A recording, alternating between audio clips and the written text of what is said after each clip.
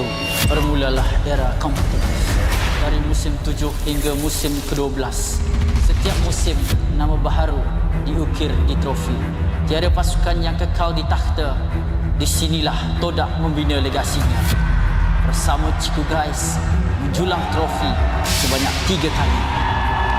Puncak kegemilangan mereka hadir di SEA Games ke-32. Gabungan superstar team Ripo, Chibi, Zod, Ciku Guys, Zarami, Momo dan Gary menakluk pentas Asia Tenggara dan membawa pulang pingat perak. Satu detik bersejarah yang mengangkat nama Malaysia ke mercu isukan tertinggi di era ini akhirnya mencapai noktahnya apabila musim 12 Homeboy, pasukan yang sebelum ini tidak pernah menjulang trofi, mengangkat piala buat pertama kalinya dan membuka jalan untuk babak seterusnya.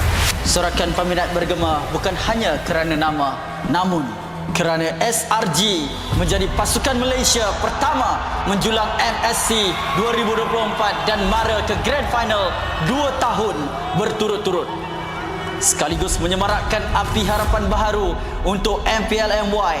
Era ini diterajui oleh Cram, Stormy, Yums, Skies dan Innocent.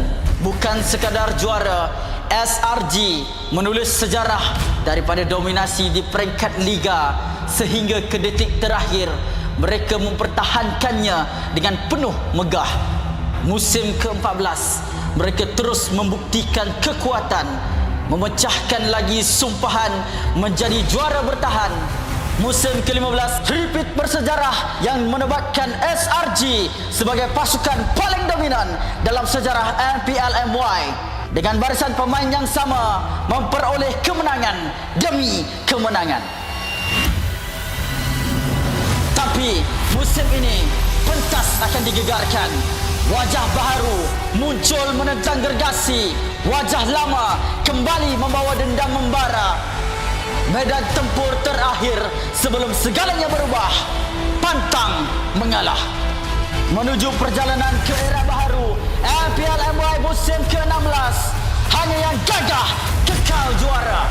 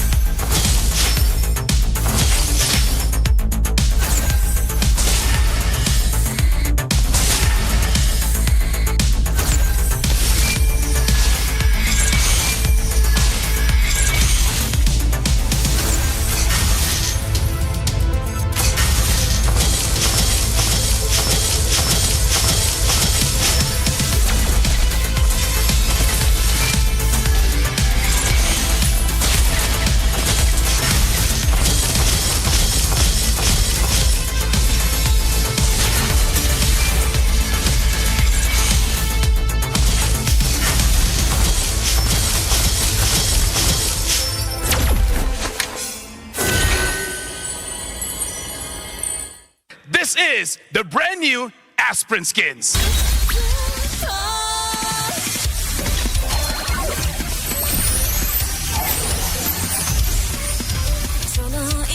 Huh?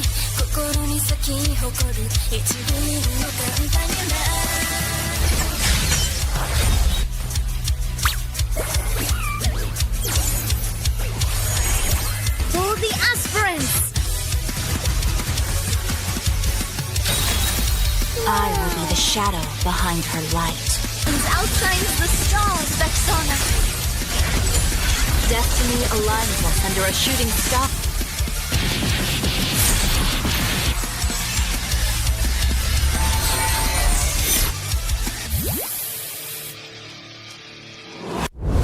We are the aspirants.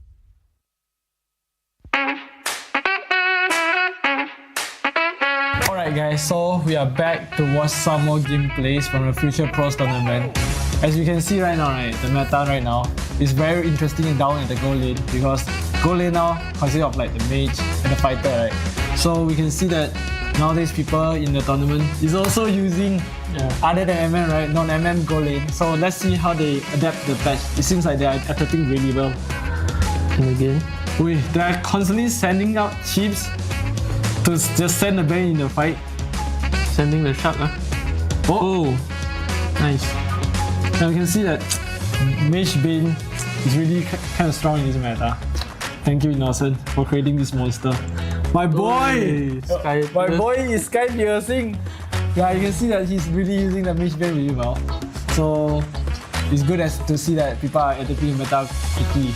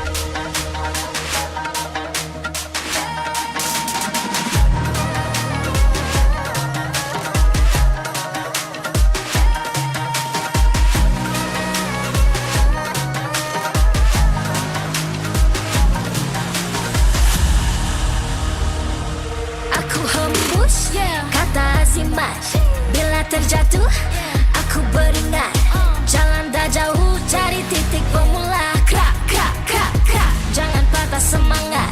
Semarak api bukan calon cadangan. Biar apa menghalang, aku sambut datang.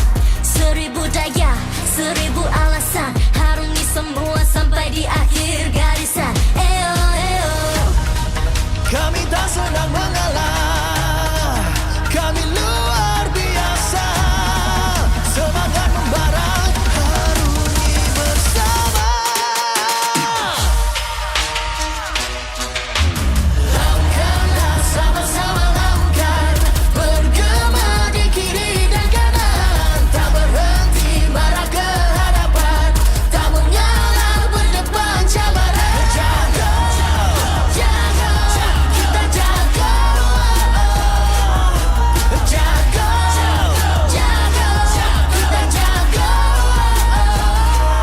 Jadi ayo.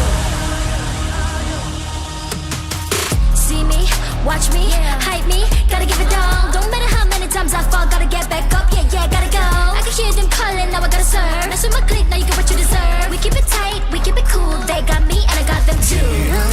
Tak rasa api tak kunjung padam. Marah ke hadapan kita, sehaluan jangan simpan-simpan, kita anak Malaysia. Kami tak senang mengalah, kami luar biasa. Semangat membara, harungi bersama.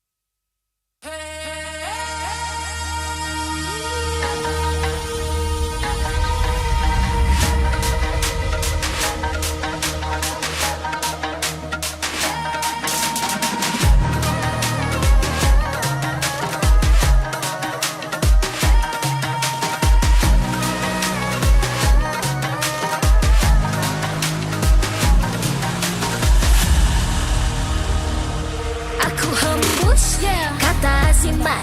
Bila terjatuh aku beringat. Jalan dah jauh cari titik bermula. Krak, krak, krak, krak. Jangan patah semangat. Semarak api bukan calon calang. Biar apa menghalang aku sambut datang. 1000 daya, 1000 alasan. Harungi semua sampai di akhir garisan. Eo, eo. Kami tak senang mengalah. Kami luar biasa. Semangat membara, harungi bersama.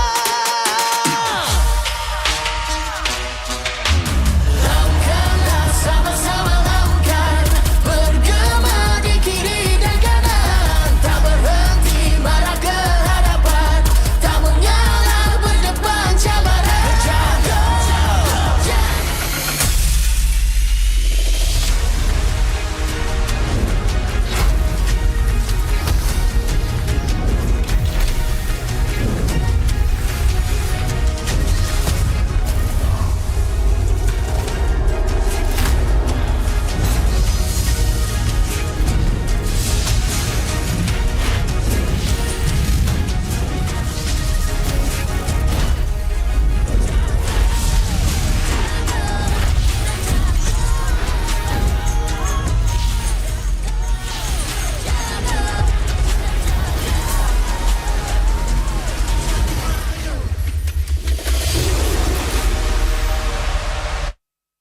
MPL Malaysia Season 16 is powered by Moonton.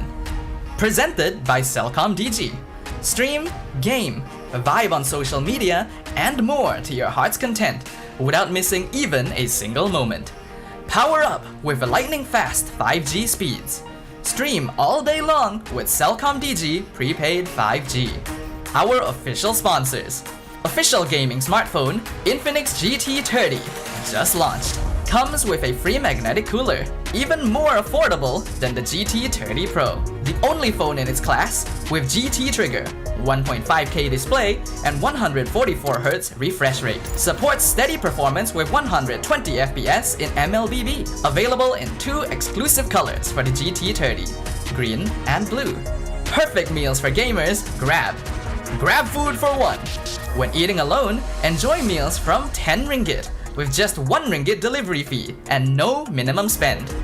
And group order. Get 15% off when eating in a group. Bigger gang, bigger savings. Our esports partners, 100 Plus, Ferry, and Yamaha. And thank you to all our strategic partners, CeraVe and Playas. Predator Badlands in cinemas on 6 November. An action-adventure horror set in the future on a deadly remote planet. Predator Badlands follows a young predator outcast who finds an unlikely ally in Tia as he embarks on a treacherous journey in search of the ultimate adversary on the most dangerous planet in the universe where everything is trying to kill you. Catch Predator Badlands in cinemas 6 November. Keep an eye out for special ticket bundles that reward you with in-game diamonds when you purchase Predator Badlands movie tickets for IMAX or 4DX. Supported by KBS, Rakan Muda, ESI, MESF, and Selamat datang ke MPL Malaysia musim ke-16.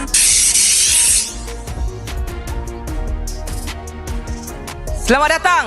Assalamualaikum. Selamat datang ke MPL Malaysia musim yang ke-16, hari yang kedua, minggu yang terakhir. Nama saya Poji.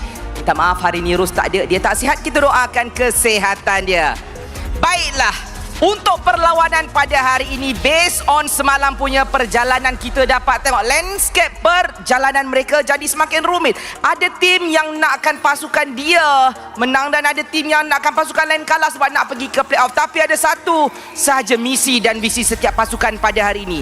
Misi perlu menang. Sebab sekarang ni adalah misi do or die untuk setiap penampilan mereka. Sekarang ni adalah perjalanan menuju ke end of era. Kita nak pergi kepada era yang baru, pembukaan satu kisah yang baru. The last dance untuk setiap pasukan bakal bermula. Maka kita akan terus tengok jadual pada hari ini. Untuk GMX Kelantan menentang dengan Monster Vicious. GMX ada peningkatan cuma belum cukup menyala. Tumpuan sebenarnya pada Monster Vicious tinggal 2 lagi game dan setiap kemenangan adalah sangat penting untuk mara ke playoff. Kalau GMX buat kejutan, maka mereka boleh jadi penghalang terbesar untuk Monster Vicious ke upper bracket. CG menentang dengan Vamos. Chico sebagai legenda yang sudah buktikan legasi perjalanan dia. Tetapi Zon sebagai calon semasa yang nak tunjuk dia layak sebaris dengan legenda. Perlawanan ini bukan berkenaan mata semata-mata, tapi ini adalah penentu tempat kedua jalan menuju ke upper bracket. CG pula hanya perlukan satu saja mata untuk sahkan slot ke upper bracket. Vamos ada peranan sebagai kingmaker, maka mereka boleh ubah rupa akhir perjalanan di peringkat playoff. Dan untuk game yang terakhir, Tim Ray menentang dengan AERO. AERO tunjuk kebangkitan hujung musim sejak semalam lagi perlawanan kita tengok mereka menang dengan Homeboys. Dan nampaknya jalan mereka macam semakin cerah. Tim Ray pula dah tak ada apa dah yang difikirkan. Tak ada apa-apa lagi yang boleh merugikan mereka. Boleh tak mereka buat kejutan macam Todak dan buktikan ini adalah masa mereka. Inilah minggu terakhir kita dan masih lagi ada kod. Ini gaya kita. Jadi anda jangan lupa masuk ke dalam Mobile Legend dan tebus kod ini untuk anda semua nikmati bersama. Jadi kepada anda yang sedang menyaksikan MPL Malaysia secara langsung di YouTube MAL MY MLBB Esport, TikTok, Facebook dan juga Astro Arena, mungkin ada ternampak post-post kita yang kita share beberapa hari ini. Maka korang boleh tolong share lagi ramai-ramai biar ramai lagi yang tahu berkenaan dengan MPL MY ini, kerana dengan suara-suara anda lah kita dapat sebarkan lagi maklumat mengenai MPL Malaysia kita. Dan terima kasih juga kepada anda semua kerana menjadi penyokong setia kepada MPL untuk setiap musim dan anda terus menunjukkan semangat. Ini gaya kita. Masa untuk perlawanan bermula. Tak ada lagi dah apa-apa yang tinggal. Perlawanan minggu terakhir hari yang kedua. Inilah masanya. Tanpa saya melengahkan masa, let's go ke game hari ini. Caster, silakan. Welcome back to MPL Malaysia Season 16, where we are in the second last day of regular season. Here with me, my name is Said Adin, together with Husky as well as Gideon, who's going to accompany you guys throughout the day. So far, almost 6 weeks we have gathered here, and yet we're still not sure who's going to make it to playoffs, apart from, of course, Selangor Red Giants. So does this mean our league is getting better? Or is this SRG is just too good right now? Well, SRG being too good is a given statement. But overall, I think we are just a whole lot more competitive.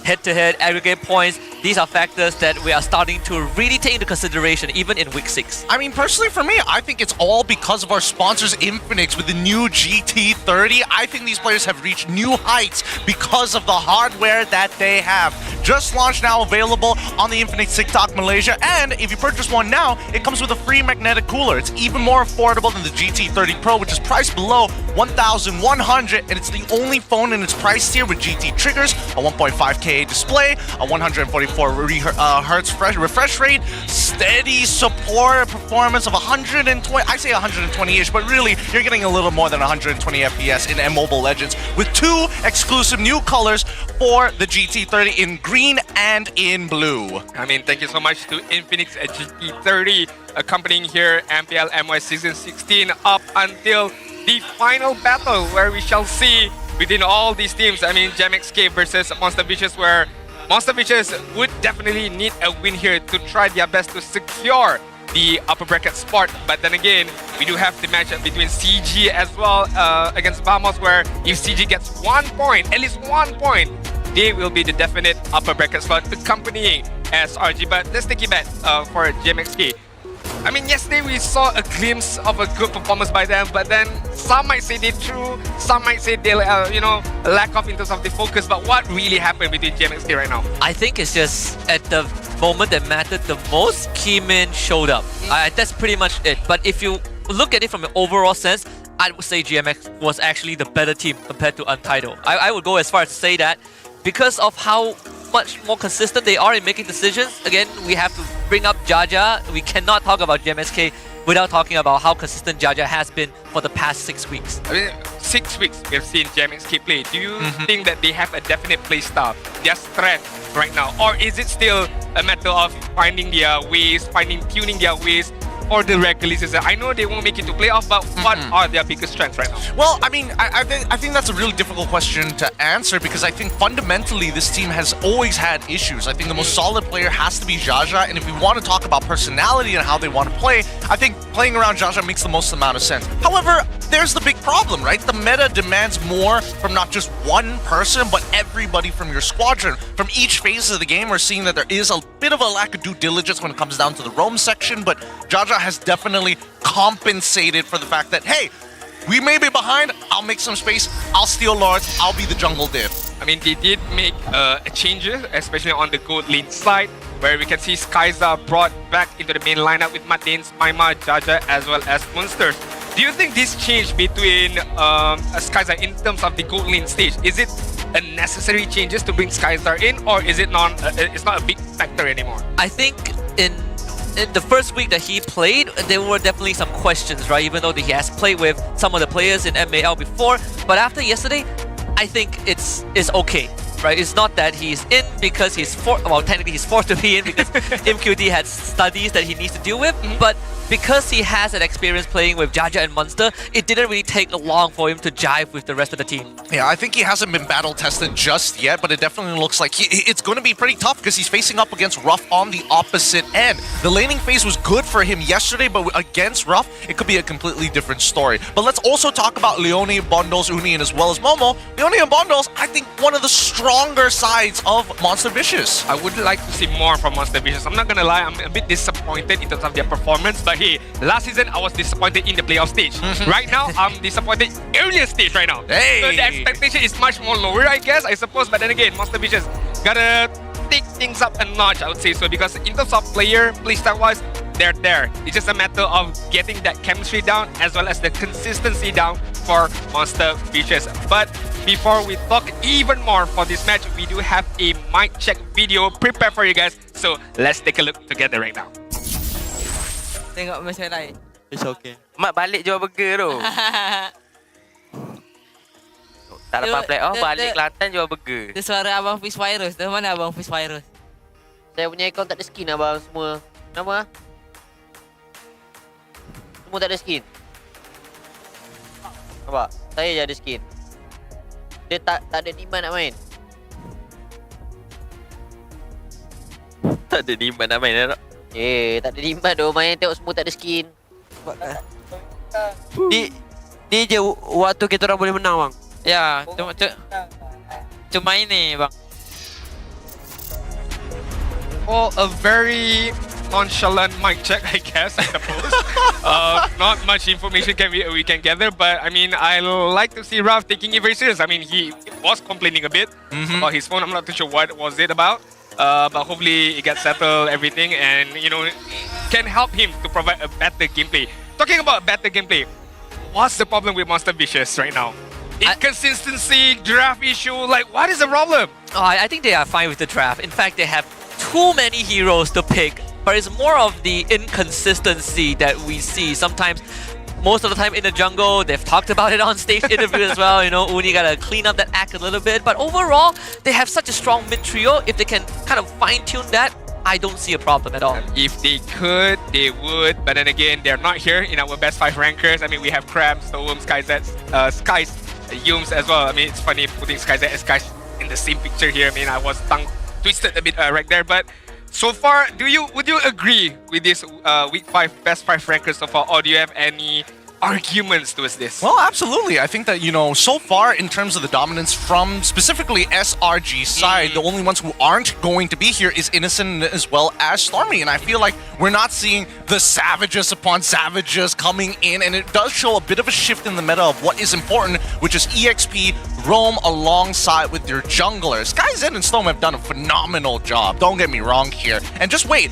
If Skyzar does well and becomes one of our top 5 bets, that's going to be even harder to get through. Luckily, Skyzen and Skyzar play the same role. Oh, I definitely agree with you right there. But after yesterday's performance from Untitled, which is a bit shaky, a bit questionable from Skyzen as well as Toa, I have no arguments that they are very good players, but again, inconsistency, shaky performance, could not close game out very nicely, very comfortably, could be the biggest factor for Untitled. But hey, that's for another day, another topic that we shall talk about. But going back to Monster Vicious, not gonna lie, when the announcement of the Momo coming in, as well as Bondles, I was like, okay, they're cooking something in terms of the lineup. But when it comes to performance-wise, I just can't wrap my head around what is the biggest problem, what is the biggest issue that they have. Like, because seasons after season, we've seen them dominating the regular season. Comes into playoffs, it's a bit of an issue. But for now, it's not even playoffs. Regular season, there's still an issue for Monster Vicious. But we do have a bit of fan talk zone right now. Can Monster Vicious maintain their momentum to lock in the playoffs? This is the biggest question that I have as well. I mean, I would like to see the opinions from you guys. Do scan the QR code. Is it A? Totally, if they stay sharp like last week, they'll be fine. Could be, consistency are not their strongest point. I kind of agree. C, no, not with this kind of up and down performance. Well, I can make you feel better. Okay. Most, they have like a 95% chance of going playoffs, right? The only time that they're gonna miss it is if they somehow lose every single of their remaining matches and every other team wins 2-0. Well, I mean, that seems a little unlikely, but Exactly. I'm leaning more into the could be here. Consistency is not their strong point, and there's definitely highs and lows for this team. I think their biggest problem right now is because Uni is the main shot caller of the team, and as jungler, there's a lot of things that you kind of have to do already as per the role, right? It's very microcentric. It's very, I need to look at the map. I need to track the enemy jungler. I need to know positions across the map. That's something that I personally think a jungler should not have to do. They need to make independent decisions. Well, usually you get the mid laner or maybe your roamer to be your main shot caller because they not only have to be aware of the map and positions and movements across those maps, but it also requires you to not focus too hard on the raw micro of your heroes, especially when we're talking about roam. I mean, it's kind of difficult for Monster Vicious because they do have new players on that mid duo side, Bondles as well as Leone. So to give the role of the shot caller might be difficult because they are trying to adjust themselves to the playstyle of MPL MY. But then again, they are very talented players, so they do have the knowledge, they do have the capability to do so. But then again, maybe hierarchy is in place in Monster Vicious where Uni is the most senior player in Monster Vicious, hence why the job desk of a shot caller relies upon him. I mean, talking about Uni, he has a quote for us right now. For now, with 2 matches left, I'm confident that we can make it to playoffs. We believe in the team and we do believe in each other. I can't say that for myself. I'm kidding. I mean, it's not that I don't believe them. Okay. It's just time after time. They betrayed my trust, man. I mean, get behind that. You again, I think there's a high chance they go playoffs. Yeah. The only time you will feel betrayed is if they finish 5th and 6th again for the 3rd season in a row. That's where I think you could truly feel betrayed. There's even a chance that they make upper brackets, but again, that one is even harder. And if these 6 weeks of regular season has taught us anything, is that the XP road determines whether you win the first 10 minutes of the game or not. You look at the XP laners we have in the league, the top performers, right? Momo, Cram, Smooth, even Siska from Untitled, which I feel like is the only consistent member on Untitled. They are the big playmakers that is helping their team win games. I mean, right now, let's take a look at Martin's quote. Thank you to everyone who has supported GMXK for the very first day. Up until the last day of our journey in MPL, we are very sorry we are unable to deliver the best result this season. Hopefully, we'll meet again next season if we were given the chance. I mean, there's not a lot of expectation, I would suppose, for GMXK. They would want to survive this season if they could, but then again, we are in the end of an era.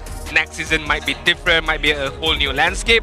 But for me personally, I feel like GMXK, not just GMXK, for any teams, I feel like all of the teams play far much better when there are no expectation. When there's nothing to lose anymore. That's so Malaysian. Right. It's such a Malaysian thing, and it happens, historically speaking, happens way too often than I would like to admit. Teams like Team Secret, teams like Ocean Black have definitely made outstanding plays at the very last day, which is why I'm considering when we go franchise, hopefully it's a double round robin. Yep. Will that change the perspective of these players? Because it's like, man, we're taking a lot of punishment within the first round robin.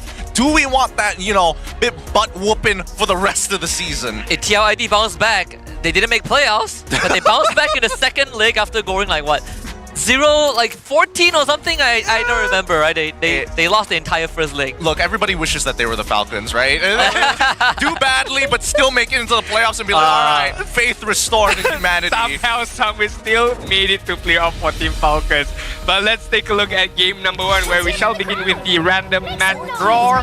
I would like to see Flying Clouds, but I know my wish won't be granted because it's going to be expecting Reavers, where 67 win rate for Monster Vicious and 33% win rate for GMXK. Then again, why did I bring up upon the topic of no expectation, no pressure? There could be a world where GMXK wins this game. Oh yeah. Yeah, and they win again. GMXK, I think it's the only team playing today that is not going to qualify for playoffs. But if they do upset Monster Vicious, it is going to once more shake up the leaderboard and continuously prove that teams with nothing to lose play better, but also solidify that our league is getting a lot more competitive. Oh yeah. I think there are a lot of eyes on GMXK, on specific players, and this team is a hot commodity, so hopefully we get to see some of them get acquired for an enhanced franchise. Now, here's the thing, right? The only way that we're going to have that 5-way tiebreaker that I was talking about on Friday itself is if GMXK is able to 2-0 MV. And then MV is now put in a position where it's like, oh shucks. We really got to make sure we get the points now. Coming into the draft, however, at least from Sora Payong's POV, they figured it out, right? Monsters, a real pain in the butt. Get rid of the Uranus, get rid of the CC, and now it kind of opens up a lot more options for your team. I'm surprised that they do still want to ban out the Angela. It seems to be a recurring trend when you play against GMXK. But on the opposite side, right? Fanny, Chip, alongside with the Arlet, good bans from Coach Vivi. I like the respect pick from Monster Vicious. I mean, you deny the Lancelot for Jaja at the same time, and then you're given Uni the Lancelot for himself. But then again, you are opening up a Isenshin opener for GMXK and the capability to play double fighter. Lapu Lapu is still there for pickup if you want to go for a very early Lapu Lapu. Jushin is still there as well if you want to go for a mid-jungle composition for your early opener from GMXK. Not only that, it also makes Esmeralda a hot commodity because MV loves the Esmeralda. The Ruby also, like double fighters, has been a thing for Monster Vicious, and they are very comfortable with that playstyle. So GMXK, no matter what they pick, I'm pretty sure MV has a response. But this is also one of the classic combos that GMXK always go for most of the time, right? You know, the Kimmy, the Gatot. I don't think Skyza plays the Kimmy Go, so most likely it's a Maima pick again, which he finally won after like 5 straight losses. But it is one of GMX's comfort. Yeah, and this feels like a good setup from Sora Payong and a lot of the coaches when they approach GMXK, right? Kimmy is kind of a hit or miss for Maima sometimes. I think his Yves has been the most consistent. However, the only problem is that it's the most situational out of a majority of the mid picks. Now, coming back to it, MV, now with the Jushin alongside with the Grok, these are really great pickups because it doesn't give you any information of what the EXP matchup is going to look like. And worst yet, since GMXK have gone back to Patins, who's done well, quote-unquote, done well on the Gatot, is going to keep playing his one trick until the very end, and Joy is going to be the lock-in for GMX to finish out the first half of the draft. Wow. I like the opener from Monster Vicious. I mean, you got a very good jungler who can sustain by himself, farm up by himself, and create plays by himself as well. But you got a playmaker kind of a duo right now with the Zushin and the Grok. Zushin playing more of a mage tank, can soak up the damage, can poke out the enemies, and also can bait out certain set of skills where Grok can easily punish anybody who's going to be offside, who's going to be overextending towards Monster Vicious. So, and as Gideon mentioned, you don't show too much of what you're going to pick up for your EXP side. It could be a damaging kind of EXP, it could be a very soak-up kind of hero. Alice is still there for play because we've seen Momo playing Alice before. Yeah, I think this, if you want to play really safe, assuming that, you know, Alice and Esmeralda both get let through, then GMX wouldn't be so worried, right? Now that Lapu is gone, you sort of eliminate a potentially disadvantageous matchup for both sides. Though I think this Joy pick might also be because of that Jushin on MV side. You just don't want to get picked up. It's not as easy to pick a Joy up compared to a Yishun Shin, but it doesn't eliminate the fact that you still have a lot of crowd controls that you have to contend with when you decide to jump in, and you can't just rely on Muddins for the setup, right? So Munster also has to be a part of that, but without Arla, without Lapu, the XP pool is definitely shrinking. I feel like GMX might want to get that XP lane of 4. I don't know, because it really depends on what Monsters is capable of playing. The Wanwan's a really good ban here because, again, this all feels like a setup to get Granger into the hands of GMXK. So the big question is whether or not they're going to get it, because with Lapu alongside, never mind, Oh, no, Granger Granger. ban. Really good read coming in from Sora Bio, and I think MV have done a phenomenal job at this draft, right? Get rid of the Lapu, turn it into a traditional gold lane battle down by the bot side, and they still have access to things like Moskov, for an example, which I think right now the GMXK not going to get as much value from the Moskov. They need something more early game oriented. They could steal the Alice early on, but even then, does it really follow along the game plan that GMX wants to do, or is it more to just disrupt MV? Because if GMX want to play early game, sure, you could go for the Alice. There's not a lot of EXP laners that can kind of do what Alice does in the early game, unless you're playing something more lane dominant, Dairoths, the Thamoses, the Yuzongs, more likely. Yeah, I feel like GMXK will require someone who can dive into the backline for the EXP side. So I'm looking towards Esmeralda here to be able to follow up with the Gatot Kacha, or to be able to start first, the initiation first. But they're gonna secure the Bruno first, the gold lane first. It didn't mention because of the opponents haven't showcased their EXP side. So keeping Monster's hero unchecked yet could be the idea here. And now Monster Vicious. There's a lot of way they could go right now. You could go for a setup kind of hero for Momo. Badang is still there. You could go for, again, a very front line of a hero. Alice is still there if you want to go for it. Esmeralda is still there as well. Because you do have the damage from Lancelot already. And Zushin with a Sky Piercer can provide a good amount of damage as well. So maybe a tankier EXP laner here. Yeah, anyone that can build blade armor is a good thing. So Alice is one. The Bane Gold. This is not too bad, I mean, considering GMX sort of want to be in your face. More so for Jaja than it is for Skyzar and Maima. But if you can stop Jaja from getting into the fight, you could leave the backline to Momo and Uni. So it's falling into place. It's a bit of a double-edged sword, to be fair. I think that the Bane is more understandable because their options left was Moskov, Obsidia, Moskov and Obsidia. Obsidia, yeah, she scales late into the game, but doesn't really have much effect, especially against Bruno, who can dominate her in the lane. Worse yet, if you decide to go lean back into the Moskov, you still don't have the easiest matchup against the Bruno, and you have counterplay against Joy. However, it does take a little bit of time to kind of get into that process, and Envy, as of right now, we need an answer to the Joy. We need a deterrent for the Joy because we already have to deal with the AOG. Overall, Envy has a bit of a mix and match when it comes down to how the lanes are going to be played. Generally speaking, their team fights are going to be very strong coming into the mid game specifically. So all of which, right now, GMXK, they're playing around Jaja. If Jaja can find a lead and crush that mid trio, the game opens up so easily for them to snowball out of control, especially on the expanding rivers. I'm just gonna say, I mean, Uni should have a good game here. I mean, there's not much that they can do to stop the Lancelot. So I would like to see Monster Vicious go a bit more aggressive early on, try to take that early lead and try to dominate as much as the early game goes. Let's head into game number 1 as we step onto the land of Dawn. It's Monster Vicious against Games Mike Alanta, and Monster Vicious finding themselves on the blue side.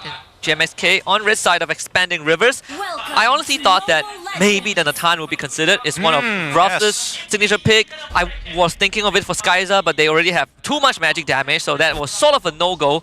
But either way, it shifts MV's priority to that mid-game rather than it is for late, where they rely a lot more on Uni. But this mid-contention becomes very, very tough.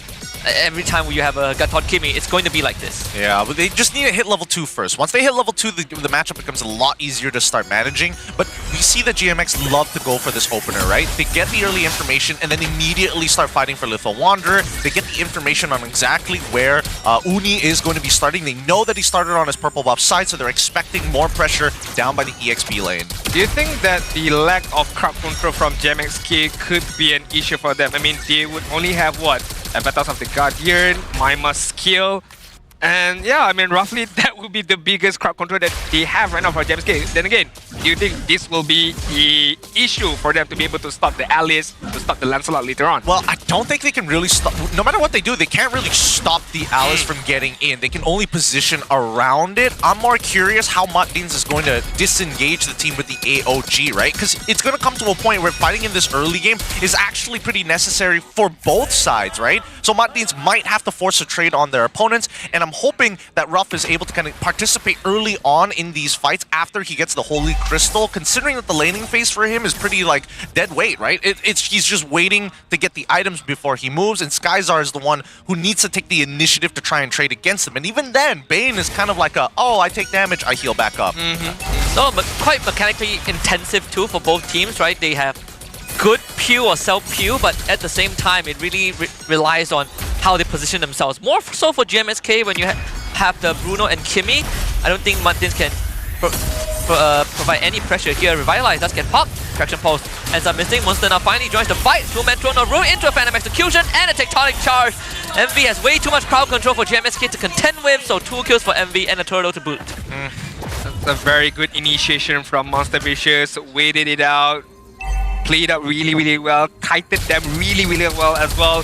Forced them into that turtle pit with the Throne of Ruins, with the Tectonic Charge, was just icing on the cake right there. Yeah, really nice stuff. And more so that we see that Leone is actually hitting level 4 on that time, right? Despite the changes to the roaming blessings, he still is making sure that he is hitting his level 4 on time with the help of Momo. So that's a big issue for GMXK. They can't stick around too close.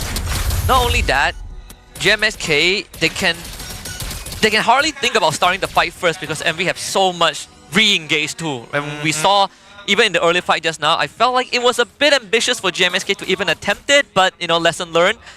Now they will have to somehow get Jaja back up to speed. This purple buff was spotted out by Leone being not taken just yet, so GMXK needs to allocate a few more members to help Jaja secure it. Yeah, right now, I think a lot of it just comes down to like Munsters trying to get pressure on Uni. I think he's the only one who could pretty much do it because Momo, he doesn't really care what happens to the rest of his team as long as he finds that big engagement. That way, Leone can start thinking about ways to kind of set for him as well. Then Bondos will have the space necessary, right? Until Ruff gets involved, that's our final line of defense once they have the Deadly Catch available. And even so, 27 seconds until we see the next turtle. I'm pretty sure that GMXK probably doesn't want to contest it for the time being, which is taking away from Munsters, but what can you do, right? Maima's gonna get crowd control. The flicker comes out just in time for the Revitalize to help him, but Bondo's not gonna let him go. Crimson Beacon does get committed, and GMXK late to the party again, so no punish.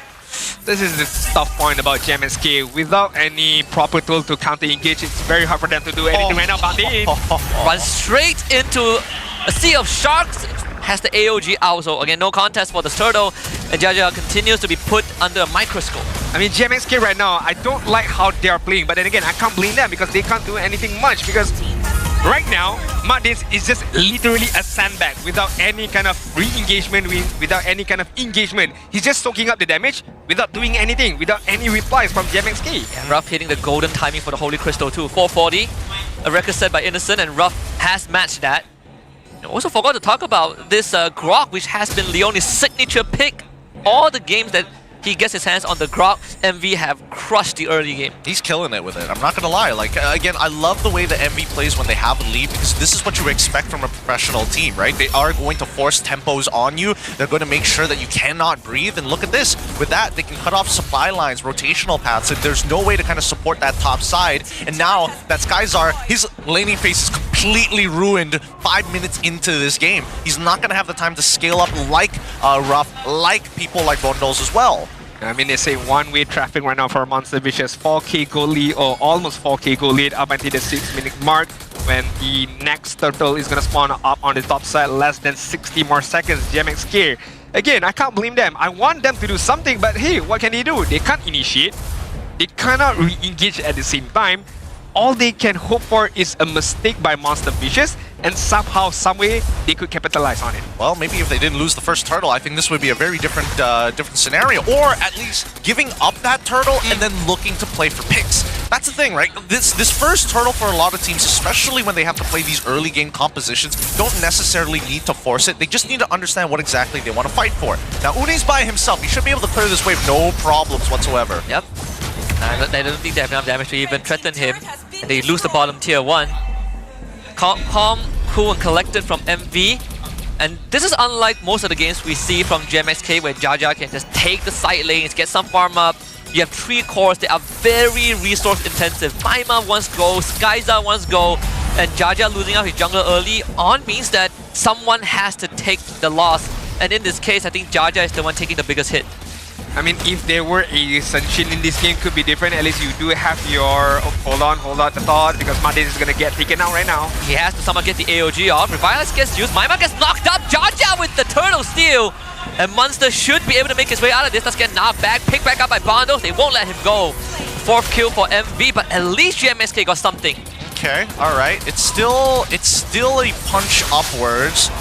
MV still making sure that this punishment is actually effective. Alright, initially I thought, okay, net neutral, you lose monsters, you're able to kind of, you know, catch back up in EXP with the help of that turtle, but then losing both your buff, losing your purple buff on top of losing a small camp as well, MV still come up on top of the 4.6k lead. The deficit is just a little too big. And GMXK at this point, right, are just praying that Skyzar can get to a point where he scales into the game. Same goes for Jaja as well, but it's more likely that Jaja will have the space because Skyzar can't peel for himself. Very tough though. I mean, even if Skyzar gets to that point, will the frontliners of GMXK sustain the damage coming in from Ram for Bondos as of now? Yeah, Mudins is gonna stay alive with the passive and get out again with the AOG. Unlucky. Leone didn't charge up his passive fast enough. Even though he was next to the walls, just a little bit off. Got that knockback on at least his powered auto. Could have made the difference. That's gonna be a flicker up for Maima. Deliscus actually lands. Maima now with no flicker, no jetpack. Doesn't go down. Leone didn't commit the tectonic charge. Jaja finds the purple buff, but now it's a matter of escaping. Uni has seen that. Not sure how Jaja's gonna make it out of this, but we'll see. Jaja, hop and a skip, he's out. I would like to see Leone commit to that tectonic charge because looking at Maima, no flicker, no ultimate, no. I think he dashes away already. I think maybe there is a second skill, but if he went for that tectonic charge, could have gotten a kill. But hey, playing it safe. Just taking the turrets, taking all the resources that they can, forcing the lead right now up until 5k goalie for the side of Monster Vicious. And this is honestly perfect from MV, right? Everything that it could go wrong for GMXK is going wrong. They're slow to scale. Jaja is like forced to play in enemy territory to look for any form of farm. Timers are looking great for MV. Ruff is in a position, he's already got 2 items already built. The Lightning Truncheon alongside with the Holy Crystal. He can basically one-shot Jaja or even Maima if they get a little too close. So this is pretty uncontestable for GMXK unless Jaja tries to go for the jungle dip retry again. That could be his only chance back into the game, but it's not as straightforward as it is. Just like how they did it against Untitled yesterday. The GMXK want to attempt on Munster is relaying the info. Jaja is gonna make an attempt and Leone stops him in his tracks. Jaja is dead and Lord for MV. Nicely played by Leone. Really, really nicely played. And Monsters is going to die alongside him. Like, everything that could go wrong is going wrong. Speaking of the devil right there, I mean, Leone insta-lock Jaja at that point. His target was locked on Jaja. I mean, you dash forward, I'm going to tectonic charge you away and hope that my friends are able to follow up and immediately kill you, which they did. 6-0 in terms of kill, 7k goal lead. Lot is pushing on the bot side. They are prepping for this tri-lane push. At least try to get the initial first. If not, maybe the straight inhibitor right away. It's the reason why teams first phase banned the Grok against MV because they have Sora has put so much emphasis on getting this roamer in the first 3 pick, especially regardless of blue or red side, and they have found 100% success. Like Leone is basically the fortress for the team. Let's see if JMSK can at least keep all the inhibs alive. That would be the best case scenario. Though, doesn't seem like it. Leone misses tectonic charge. Good dodge by Skyzar. And Mundis again trying to hold the front. Finds a taunt AOG. Lord is gone. And so is Mundis. But Skyzar manages to find a kill. Gets hit by the Throne of Ruin. Skyzar cannot get out. And Ruff spits on him. Double kill for the Bane. Traction Pulse connects, but they don't really have the damage. Jaja is going to try, but he's taking a lot more than he's dishing out. GMXK holds the fort. Yeah, Uni with 3 items. Oh no! Luckily the Crab Claw Cannon didn't connect onto Maima there. That would have been very frustrating for him. Even so, 4-0-1 for Ruff. He's having the time of his life. Uni basically has already completed all 3 of his core items at this stage, and Bundles an absolute rock alongside with Leone. it's pretty unwinnable for GMXK at this point, right? It's an 8.3k lead. It's about to turn into about a 10k lead as soon as they get like 2 of the last inhibitors and then finally securing the Lord. I think that GMXK, as much as this is a checkmate angle, they don't really have a means, unless we see MV make a huge mistake, right? If Uni misses like a puncture for some reason, or maybe if Bundles goes too far forward with Momo, then there's maybe an opportunity. I can say it's game, set, and match right now for Monster Vicious. I mean, they have done it really, really well from the draft point up until the game 1 or minute number 1, early stages. I mean, like, look at that, Leone does not feel anything at all. He's so fat. He's from Monsters right there. I mean, it has reached a stage where MV have to really have the intention to lose the game to actually lose the game. Yeah, no, it's really tough, right? With Leone, he's got 3 items already, 3 completed items, and all of which have its own relevance. Radiant Armor to try and deal because of his natural base health, on top of the fact that he also has the Blade Armor, takes no damage, right? As you can see, even with the Genius Wand, there's nothing much that Jaja can really do. And on the opposite side, Monsters is basically kind of dead in the waters, right? He doesn't really provide much and doesn't even have anti-heal alongside it. Jaja is... He's Jaja fine. should be fine, but more so, is Ruff going for a second Holy Crystal? Because Leone just found a Tectonic Charge. Jaja should still get out. Yeah, I think Ruff is going for like a second Holy Crystal or something. Why not, you know? I was like, why did Leone commit to that initiation onwards to Jaja? Because I look at the other side, like no one is near to you to be able to follow up with that. But hey, I mean, again, why not? I guess. They're just that scared that Jaja is going to do the jungle diff thing again, and they're like, guys, Uni is just telling guys, I don't want to be Kimin. Please, don't put me in that position. I'm playing Lancelot. Flicker ulti, please. Yeah. Leone is like, but he's so far away, I don't care, just do it. Just do it. Stop you can never be too sure. You can get your flicker back, but I cannot get my Lord back. Do I pay you to ask questions? Imagine if Uni is just like a terrible boss. Look at me, I'm the captain now. You do as I say. You go for it, you ulti him, and make sure I'll get the jungle. I'll get the Lord right now, and Lord is gonna march on to the bot side, prepping for that tri-lane push once again for the side of Motivation. And Momo finds Kaiser, and that is more than enough. Given a Thunder Blaster from Ruff, double kill for this Octopus. Jaja, he's trying his very best, but they are just too far behind. Monster Vicious easily cruise to a Game 1 win in a near flawless manner. That's exactly what you want to see, a perfect early game coming out from MV's side. Obviously, there were a couple of, slips here and there. I think that GMXK had some good ideas to play cross-map plays to try and find some gold back, but the general preparation coming in from the drafting phase to the early game, MV had planned it out to a T. I'm gonna lie, the game was already won when the draft was panned out for both sides, really.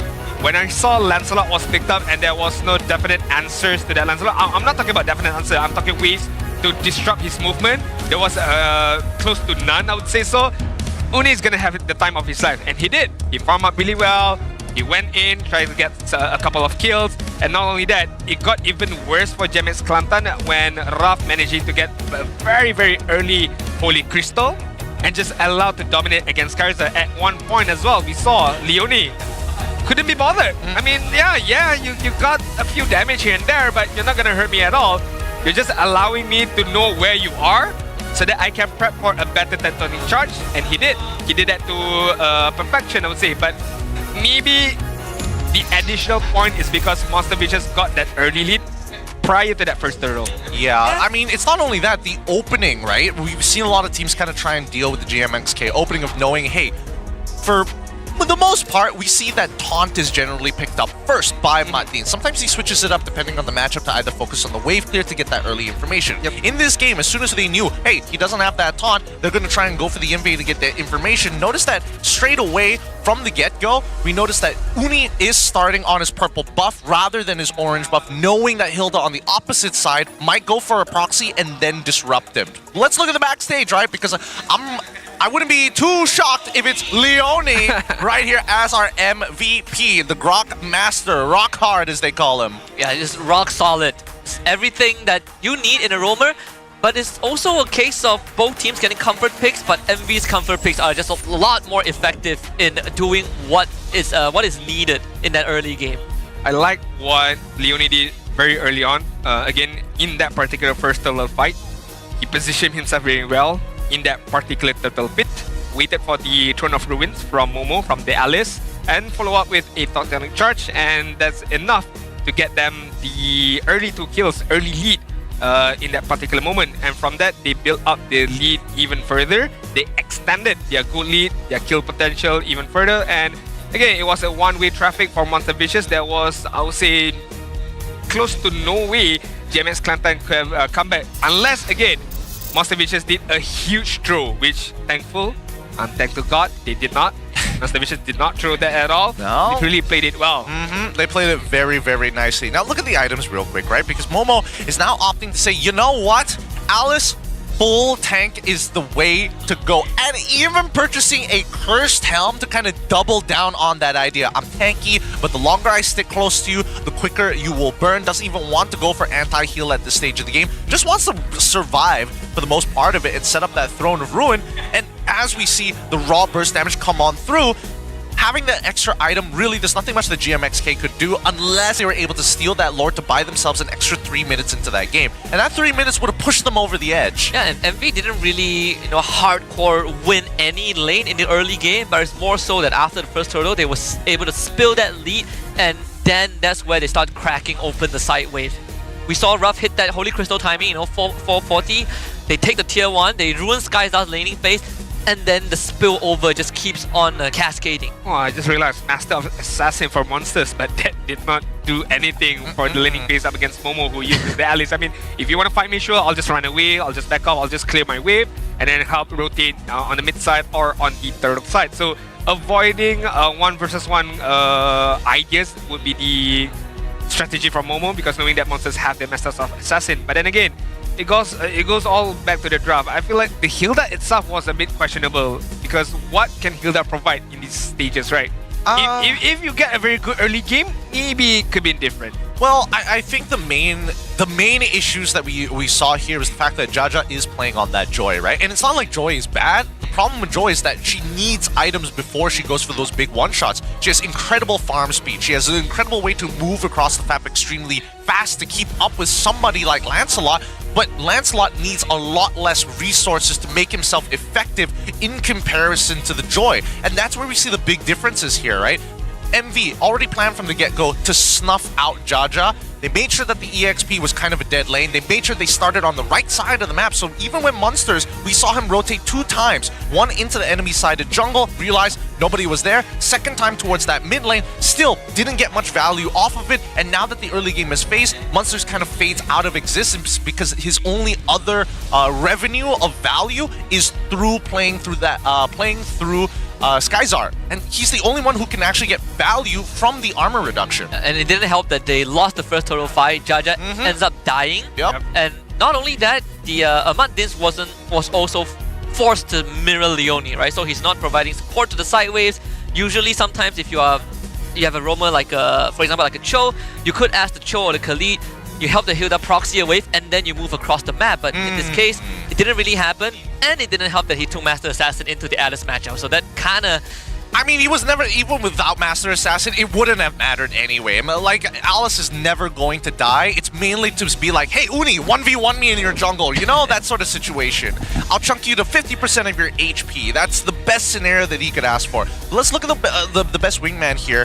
Leone, of course, right? Total amount of gold that he earns, 30 different jungle creeps, but I want to keep an eye. I mean, I wish it also showed how much EXP he actually earned, because he was hitting level 4 at a much earlier time, even though you would have imagined that Matt Deans was kind of standing next to him a good majority of the game. Yeah, I feel like that is a very good comparison, because he did hit level 4 before Matt Deans did, and it was a very good indicator showcasing how Leone forms up really well. But then again, we did not see much rotation coming from Leone early on. He just stick with bundles a lot of the time, or most of the time, provide the vision, provide the wall at the same time. So I was a bit curious, where did he get that EXP from? I mean, hitting level 4 at the right crucial time, allowing them to get that double kill in the first turtle. I'm glad you asked, because he came through the turtle and also the assist, right? Just a little bit more. that pushes you over the edge. It's one of the few. Like right here is where you're gonna see it, right? 3. Yeah. He's level 3. He gets the alert, bang! Instantly hits level 4. Doesn't miss a beat at all. Talking about, it wasn't luck, but it was just the convenience of hitting level 4 after the turtle.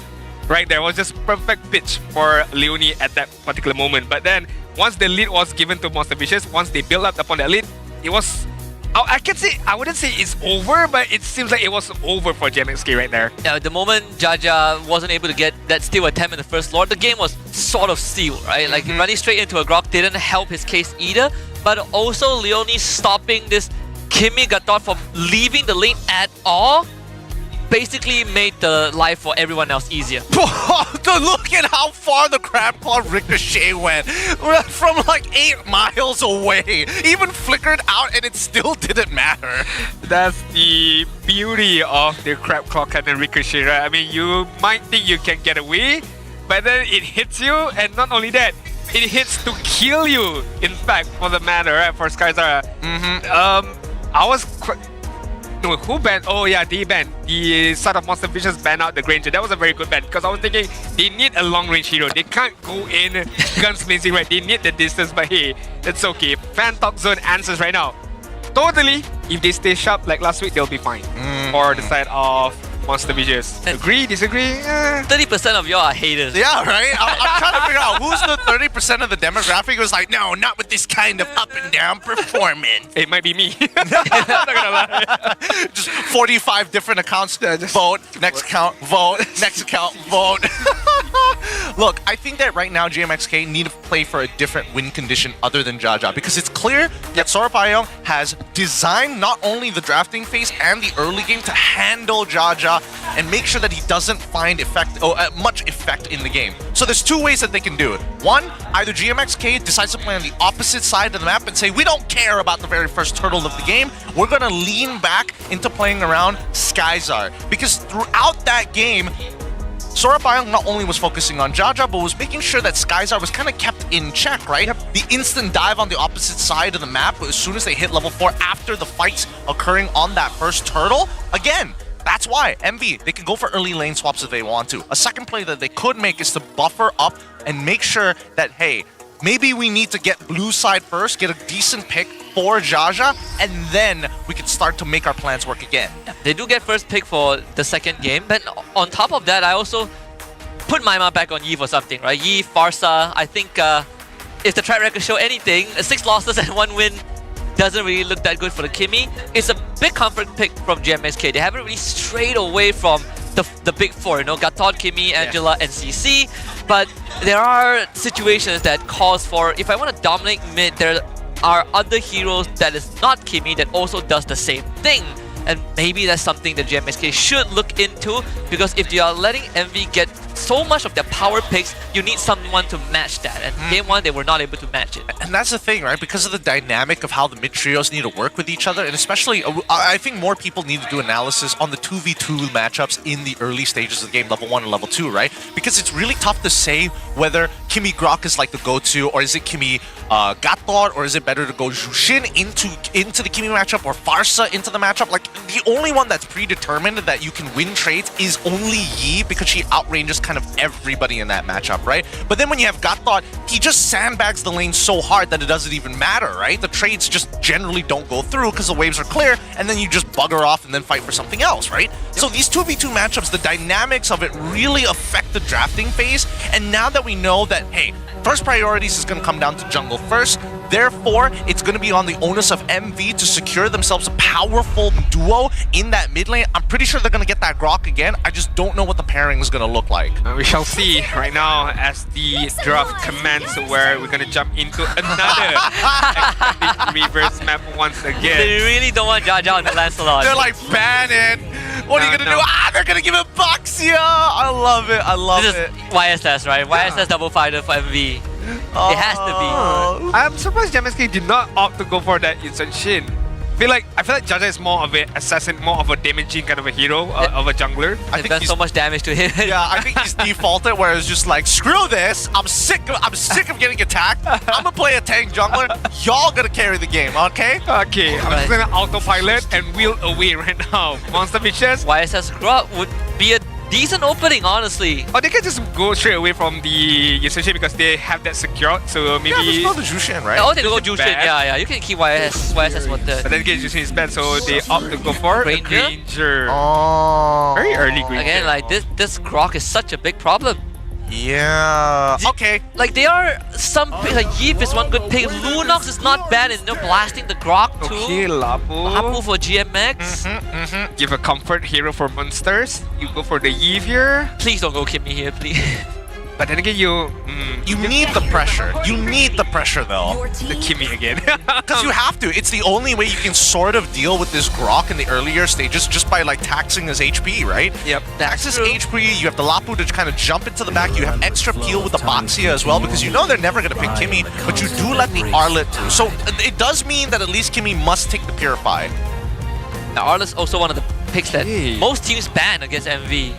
There are two players that are that excel well with this Arlet here in MPL MY. One being Siska, phenomenal player with the Arlet, and one of course is gonna be Momo, and given a very competent hero to Momo such as the Arlet, is gonna be, you do have some level of confidence right now from GMXK, but we shall see.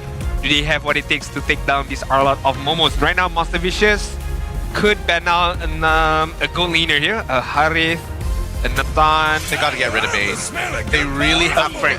I think personally for me, if they can get rid of like anything with like strong AoEs, any mid lanes, like honestly the Lunox doesn't sound like a bad idea to get rid of as well. In terms of like the jungle sector of things, Fred, the Gwen's a good idea. I feel like they might even consider leaning into like getting rid of Lucas as well. Ooh, been a while since we would. But here's the problem, right? YSS is still up, you know? That's the thing. I feel like if you go for YSS, you're going for a greedier composition. If you want something with like some early, a quote-unquote early aggression at this point, you can go back to Joy, I guess. Yeah. But you're depending on everybody else to kind of do the work for you. That's why I'm thinking if he wants to be participating, you go for either Lucas, the Suyo, the good old pocket picks that Uni can whip out. I think GMX, if you want to release a lane, you probably don't look at the jungle, right? There's too many choices for MV. Maybe you protect Skyzar's lane. Because like the XP matchup is already revealed. Mid matchup is like whatever. Okay, they still ban the Joy. So YSS up on the table. Hayabusa is actually still up. Hayabusa isn't too bad, knowing that most likely GMXK have to take flickers. Doesn't give you like much of an option to try and outplay it with a Purify. I mean, you can Purify like the Shadow, but it kind of doesn't matter once the Oki Shadow kills on top of you. Yeah, and most of the time, if unless you have Kalra's reaction time, final slash will hit you like 9 out of 10 times. Yup, that's facts. That's a big task to ask for the side of Monster Vicious right now. Would require their jungler as well as their mid laner right now. Most likely is gonna secure their mid laner first, and it's gonna be the Yeef Grab combo is hella nasty, not gonna lie. I mean, you can slow down the movement of the enemies, allowing a very clear-cut tectonic charge at the same time. You can block off the movement or the pathway for anyone who is in the RWM, and not only that, once you are in the RWM, you're gonna get hit with a lot of that Sonata shot coming in from the Granger later on. Not only that, at level 1, like Kimmy a lot of times will take her second ability, so no jetpack. So if you get hit by a wall, you're guaranteed to have like 2-3 Void Blast follow up. I mean, this is a bit of a risk, right? Because again, they're saying, you know what, we want to have some form of lane dominance, but at the same time, we want to make sure that we're also kind of sacrificing our mid laner to a degree in these 5v5 fights. If Lapu jumps on top of you, what are you going to do? You're going to try and flicker out of the way. If you're in the middle of your RWM, you just got to eat it, right? You're just going to have to pray that Arlet does, I mean, at least for Momo, does such a good job that Lapu doesn't have enough damage to take you out in the first place. But now that we see Khalid, this kind of changes the dynamic. Now Grok has to be careful in the lane. Yeah, and funnily enough, it's actually not easy to catch the Yeef unless she really like opens the RWM right out in the open. Aside from that, you get a shield from your passive when you hit an ability. You actually get movement speed when you hit your Void Blast, which is at like what, 2-second cooldown? Yep. And then if you max out your cooldowns, it's like 1.5 second. So it's not too bad, but with the Akai there, I feel like even if GMXK jumps in, you're gonna get pushed away by a heavy spin. I mean, GMXK, they have to just kill Arlet because that's like the whole composition is designed around him. Like the mid trio, all of them have CC, some form of CC to trigger Arlet's vengeance, and that's exactly what they want to do. reset the vengeance again and again and again, target down one guy, jump, jump, jump, jump, you're dead. I mean, not only that, for the side of Monster Vicious, they do have the option to go more aggressive. They can also go for a counter engagement as well. They can wait out for GMXK to move first, and then they can re-initiate back with the heavy speed, even with the RWA at the same time. So we shall see who would have the better draft, who would have the better gameplay in game number 2. Monster Vicious are 1 point away from a clean sweep and keeping that dream to upper bracket alive. Whereas for GMXK, let's see if they can pull off an upset and take us to game 3. Game 2, here we go. Back on the Spanning Rivers. GMXK now on blue side and B on red. I am curious about how Matins is going to perform on this Khalid, right? Because again, the early game is kind of where Khalid really, really shines. And now they have 2 ways to kind of deal with the RWM once it's deployed. And more importantly so, lane prio, even though Matins will take a lot of damage, as soon as he hits level 2, it kind of doesn't matter at all. But they will find out some good information. Purple buff start for Uni, and they're going to immediately try and steal a camp? No, just to build up some passive for Maima. Yeah. Should be easy retribution for Jaja, and Matins now hits level 2, so whatever pressure that, as long as Leone doesn't have his knockback, Matins should be fine. Looking at the emblem right now, nothing too surprising because as I take a look at GMXK, I mean triple thrills being picked up by Lapu Lapu, Kimi as well as Khalid. They do want to go a bit more aggressive early on, trying to win that trading of health between one and another. For the side of Monster Vicious, again, not too much. I mean, it's scattered all around, but the Impure Reach, triple Impure Reach, to be fair.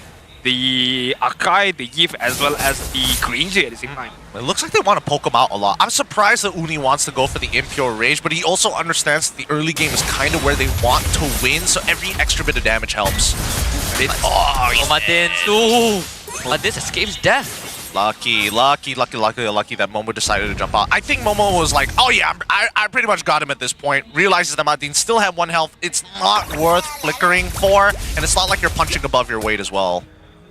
Good initiation from Monster Vicious right there. Trying to establish dominance early on before the turtle spawns. Unfortunately, could not get a kill by the heavy spin from Uni. Yep, he has a damage reduction from his ult, but again, the damage is too much. MV getting first blood again. And this time, GMXK wasn't even in the position to try and contest it, so not sure why they still commit to this. That is just again too much for GMXK. They are funneling into MV, so Momo gets the free triple kill. Dude, Leone is actually so sick on Grok. I mean, Matsu could have outplayed it. He just needed to like instantly start buffering the Raging Slash. Didn't get it in time. Jumps in, instantly gets knocked up. Again, hitting level 4 after the throw. And again, allowing Monster Vicious to get that triple kill. And all is funneled towards Momo right now, who is at level 6, where Monsters just hit level 4. Yeah, I'm surprised they even tried to contest that after Jaja went down. And now Monster is going to go down again. Oh, thankfully jumps away in time. Reinforcement is here, but I don't think they have the damage to kill Uni unless they full committed. Raging Slash still up. Alright, Landshaker connects. There comes the heavy spin. And now Monster is going to run away of his ultimate. Momo easily picks up his 4th kill of the game, and Uni disengages. Yeah, again, the heavy spin is such a good spell overall.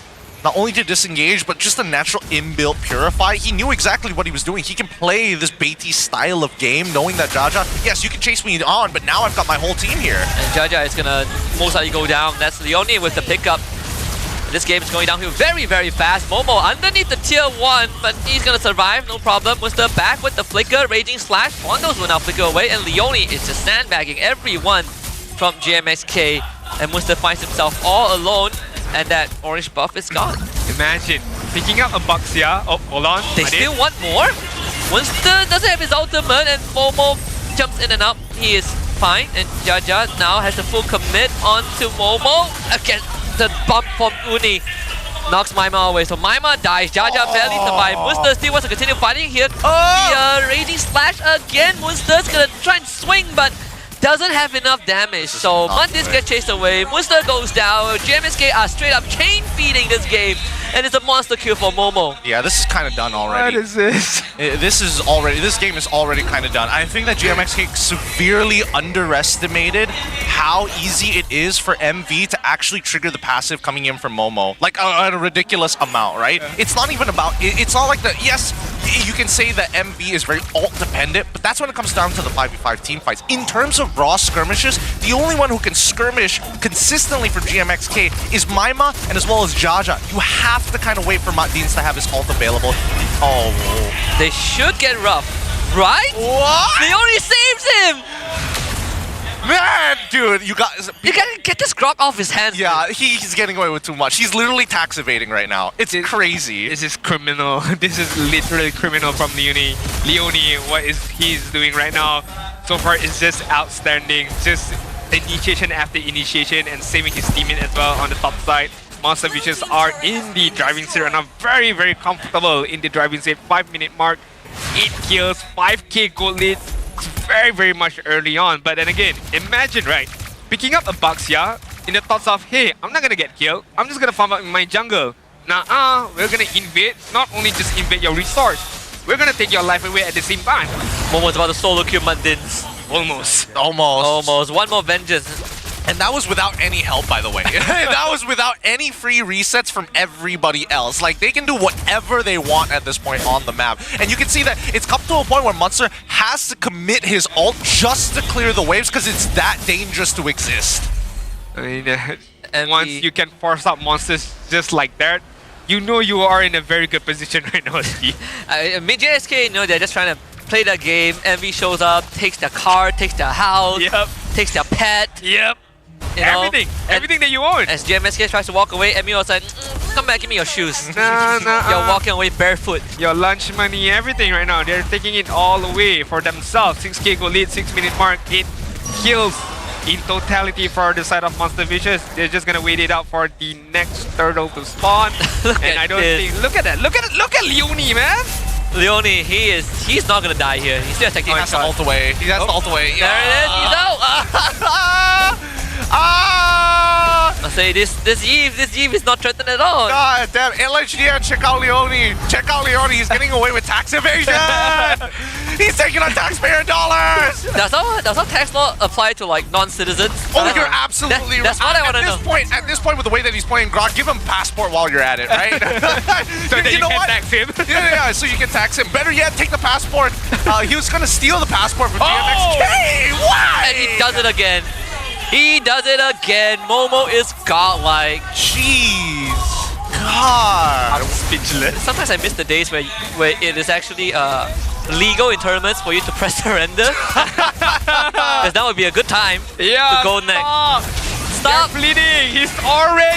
They are already gone right now! Leone, stop! Stop! They're already dead! He's already dead! Oh my god, 10 and 0, 7-minute mark, 7k goal lead. Looking at the level side right now, Uni level 11, Jaja level 8. What more? There was a reason why MV as an organization were dominating the tier 2s. I think this is giving them like nostalgia to a certain degree. Hey guys, do you remember when we were dominating? Do you remember when we were the kings of T2? Like, it wasn't even close. Imagine after this game and then Sorapaya was like, Leone, Bondos, this is what it was like. This was how it felt like. Yeah, when we were in tier 2, this is what it felt like, right? Okay, right now, Matdins from the backside.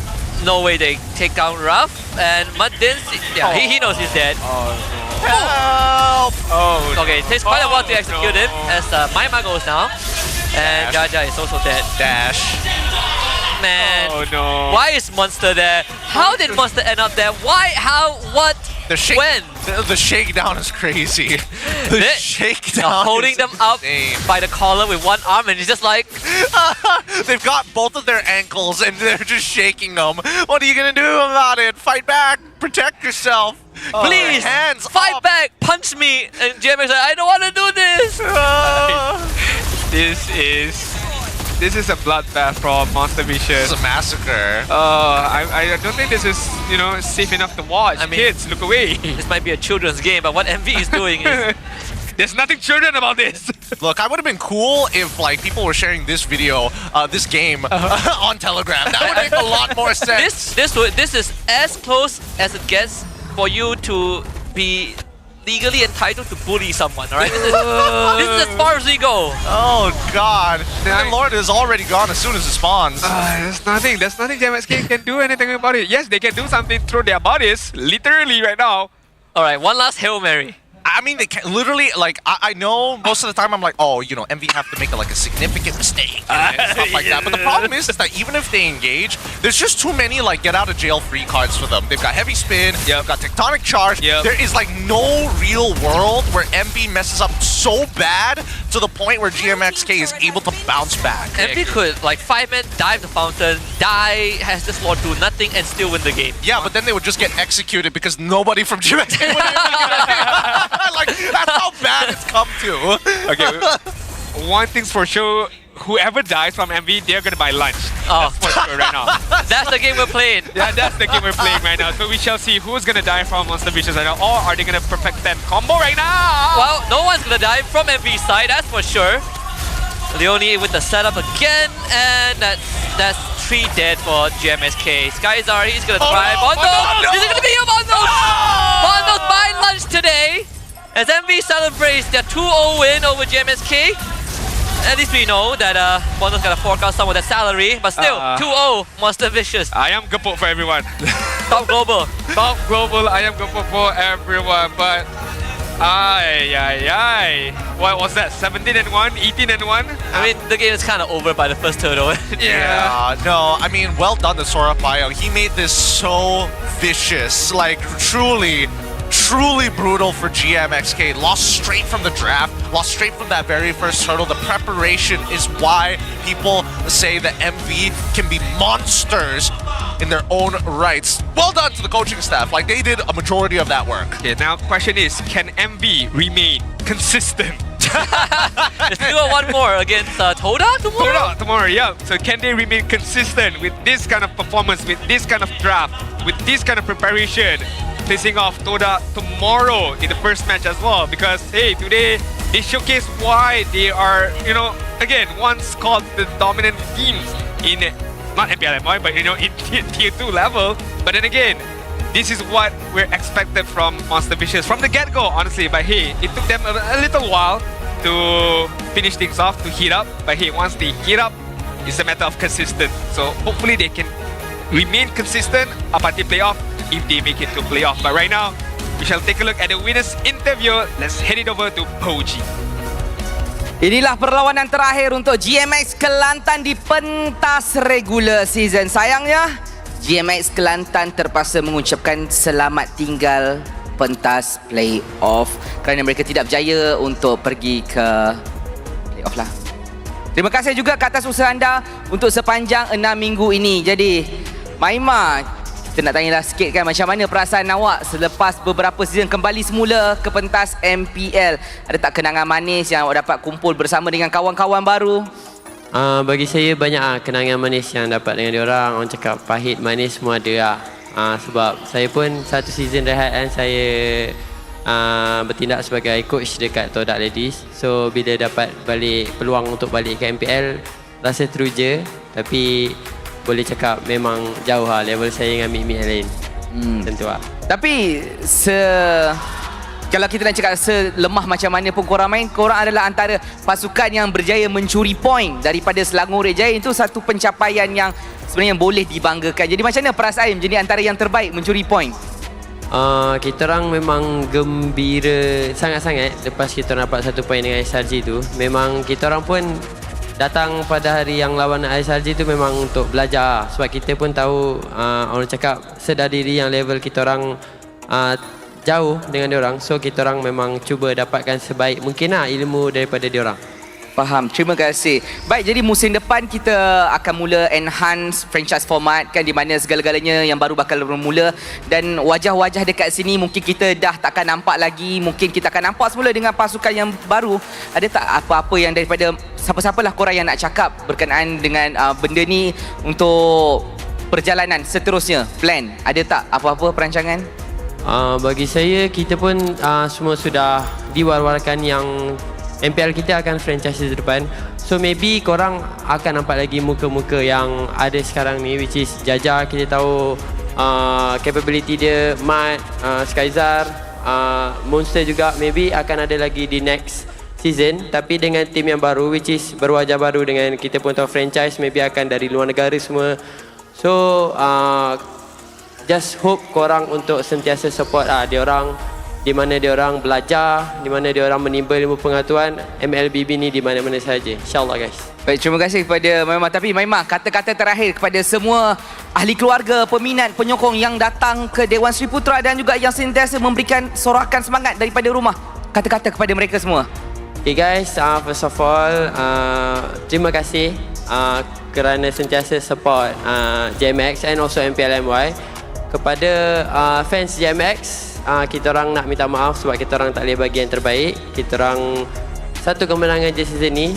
Tapi kekalkan support MPL Malaysia kita, sebab yang wakil Malaysia juga akan ada daripada antara 10 tim ni. So nak korang sentiasa doakan dan bagi yang terbaik untuk diorang, supaya diorang pun boleh bagi yang terbaik untuk wakil Malaysia ke M7 insyaAllah.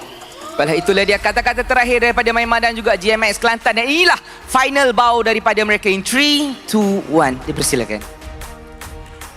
Terima kasih GMX Kelantan. Anda boleh masuk semula ke belakang. Dan sekarang pemenang kita, Monster Vicious. Kita ada Sora dan juga Momo. Apa khabar Sora? Apa khabar Momo? Alhamdulillah baik.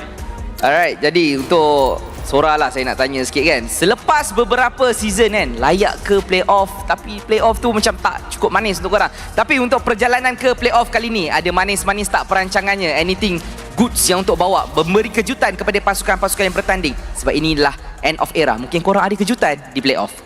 Oh, sebab tu kita orang bawa Momo. Sebab Momo tak pernah kalah first di playoff. Sebab tu kita bawa Momo.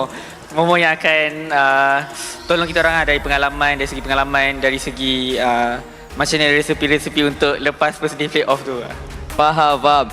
Jadi untuk Sora sebagai seorang coach kan, pada pendapat Sora sebenarnya ada lagi tak kekuatan yang masih lagi disimpan daripada MV, ataupun mungkin ada meta-meta rahsia yang akan keluar pada match-match seterusnya sampai ke playoff nanti? Depends on patch tu sendiri sebenarnya, meta tu sendiri. Untuk cakap kita orang simpan tak, sebenarnya kita orang memang all out setiap game. Faham. Tapi sekarang saya difahamkan kita dah bersedia untuk umumkan siapa MVP. Jadi siapa MVP? Dah ready ke? MV ada tak? Oh, macam-macam nama. Baiklah, in 3, 2, 1, MVP kita. Wow, Momo! Jadi Momo, macam mana rasanya menjadi MVP? Ganas Arlot hari ni? Happy ya. Jadi Momo menjadi antara salah satu ESP yang terhebat berada dekat MPL Malaysia dan hari ini dinobatkan sebagai MVP. Ada tak awak rasa macam puas hati, dan ini adalah pembuktian sebenarnya awak masih lagi layak untuk bermain di pentas MPL? Saya rasa saya tak puas hati lagi sebab saya rasa saya boleh buat lebih lah. So saya nak keep improve lah. Keep improve, nak buat lebih lagi. Ada rasa orang kata membara tu lagi? Ada. Jadi kalau bila kita cakap pasal membara, untuk lawan yang seterusnya, mungkin ada sedikit bara yang tersimpan, lawan Todak. Jadi ada tak yang awak nak macam dah ready untuk bertemu dengan mereka? Nak bantai Zaid lah nanti. Nak bantai Zaid Zaid. Jadi macam mana pendapat Momo sendiri berkenaan dengan gameplay Todak, permainan diorang sepanjang season daripada begini, sekarang dah mula nak hidup balik perasaannya? Mula diorang macam tak ada harapan, kini ada sikit. Rasa happy lah sebab diorang dah jumpa balik identiti diorang. So saya harap esok diorang boleh bagi game yang terbaik lah lawan kita orang tu. Hopefully boleh memberikan yang terbaik. Jadi kepada anda, ada apa-apa tak yang awak nak cakap kepada Zaid? Tadi awak cakap ada macam nak jumpa, nak bantai Zaid kan? Yang nak cakap sekarang, diorang tengah tengok kat rumah tu. Zaid, datang lain aku geng aku nanti. Baik, terima kasih kepada Momo. Terima kasih juga. Oh, Sora ada benda yang nak cakap kepada anda semua?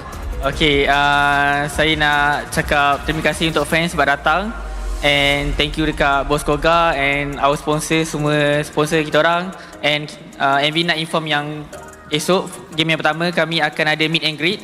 So korang berpeluang untuk dapat phone Infinix juga, ada mini game. So itu apa yang saya nak sampaikan lah. Jangan lupa meet and greet, jumpa esok. Meet and greet dapat phone Infinix, menyala. Hebat dia semua kan? Jadi korang akan ada ke untuk meet and greet tu dengan diorang sekali akan bagi? Okey, terima kasih banyak-banyak kepada Sora dan juga Momo. Terima kasih juga pada Monster Vicious dan juga GMX Kelantan. Dan ini sahaja daripada pentas ini. Dan sekarang let's go back to the caster untuk kita tengok apa yang boleh mereka simpulkan daripada pertemuan mereka sebentar tadi. Let's go.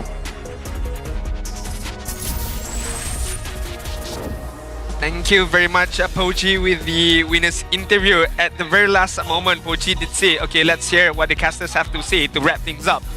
I'm not too sure what to say after that match, not gonna lie. I think that Momo, he's playing like a little too safe. Where's the full damage, right? You're 10-0-5. Like, where's the Sea Halber Sky Piercer? Yeah, right? He was like, what, 7-0-2? 7-0-2, like, wait, no. He was 6-0-1 by 4 minutes into the game. At that point, why not, right? Why not? You're so strong. It's unbelievable. It's unbelievable that they got away with everything. And worse yet, GMXK just got into like the chain loop of dying, and they just did not respect the fact that the skirmishing from the side of MV was just so much better. Yeah, GMX is pulling the MV on the MV. Look at this. There's 3 belts on Uni. I mean, he is a panda. He wanted to go for like Guardian Helm or something, and worse yet, Bondo's even going. This you don't see it very often, but Lightning Truncheon on Bondo's. He knew how far ahead he was. Ah, man. That's why you need a stabilizer like Momo. Like, he knows that, okay, everyone is gonna go cuckoo a bit on the itemization because they are so far ahead, but let me be the one who's in check right now. I'm gonna build the tank, I'm gonna be very tanky, and yet I can still provide the damage onwards to the opponent. Because if we're talking about, if this would to be Zeno, all damage her. Zeno will be a Sky Piercer, Sea Halber, Malefic Raw. Right. Because this is Momo, a very much more level-headed player. I'm gonna keep everyone in check. I'm not gonna full on damage. We still need to win the game. I'm not gonna buy lunch. I don't want to buy lunch. I don't want to buy lunch. Let Bondos do that job. Oh God, I wish I was Momo, man. I never. He didn't. Where's better yet? He didn't even bother trying to like rush immortality or anything like that. Just to guarantee it. Again, nothing much we can really say about this game. One of the quicker games here in MPL MY, and just a big sense of domination for the side of MV from beginning to end. I mean, they knew exactly what they were doing in the draft. They knew exactly what they were doing in the early games each and every single time. I mean, I have no complaints. It's a perfect blend of having not only your own identity, but making sure you're negating what your opponent wants to do. 9k damage dealt for my 9k. Telling you. This is the last time I've seen 9k damage dealt. And Kimmy is not always the best pick, but it is comfort, I don't blame GMXK. Oh my God. But there is something to be learned that everyone can learn. From how GMXK has approached the draft, there are some good takeaways, but there are also some takeaways where it makes you think. You know how they say certain teams, they need to play, they need to let loose a bit, they need to have fun a bit, they need to find themselves a bit, where GMXK maybe having too much fun right now. Just keep on dying after dying, like, guys, we can go. It's a clear sign of, comms breakdown, right? Like, no one is talking, everyone is autopiloting. Yep. Revive, go in. Like it was expecting Reaver, right? Yeah, like your jungler gets caught at the turtle, like he dies, and then your team goes in chains feed, and then they respawn, your jungler joins, and he dies again. Like, we have 2-3 ultimates in one single fight, and it keeps coming back off cooldown. I think that GMXK, the only way that they could come back is based off of the map RNG. If they had Flying Clouds, this would look very different. Or it could be worse, actually. Now that I think about it, maybe it could be a little worse. Yeah, they can participate in the fight even much more faster. Yeah. And die much more faster as well. That's true, because a lot of these kills didn't actually come from the laning phase itself, but it could have opened the draft a little bit more so they can get a little greedy with it, right? Because it just boils down to, what am I going to do when I have a losing matchup? And most of the time, there's not much you can really do unless you have access to Flying Clouds, and the expanding rivers really just make it difficult for any team who starts to fall behind. Now, we look at the item build progression here, a ridiculously fast item progression for Monster Vicious. Just look at that. Hunter Strike already completed by Rum very early on into the game, but as soon as we start getting past the 3rd minute, the totality of by the 7 minutes, how many items do you have? And people are like, I got 3, I got 2 already ready to go. And Leone is like, don't worry, guys. 3 items completed by 10 minutes. You are having the time of your life. More so, why does Roth have 2 boosts? Did he sell his boost at one point? What is that? At the 340? Yeah, he sold his boots so that he could quickly get a faster pick on the Hunter Strike. Because then once you have the Hunter Strike, you have the movement speed, so you don't need the boots, and then eventually you buy the boots later on. It's efficiency. You go into a slight bit of debt to get your item first. Fair enough, fair enough. He has a credit card, you know. He's got the credit card. Wipes it away, like, yeah, I'm just gonna sell this, I'm just gonna buy that. Triple Braid Armor just to wrap things up for the side of Monster Vicious going up against GMXK just now as we take a look at the highlight. And once again, Leone, I just don't know how he does it, right? Level 3 at this moment. I mean, just get that kill, just moves around, waits for it, gets level 4. Bang! Let's go. Munster joined the fight at like 20% HP. Yeah. I mean, to be fair, if he got the Raging Slash off, I think he probably would have made the trades a little bit more even, but unfortunately, he just didn't buffer it in time, right? So again, for everybody out there, just keep in mind, one assist, and then the Turtle Secure gets your support to level 4 straight away. Especially if you had like a pretty non-fruitful, and you've spotted out the jungler at least once within the laning phase. This is another initiation from Leone. Yeah. Ow!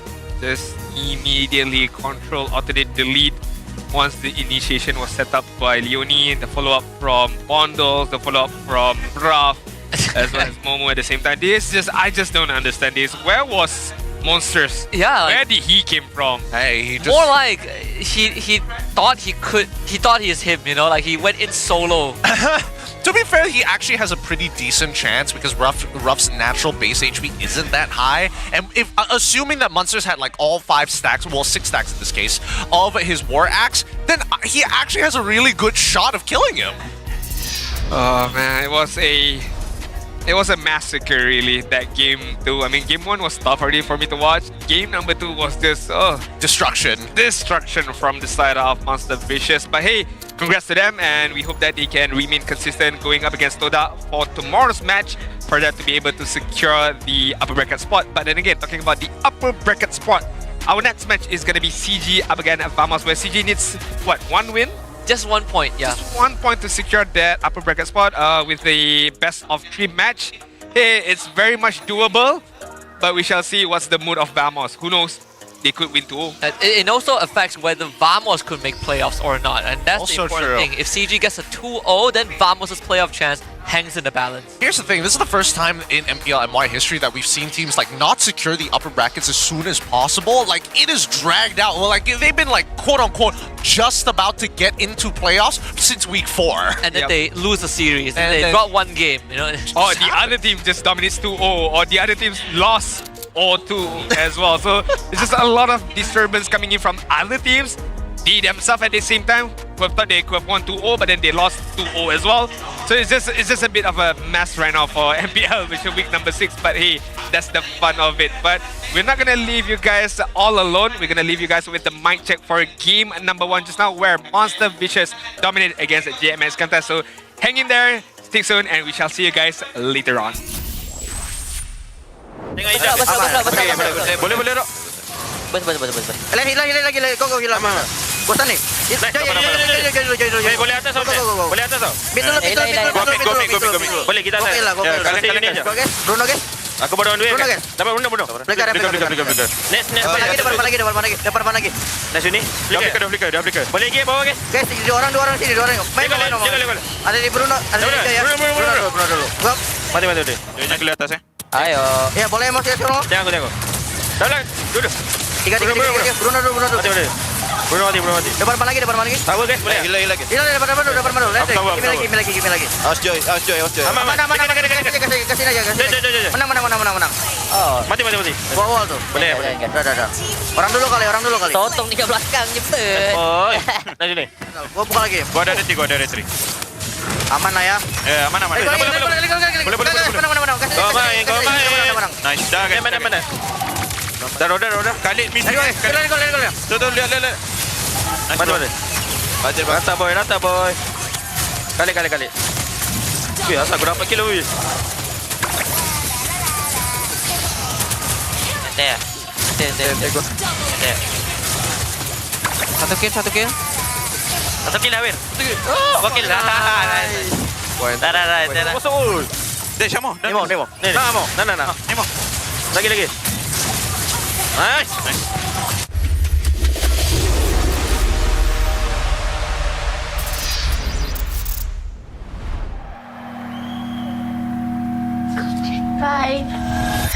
Saya boleh ni. Semangat nombor 1 ada dalam diri kita semua. Bukan atas usaha sendiri saja, tapi sokongan dan harapan yang dikongsi bersama. Sebab nombor 1 lebih daripada jadi yang terbaik. Ianya memikul impian mereka. Inilah semangat nombor 1. Inilah prepaid nombor 1.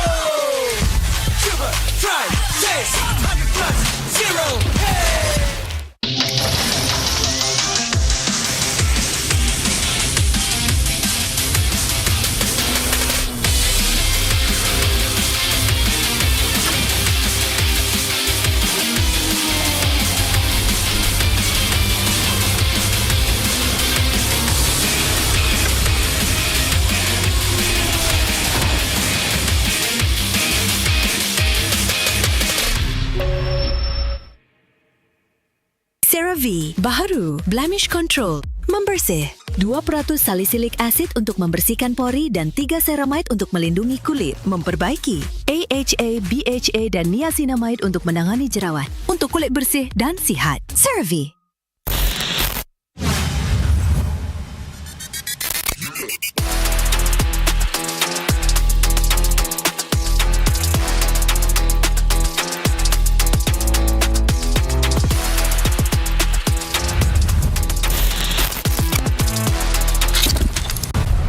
So much talk of AI and tech today.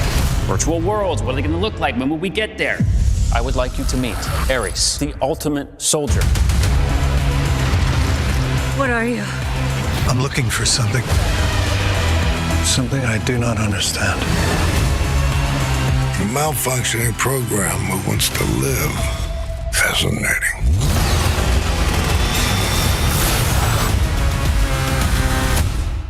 This is the most dangerous planet in the universe. And you've come to hunt an apex predator.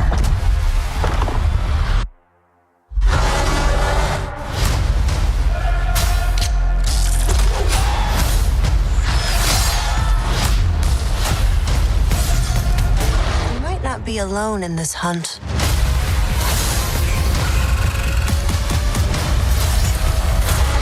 Predator Badlands, only in cinemas. 7 tahun, 16 musim, perjalanan yang dianggap sekadar permainan di telefon kini menjadi isukan paling berpengaruh. Inilah MPL Malaysia.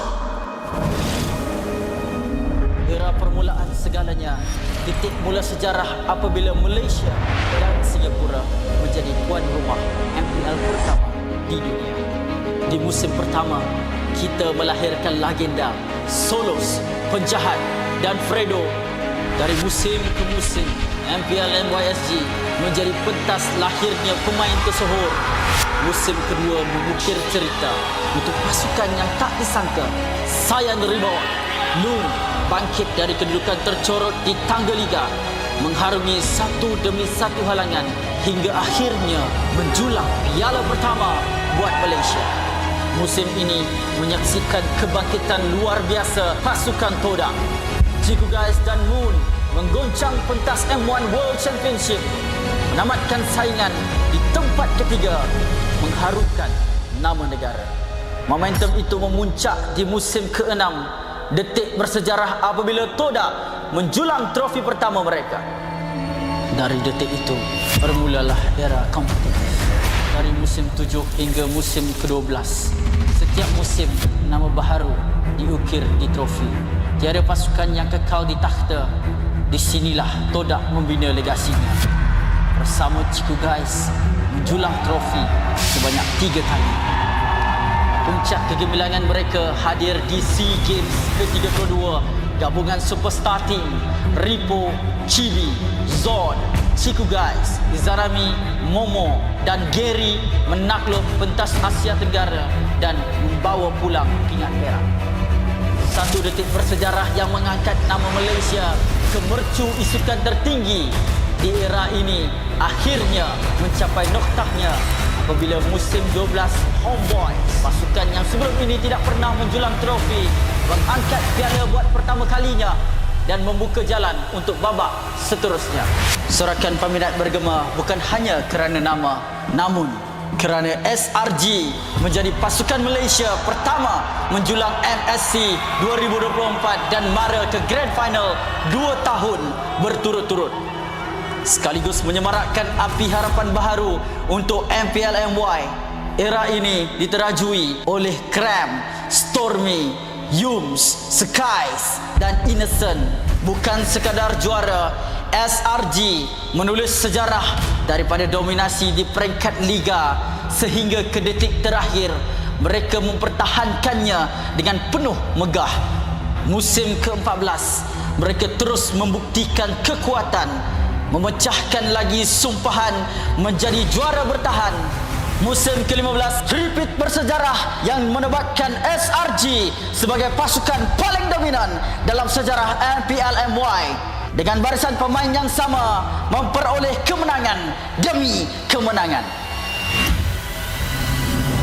Tapi musim ini pentas akan digegarkan. Wajah baharu muncul menentang gergasi. Wajah lama kembali membawa dendam membara. Medan tempur terakhir sebelum segalanya berubah. Pantang mengalah. Menuju perjalanan ke era baharu MPL MY musim ke-16. Hanya yang gagah kekal juara.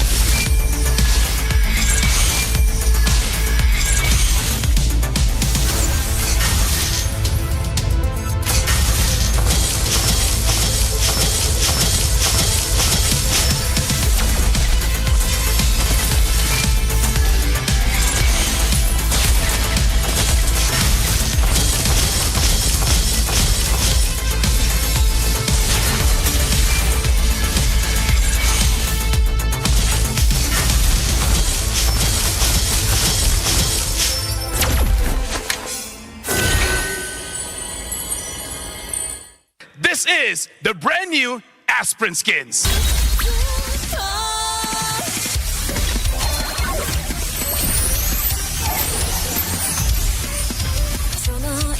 Huh?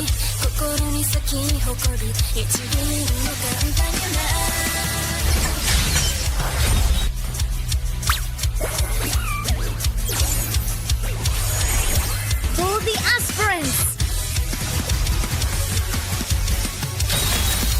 I will be the shadow behind her light. Outshines the stars, Vexana. Destiny aligns us under a shooting star.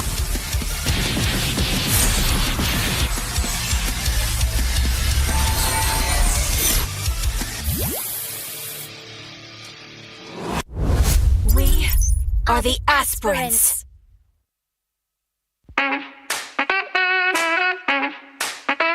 Alright guys, so we are back to watch some more gameplays from the Future Pros tournament. As you can see right now, the meta right now is very interesting down at the gold lane because gold lane now consists of like the mage and the fighter, right? So we can see that nowadays people in the tournament is also using other than MN, right? Non-MN go lane. So let's see how they adapt the patch. It seems like they are adapting really well. And again, they are constantly sending out chips to just send the Bane in the fight. Sending the shark. Oh, nice. Now you can see that Mage Bane is really kind of strong in this meta. Thank you, Innocent, for creating this monster. My boy! My boy is Sky Piercing. Yeah, you can see that he's really using the Mage Bane really well. So it's good to see that people are adapting the meta quickly.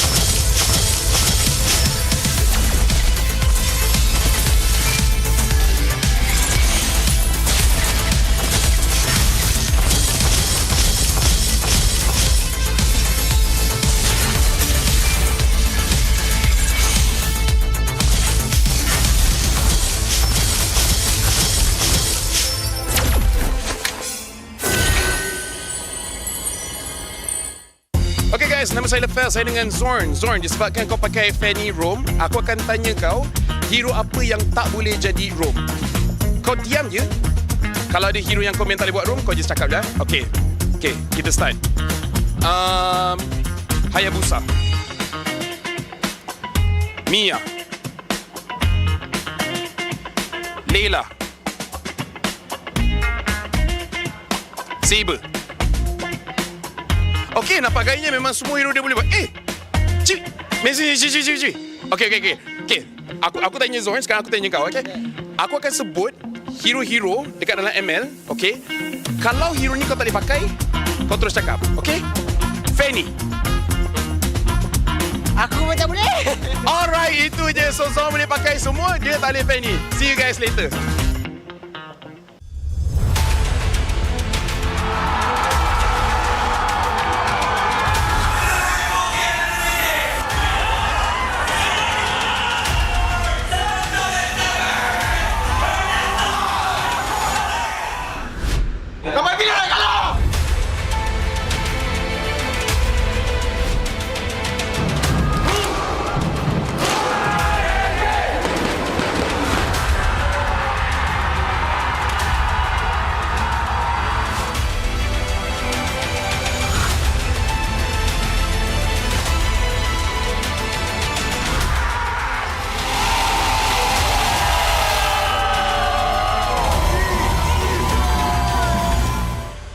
is gonna be using Vexana and Gwyn? Just describe, don't tell me who. I'm gonna describe.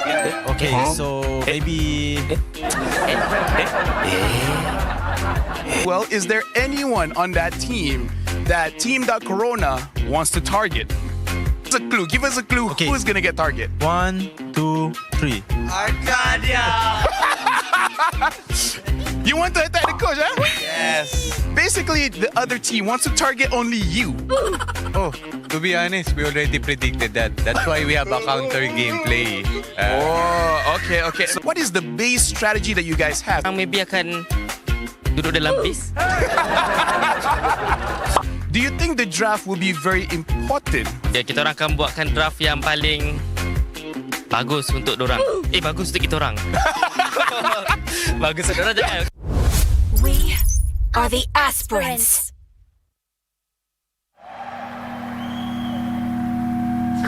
Bye. Saya boleh ni.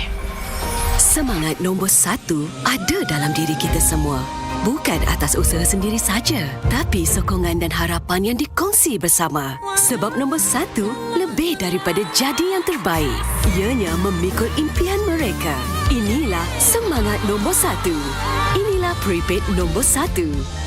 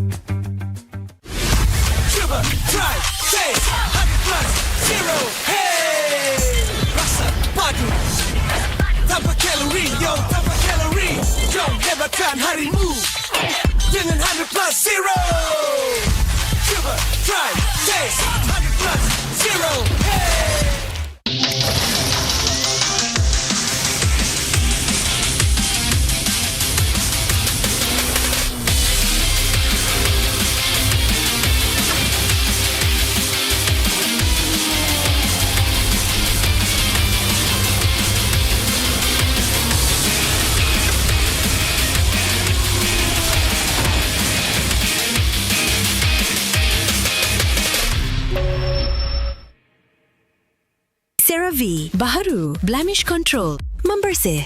2% salicylic acid untuk membersihkan pori dan 3 ceramide untuk melindungi kulit, memperbaiki. AHA, BHA dan niacinamide untuk menangani jerawat, untuk kulit bersih dan sihat. CeraVe.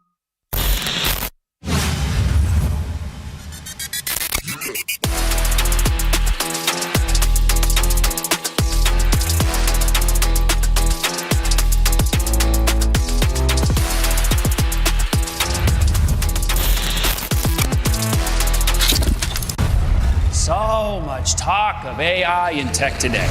Virtual worlds, what are they going to look like when we get there? I would like you to meet Ares, the ultimate soldier. What are you? I'm looking for something. Something I do not understand. A malfunctioning program who wants to live. Fascinating.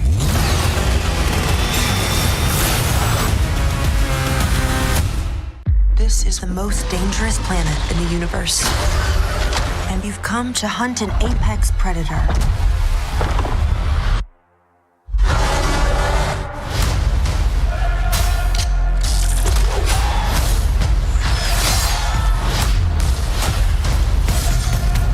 You might not be alone in this hunt.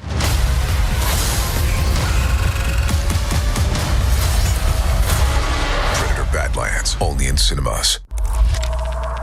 7 tahun, 16 musim, perjalanan yang dianggap sekadar permainan di telefon kini menjadi isukan paling berpengaruh. Inilah MPL Malaysia. Era permulaan segalanya, titik mula sejarah apabila Malaysia dan Singapura menjadi tuan rumah MPL pertama di dunia. Di musim pertama, kita melahirkan legenda Solos, Penjahat dan Fredo. Dari musim ke musim, MPL MY16 menjadi pentas lahirnya pemain tersohor. Musim kedua mengukir cerita untuk pasukan yang tak disangka. Sayan Rebound, Noon bangkit dari kedudukan tercorot di tangga liga, mengharungi satu demi satu halangan hingga akhirnya menjulang piala pertama buat Malaysia. Musim ini menyaksikan kebangkitan luar biasa pasukan Todak. Ciku Guys dan Moon menggoncang pentas M1 World Championship, menamatkan saingan di tempat ketiga, mengharumkan nama negara. Momentum itu memuncak di musim ke-6, detik bersejarah apabila Todak menjulang trofi pertama mereka. Dari detik itu, bermulalah era kompetitif. Dari musim 7 hingga musim ke-12, setiap musim nama baharu diukir di trofi. Tiada pasukan yang kekal di takhta. Di sinilah Todak membina legasinya. Bersama Ciku Guys menjulang trofi sebanyak 3 kali. Puncak kegemilangan mereka hadir di SEA Games ke-32. Gabungan superstar team Ripo, Chibi, Zod, Ciku Guys, Izarami, Momo dan Gary menakluk pentas Asia Tenggara dan membawa pulang pingat perak. Satu detik bersejarah yang mengangkat nama Malaysia ke mercu isukan tertinggi di era ini akhirnya mencapai noktahnya apabila musim 12 Homeboy, pasukan yang sebelum ini tidak pernah menjulang trofi, mengangkat piala buat pertama kalinya dan membuka jalan untuk babak seterusnya.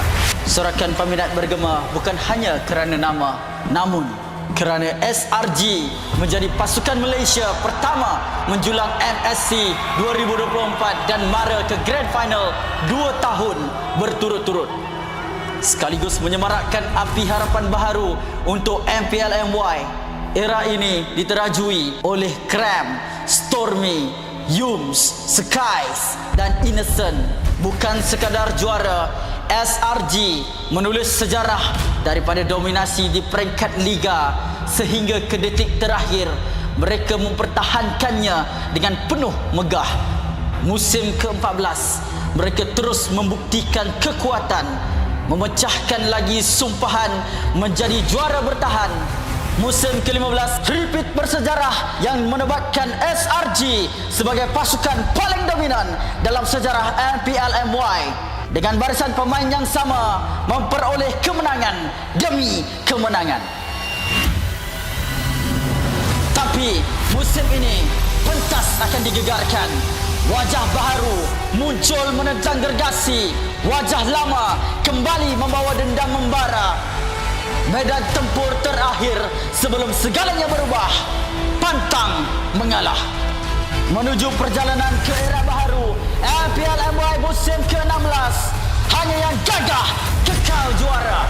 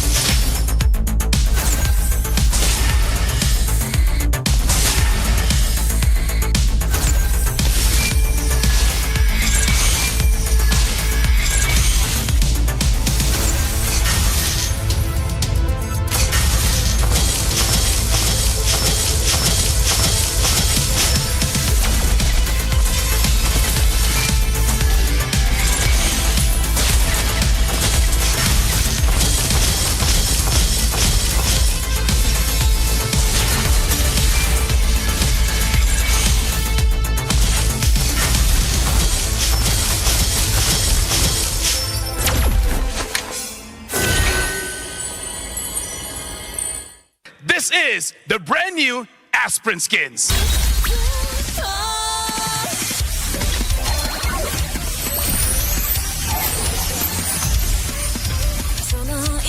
Huh?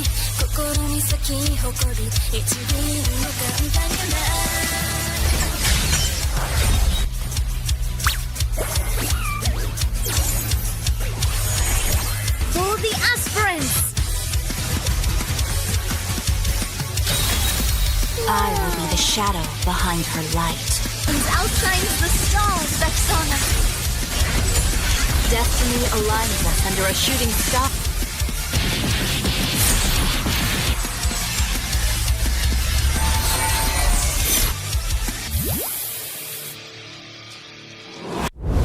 We are the aspirants.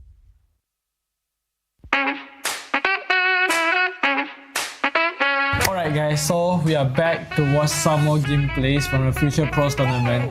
As you can see right now, right, the meta right now is very interesting and down in the gold lane, because gold lane now consists of like the mage and the fighter, right? So we can see that nowadays people in the tournament is also using other than MN, right, non-MN gold lane. So let's see how they adapt the patch. It seems like they are adapting really well. And again, they are constantly sending out chips to just send the bane in the fight. Sending the shark. Oh, nice. Now you can see that Mage Bane is really kind of strong in this meta. Thank you, Innocent, for creating this monster. My boy! My boy is Sky Piercing. Yeah, you can see that he's really using the Mage Bane really well. So it's good to see that people are adapting meta quickly.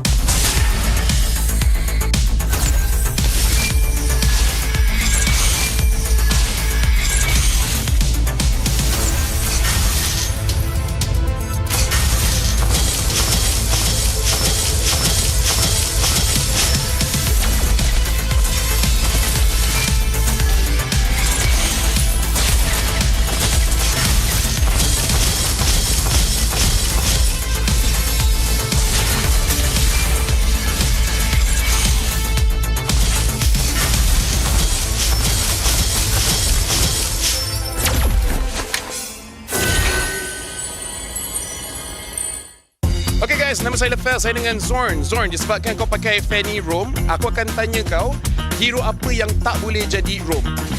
Kau diam je. Kalau ada hero yang kau tak boleh buat Roam, kau just cakap dah. Okay, kita start. Hayabusa, Mia, Layla, Saber. Okay, nampak gayanya memang semua hero dia boleh buat. Cik, Messi. Okay. Aku tanya Zohan, sekarang aku tanya kau, okay? Aku akan sebut hero-hero dekat dalam ML, okay? Kalau hero ni kau tak boleh pakai, kau terus cakap, okay? Fanny, Aku macam boleh. Alright, itu je. So Zon boleh pakai semua, dia tak boleh fan ni. See you guys later.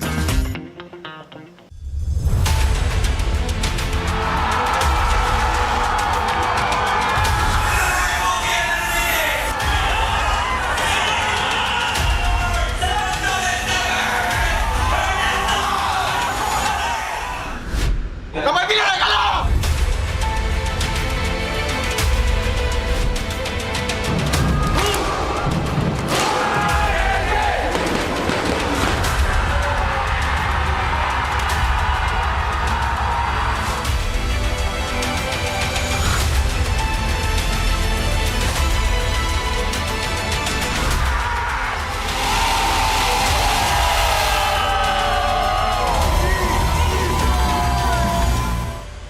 Is gonna be using Vexana and Gwen. Just describe, don't tell me who. I'm gonna describe.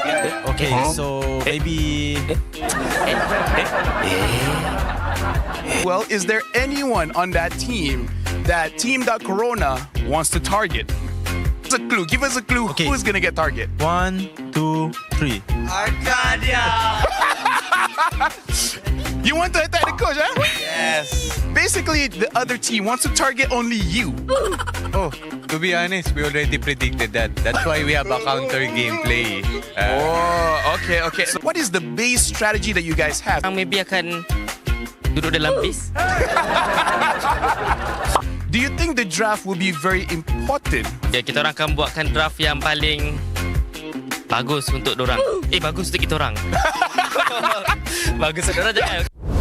We are the aspirants.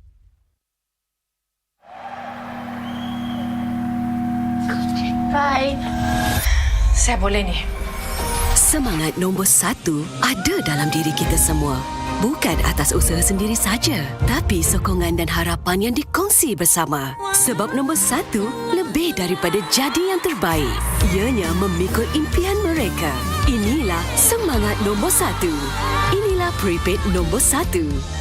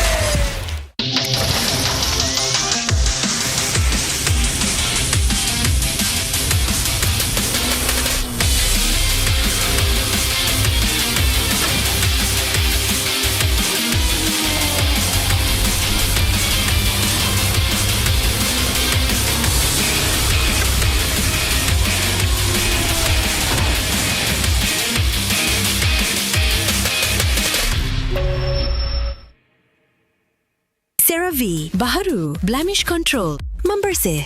2% salicylic acid untuk membersihkan pori dan 3 ceramide untuk melindungi kulit, memperbaiki. AHA, BHA dan niacinamide untuk menangani jerawat, untuk kulit bersih dan sihat. CeraVe.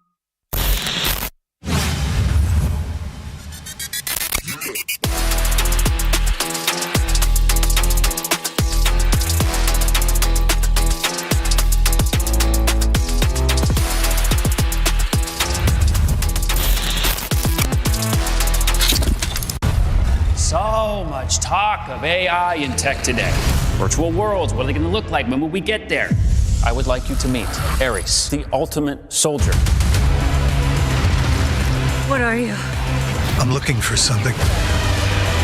Something I do not understand. A malfunctioning program who wants to live. Fascinating.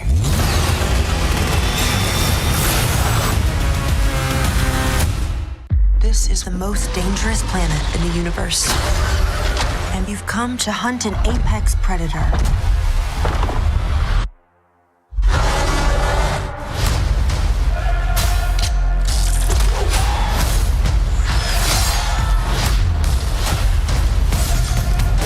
You might not be alone in this hunt.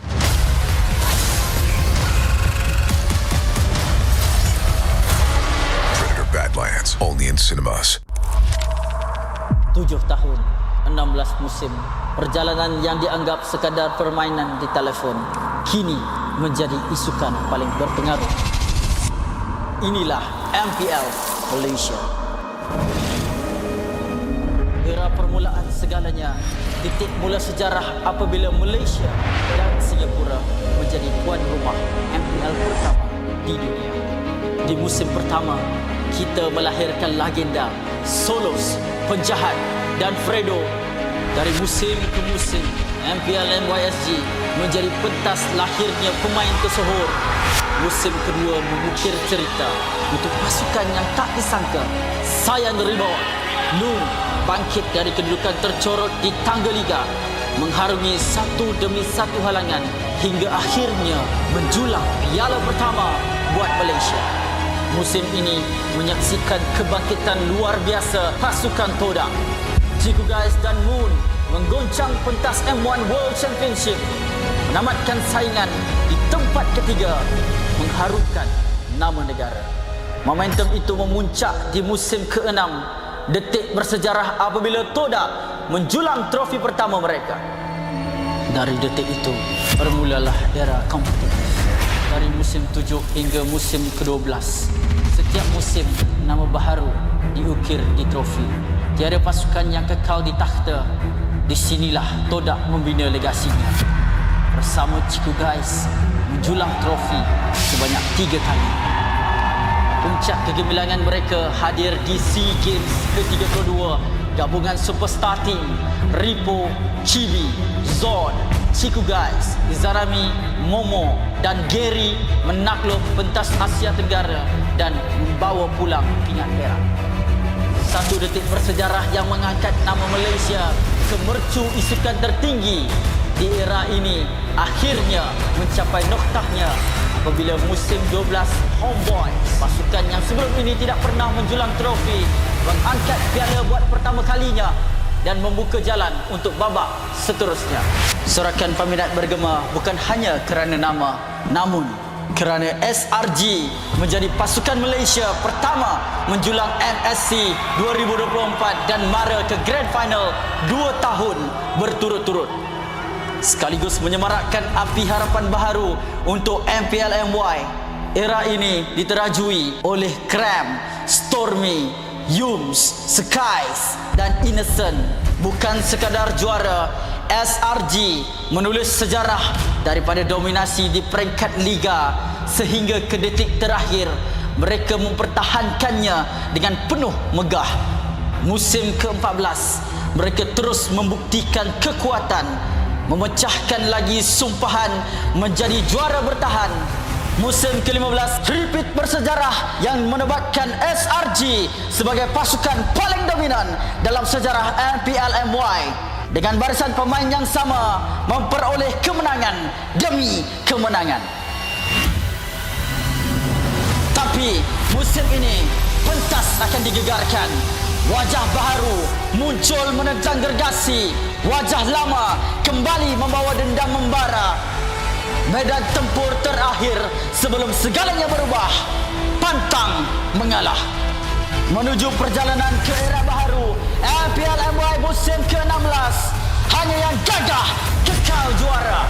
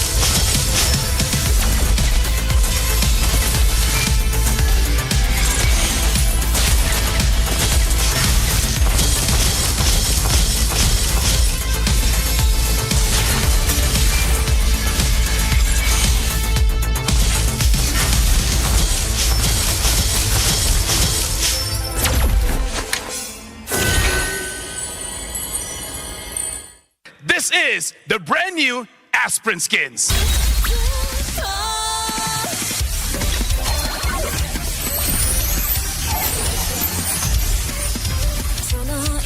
Huh?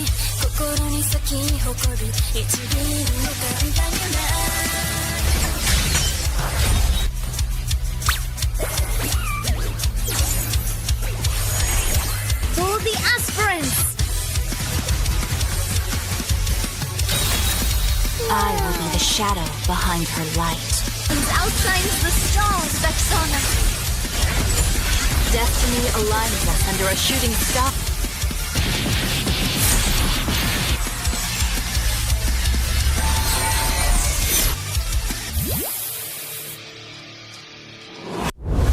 We are the aspirants.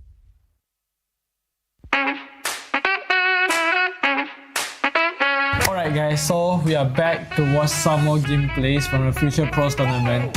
As you can see right now, right, the meta right now is very interesting down in the gold lane, because gold lane now consists of like the mage and the fighter, right? So we can see that nowadays people in the tournament is also using other than MM, right, non-MM gold lane. So let's see how they adapt the patch. It seems like they are adapting really well.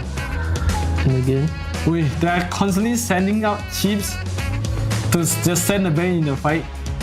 Sending the shark, Oh, nice. Now you can see that Mage Bane is really kind of strong in this meta. Thank you, Innocent, for creating this monster. My boy! My boy is Sky Piercing. Yeah, you can see that he's really using the Mage Bane really well. So it's good to see that people are adapting the meta quickly.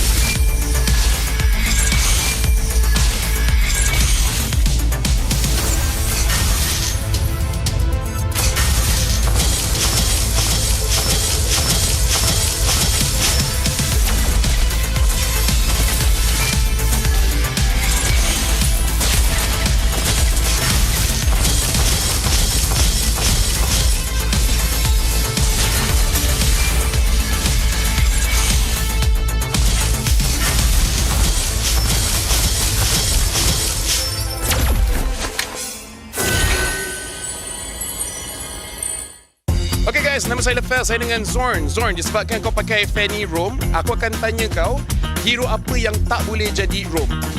Kau diam je. Kalau ada hero yang komen tak boleh buat Roam, kau just cakap je. Okay, kita start. Hayabusa. Mia. Leila. Saber. Okay, nampaknya memang semua hero dia boleh buat. Cik. Cik. Okay. Aku tanya Zohan, sekarang aku tanya kau, okay? Aku akan sebut hero-hero dekat dalam ML, okay? Kalau hero ni kau tak boleh pakai, kau terus cakap, okay? Fanny. Aku macam boleh. Alright, itu je. So boleh pakai semua, dia tak boleh Fanny. See you guys later.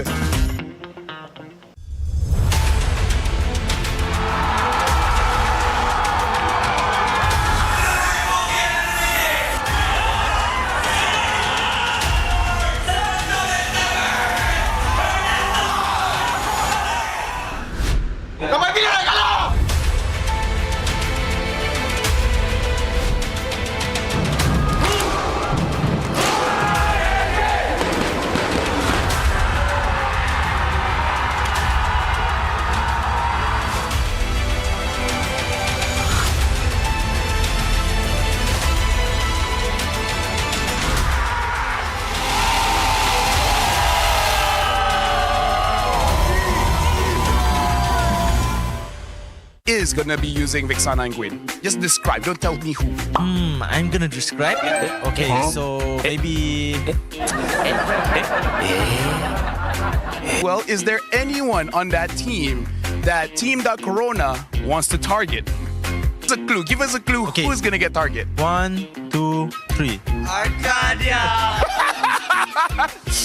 You want to attack the coach, huh? Yes. Basically, the other team wants to target only you. Oh, to be honest, we already predicted that. That's why we have a counter gameplay. Okay. So what is the base strategy that you guys have? Maybe akan duduk dalam base. Do you think the draft will be very important? Ya, kita orang akan buatkan draft yang paling bagus untuk dorang. Bagus untuk kita orang. Bagus untuk dorang jangan. We are the aspirants.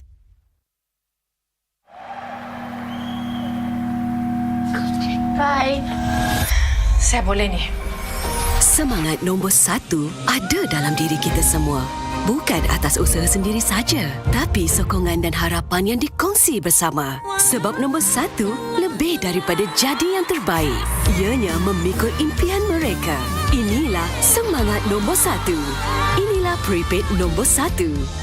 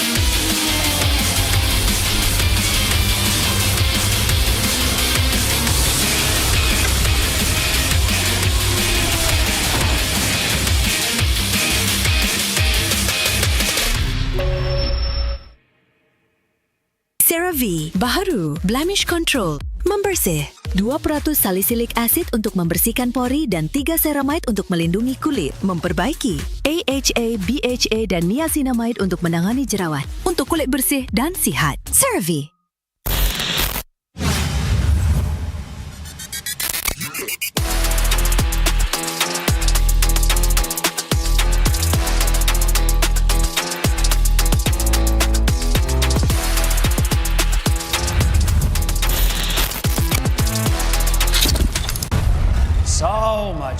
of AI and tech today. Virtual worlds, what are they going to look like when we get there? I would like you to meet Ares, the ultimate soldier. What are you? I'm looking for something. Something I do not understand. A malfunctioning program who wants to live. Fascinating.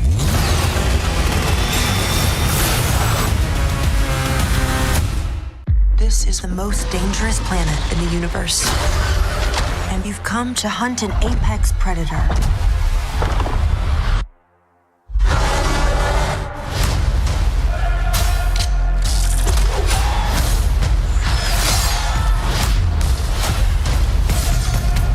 You might not be alone in this hunt.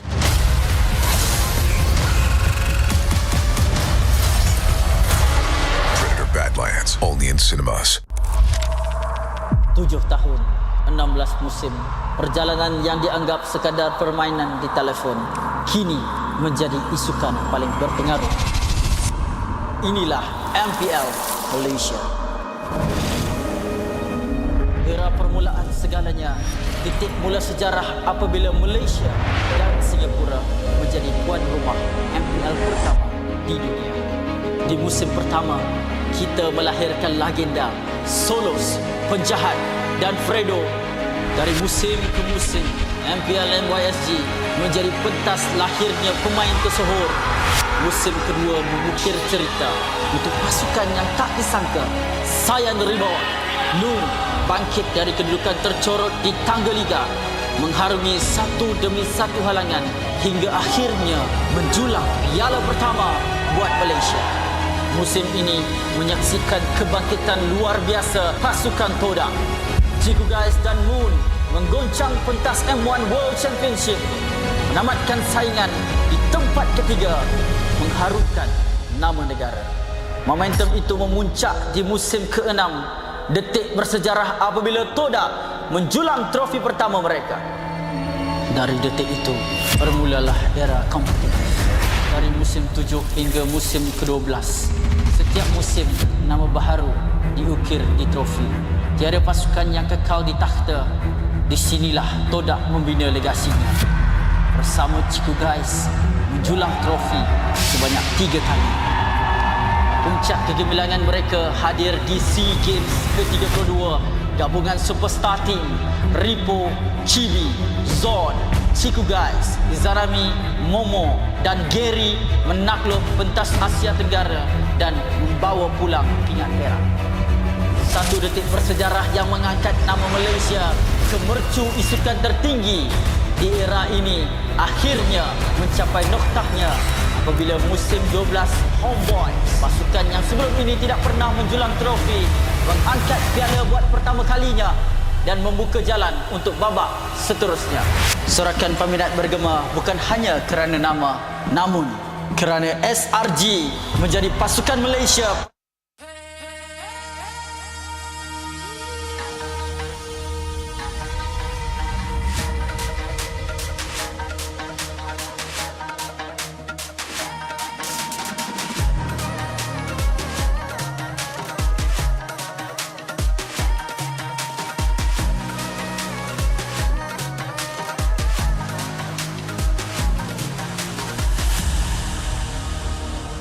Aku hembus,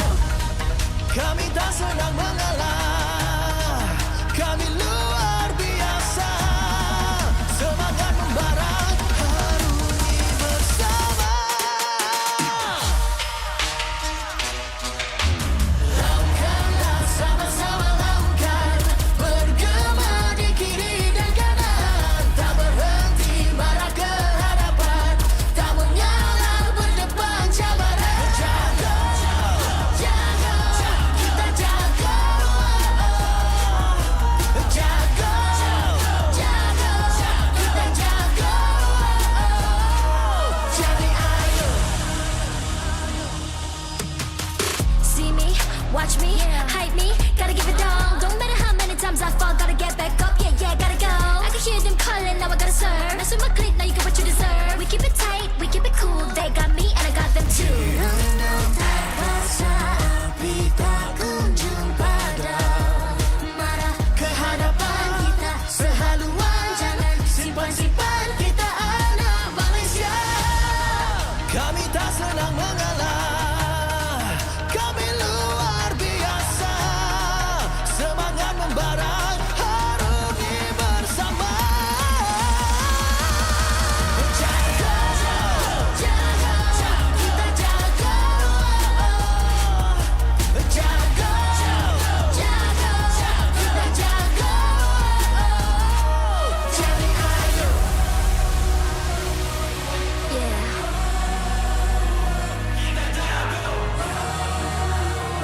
Are you ready?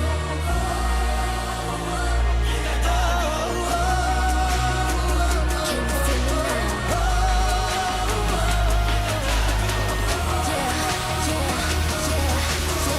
Let me hear you say.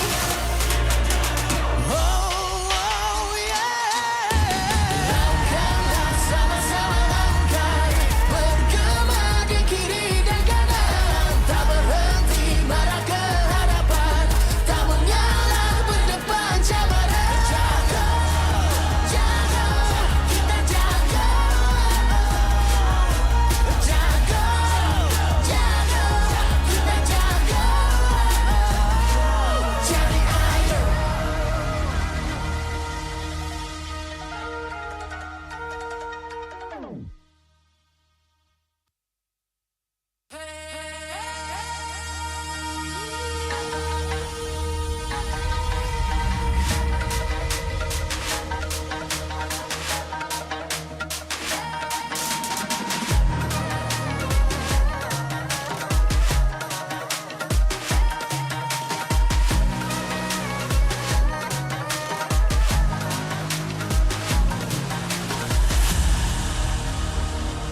Aku hembus kata azimat. Bila terjatuh, aku beringat. Jalan dah jauh, cari titik bermula. Krak, krak, krak, krak. Jangan patah semangat. Semarak api bukan calon calang. Biar apa menghalang, aku sambut datang. 1000 daya, 1000 alasan. Harungi semua sampai di akhir garisan. Eo, eo. Kami tak senang mengalah, kami luar biasa. Semangat membara, harungi bersama. Langkahlah sama-sama langkah, bergema di kiri dan kanan. Tak berhenti marah ke hadapan, tak mengalah berdepan cabaran. Jaga.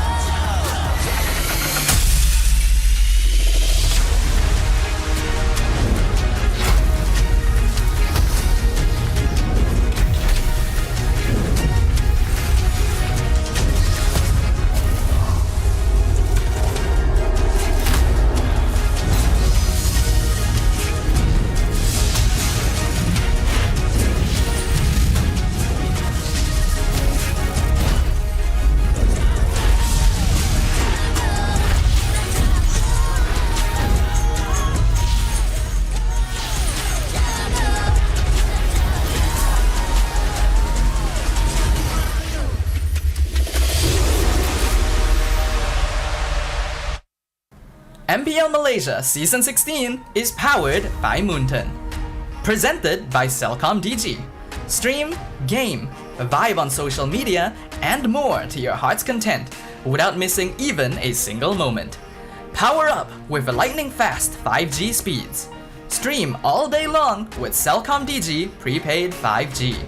Our official sponsors. Official gaming smartphone Infinix GT30 just launched. Comes with a free magnetic cooler, even more affordable than the GT30 Pro. The only phone in its class with GT trigger, 1.5K display, and 144Hz refresh rate. Supports steady performance with 120 FPS in MLBB. Available in 2 exclusive colors for the GT30, green and blue. Perfect meals for gamers, grab. Grab food for 1. When eating alone, enjoy meals from 10 ringgit with just 1 ringgit delivery fee and no minimum spend. And group order. Get 15% off when eating in a group. Bigger gang, bigger savings. Our esports partners, 100 Plus, Ferry, and Yamaha. And thank you to all our strategic partners, CeraVe and Playas. Predator Badlands, in cinemas on 6 November. An action-adventure horror set in the future on a deadly remote planet. Predator Badlands follows a young predator outcast who finds an unlikely ally in Tia as he embarks on a treacherous journey in search of the ultimate adversary on the most dangerous planet in the universe where everything is trying to kill you. Catch Predator Badlands in cinemas 6 November. Keep an eye out for special ticket bundles that reward you with in-game diamonds when you purchase Predator Badlands movie tickets for IMAX or 4DX. Supported by KBS, Rakan Muda, ESI, MESF, and PSM. A very good afternoon to everyone, ladies and gentlemen. Welcome back to MPL Malaysia Season 16, where we are in the second last day of the regular season, week number 6, day number 2. My name is Syed Adin. Together with me, we have Husky as well as Gideon, who's gonna accompany you guys throughout the day. And we have reached towards our most anticipated match for the week. Is gonna be CG up against Vamos, where CG needs a win to be able to secure the upper bracket spot, and Vamos to keep their hopes alive to be able to qualify for the playoff spots. But before we begin to discuss about the match, we have to talk about Celcom DG, the new Celcom DG app built for you, around you. I mean, you guys can win awesome prizes such as MLBB Diamonds today if you join the Celcom DG family. How are you gonna do it? That download the new Celcom DG app at the booth that is available here in MPL MY. Activate your own Celcom DG and show the Celcom DG staff for verification to receive the MLBB Diamonds. So that is for you guys who come down here to MPL MY venue to be able to get exclusive merchandise, exclusive giveaway, such as MLBB Diamonds, of course. I hope that people understand that this is a completely new app for some of the people who have been using, Celcom DG for a while now. Even LaFell realizing very quickly, wait a minute, it's a completely separate thing. Yes, it's very different from the app that you usually use. Again, Celcom DG, you can actually get extra gifts if you go the extra mile. Just drop by Dewan Sri Putra, or during playoffs, drop by Mipes in Serdang, and you can be a part of the family. Of course, we do have to talk about the match in hands right now.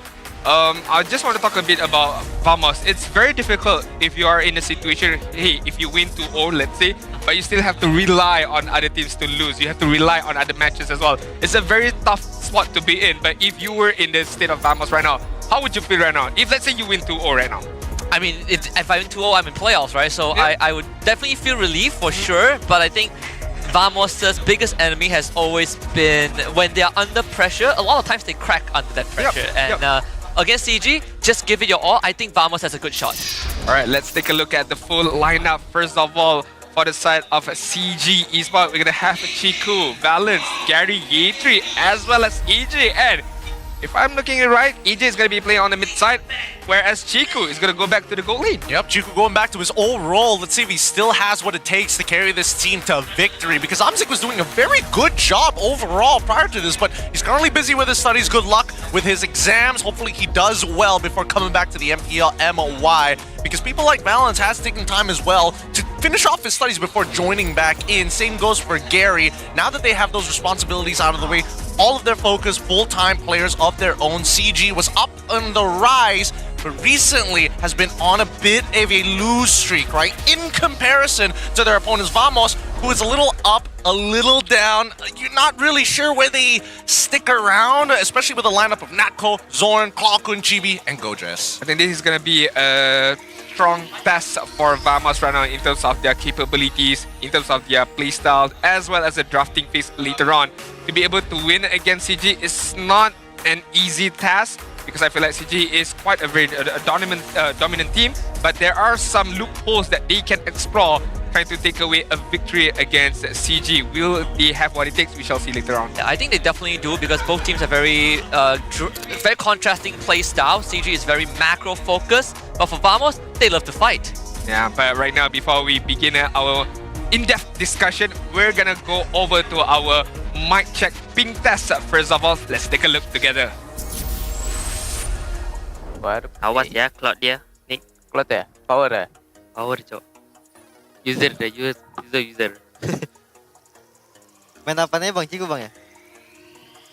Kalau hero dia selalunya cloud. Semuanya dimainin sama dia. Cloud Arid. Arid, Ruby. Shadow, yang Shadow. Aku rasa hari ni ramai orang tu je nak tengok kau je. Siapa je tu cik tak nak tengok AJ? Dia siap cik. Ya. Dia macam trio mate belah tengah tau. Macam mesti ramai orang nak tengok hari ni. Aiming mode. Kau tengok tengok SRG. Semua belah tengah. Sebab tu ramai lah. Ha. Okay, again, another nonchalant mic check. I mean, everyone just keeping their head straight, focus on the game in hand. But the changes that CG made right now, because they do have Trap in their own lineup, right? I'm very interested to see that, okay, they did not opt to go for Trap into the lineup, putting Chiku still in the mid side, but they opt to go for EG for the mid, and then Chiku shifting over to the goal lane. What are your thoughts on that? I think this could be a signal that scrims may have not gone well, and maybe Trap is not integrating as fast as they were hoping with the rest of the lineup, or maybe in the style that Chiku guys is hoping to put out there. Because keep in mind, one is all it takes for Chiku guys esports to make it to the next round. If they want to secure that upper bracket slot, it's just one game. Yeah, it doesn't matter what MV does, as long as they take 1 point, they lock MV out of the second upper bracket slot. And easier said than done, you know. I think right after CG lost to SRG OG, they proceed to lose to AERO, and then they lost to Homeboys, right? So teams are starting to figure out what CG is good at and what CG struggles with.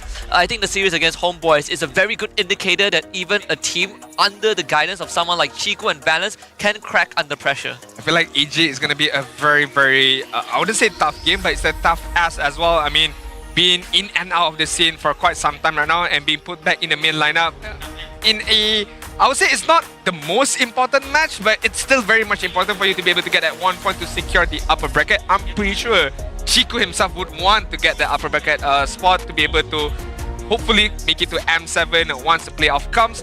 But the responsibility as a mid laner right now, knowing that you have Chiku in your own team, if you mess things up, you're gonna hear the best out of Chiku later on. I mean, you're definitely gonna get an earful, but luckily this time he's facing off, especially against Clawkun, who so far we haven't seen him been too lane dominant just in general. And I feel like even with the help of Zorn, the way that the 2v2s generally work with the help of Balance, I just want to see whether AJ just works with Balance in the first place. Yeah, right. And when we talk about Valence, right, his opponent is Zorn, the longest active player in MPL MY history. He's been here since the very beginning, since the beginning of the Aeons. He's gone through the 3 different eras of MPL MY. He's seen multiple teams go onto the international stage. He has won a lot, and he has also gone through the lowest points of his career, and he's still here, even after saying that he's going to retire after Season 12. But some dreams, they keep on living. I mean, from a single guy, married, now have a kid as well. Yeah. 16 season, 3 eras, and if he does continues on to our, enhanced franchise format, there's gonna be 4 eras he's gonna be playing right now if the longevity of his career continues on. But so far, what a decorative player we have here in MPL MY. In the local scene, maybe not much in the international scene, but the impact that he brought towards MPL MY is very, very much big. We started as MPL MY SG, and then we became MPL MY, and now here we are. He's still playing under the wings of Vamos and trying to get his next victory, next trophy. Will this be a factor towards him, knowing that, I've been playing for 16th season?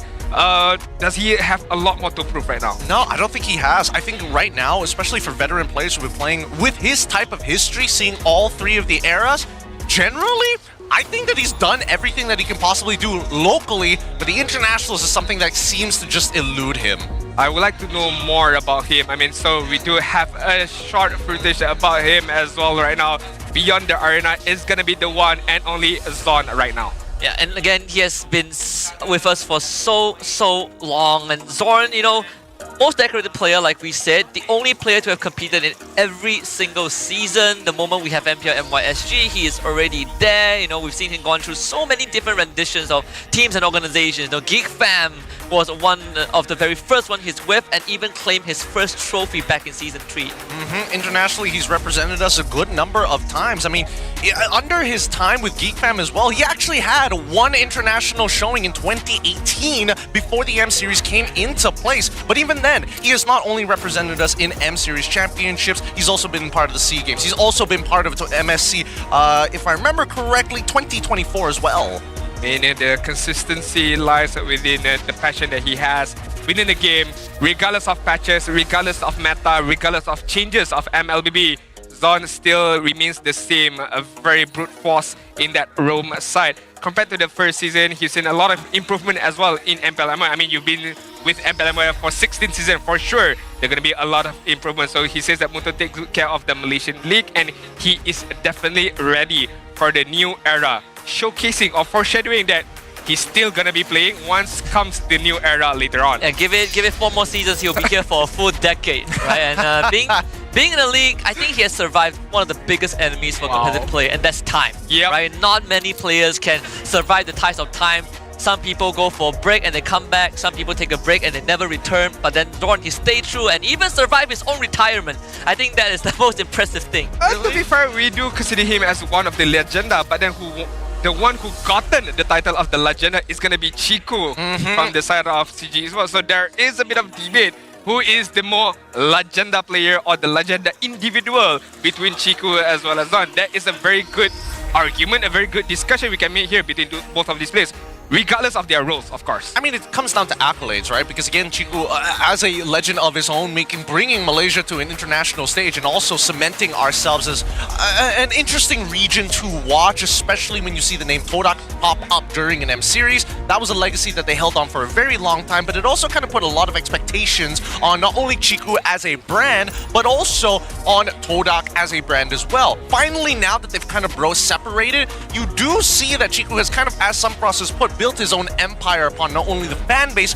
but the players that he scouts as well. That's why CG is so interesting to watch. Yeah, there's still the residue that he left behind, right? Even when he's not with Todak, people still look at Todak as the Todak Langar, right? When Todak is not doing well, people still ask, where is the Langar DNA? And that is all because of Chiku. So me and Husky is gonna go for Team Zone. I'm like, which is who is who right now? Yeah, so we're gonna go for Team Zone right now, and you're gonna be the odd one out going for Team Chiku. Okay, very short reason. I feel like Zorn, as a leader, he's not as strict as Chiku, and I feel like that's why a lot of the players gels well with him. That is my argument. And with Chiku, it's a bit more tough love.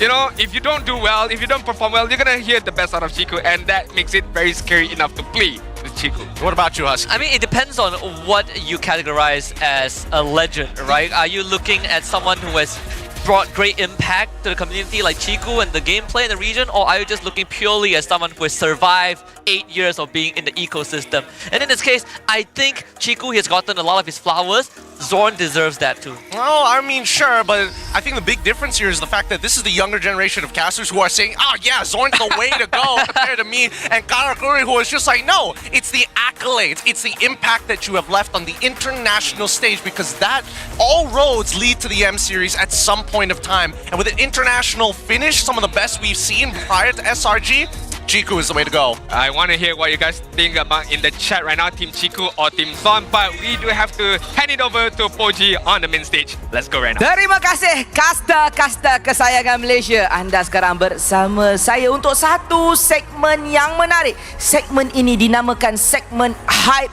Gempa. Gempa ke tidak? Bunyi sikit. Stadium menyala. Baik, jadi kita nak panaskan suasana, memandangkan sekarang kita nak menuju ke satu filem yang terbaru, itu Predator Badland yang bakal mendarat di MPL MY. Jadi kita nak bawa aura survival tu datang, survival mode, segala insting untuk kita yang ada dekat dunia terpencil yang penuh dengan kejahatan dan juga monster-monster yang ada dekat dalam cerita Predator Badland. Jadi dekat sini, jadi kita nak vibe check di antara side Famos dan juga CG. Siapa lagi menyala? Game dia mudah. Kita akan main mengaum. Boleh tak mengaum, saya nak tanya? Damyongger. Macam tu mengaum dia. Jadi kita akan ada meter dekat belakang ni. Meter ni kalau kita mengaum grrr tu, jadi kita akan ada contoh mengaumnya. Contoh, silakan dengar. Grrr. Damyongger macam tu.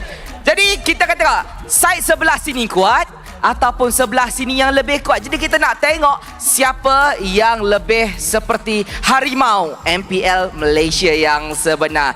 Jadi tanpa kita melengahkan masa, let's go. Kita dengar side yang pertama untuk pasukan Vamos. Korang ada satu saja peluang untuk try benda ni. Tak ada peluang kedua. Jadi let's go. 1, 2, 3.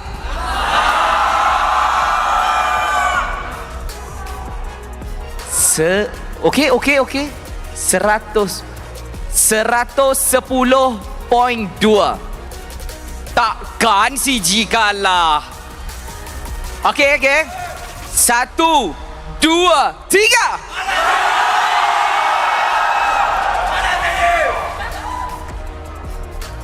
Seratus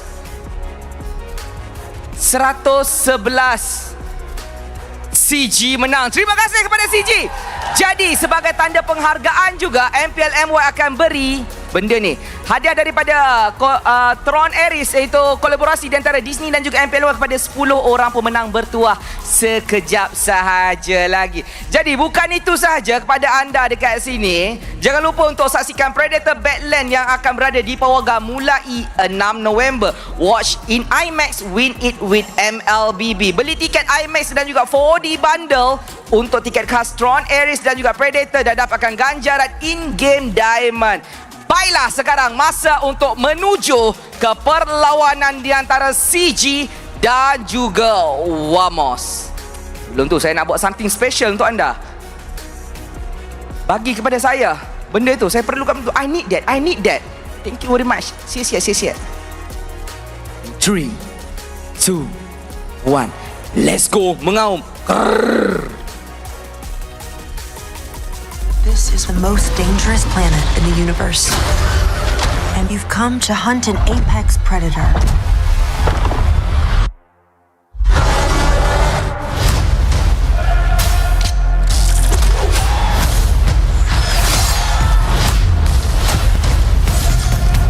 You might not be alone in this hunt.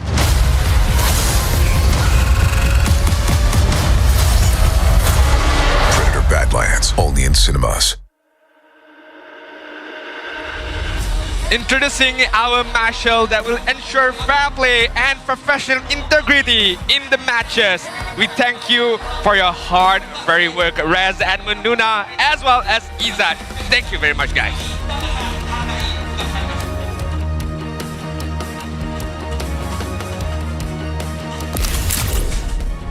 CG Sports. After an unexpected 2-1 loss to Homeboys last week, with Chico returning to the goal lane, his original role, they returned this time with fiery determination, chasing a spot in the upper bracket. Will that defeat shake their momentum or fuel their hunger to bounce back stronger? And can they deliver their peak performance when it matters the most this week? Ladies and gentlemen, make some noise for CG Esports!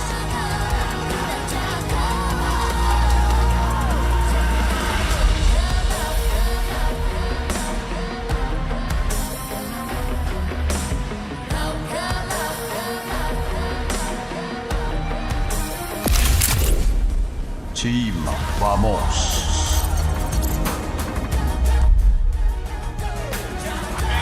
Team Vamos returns to action this week after a shaky run against Team Ray and Todak last time out. Today they step back into the jungle where only hunters survive, mask on and focus locked. The question is, can they hold on to their momentum or will they become the hunted once more? Lost in the shadow of their rivals. Ladies and gentlemen, it's time to mask off. 1, 2, 3, hala vamos!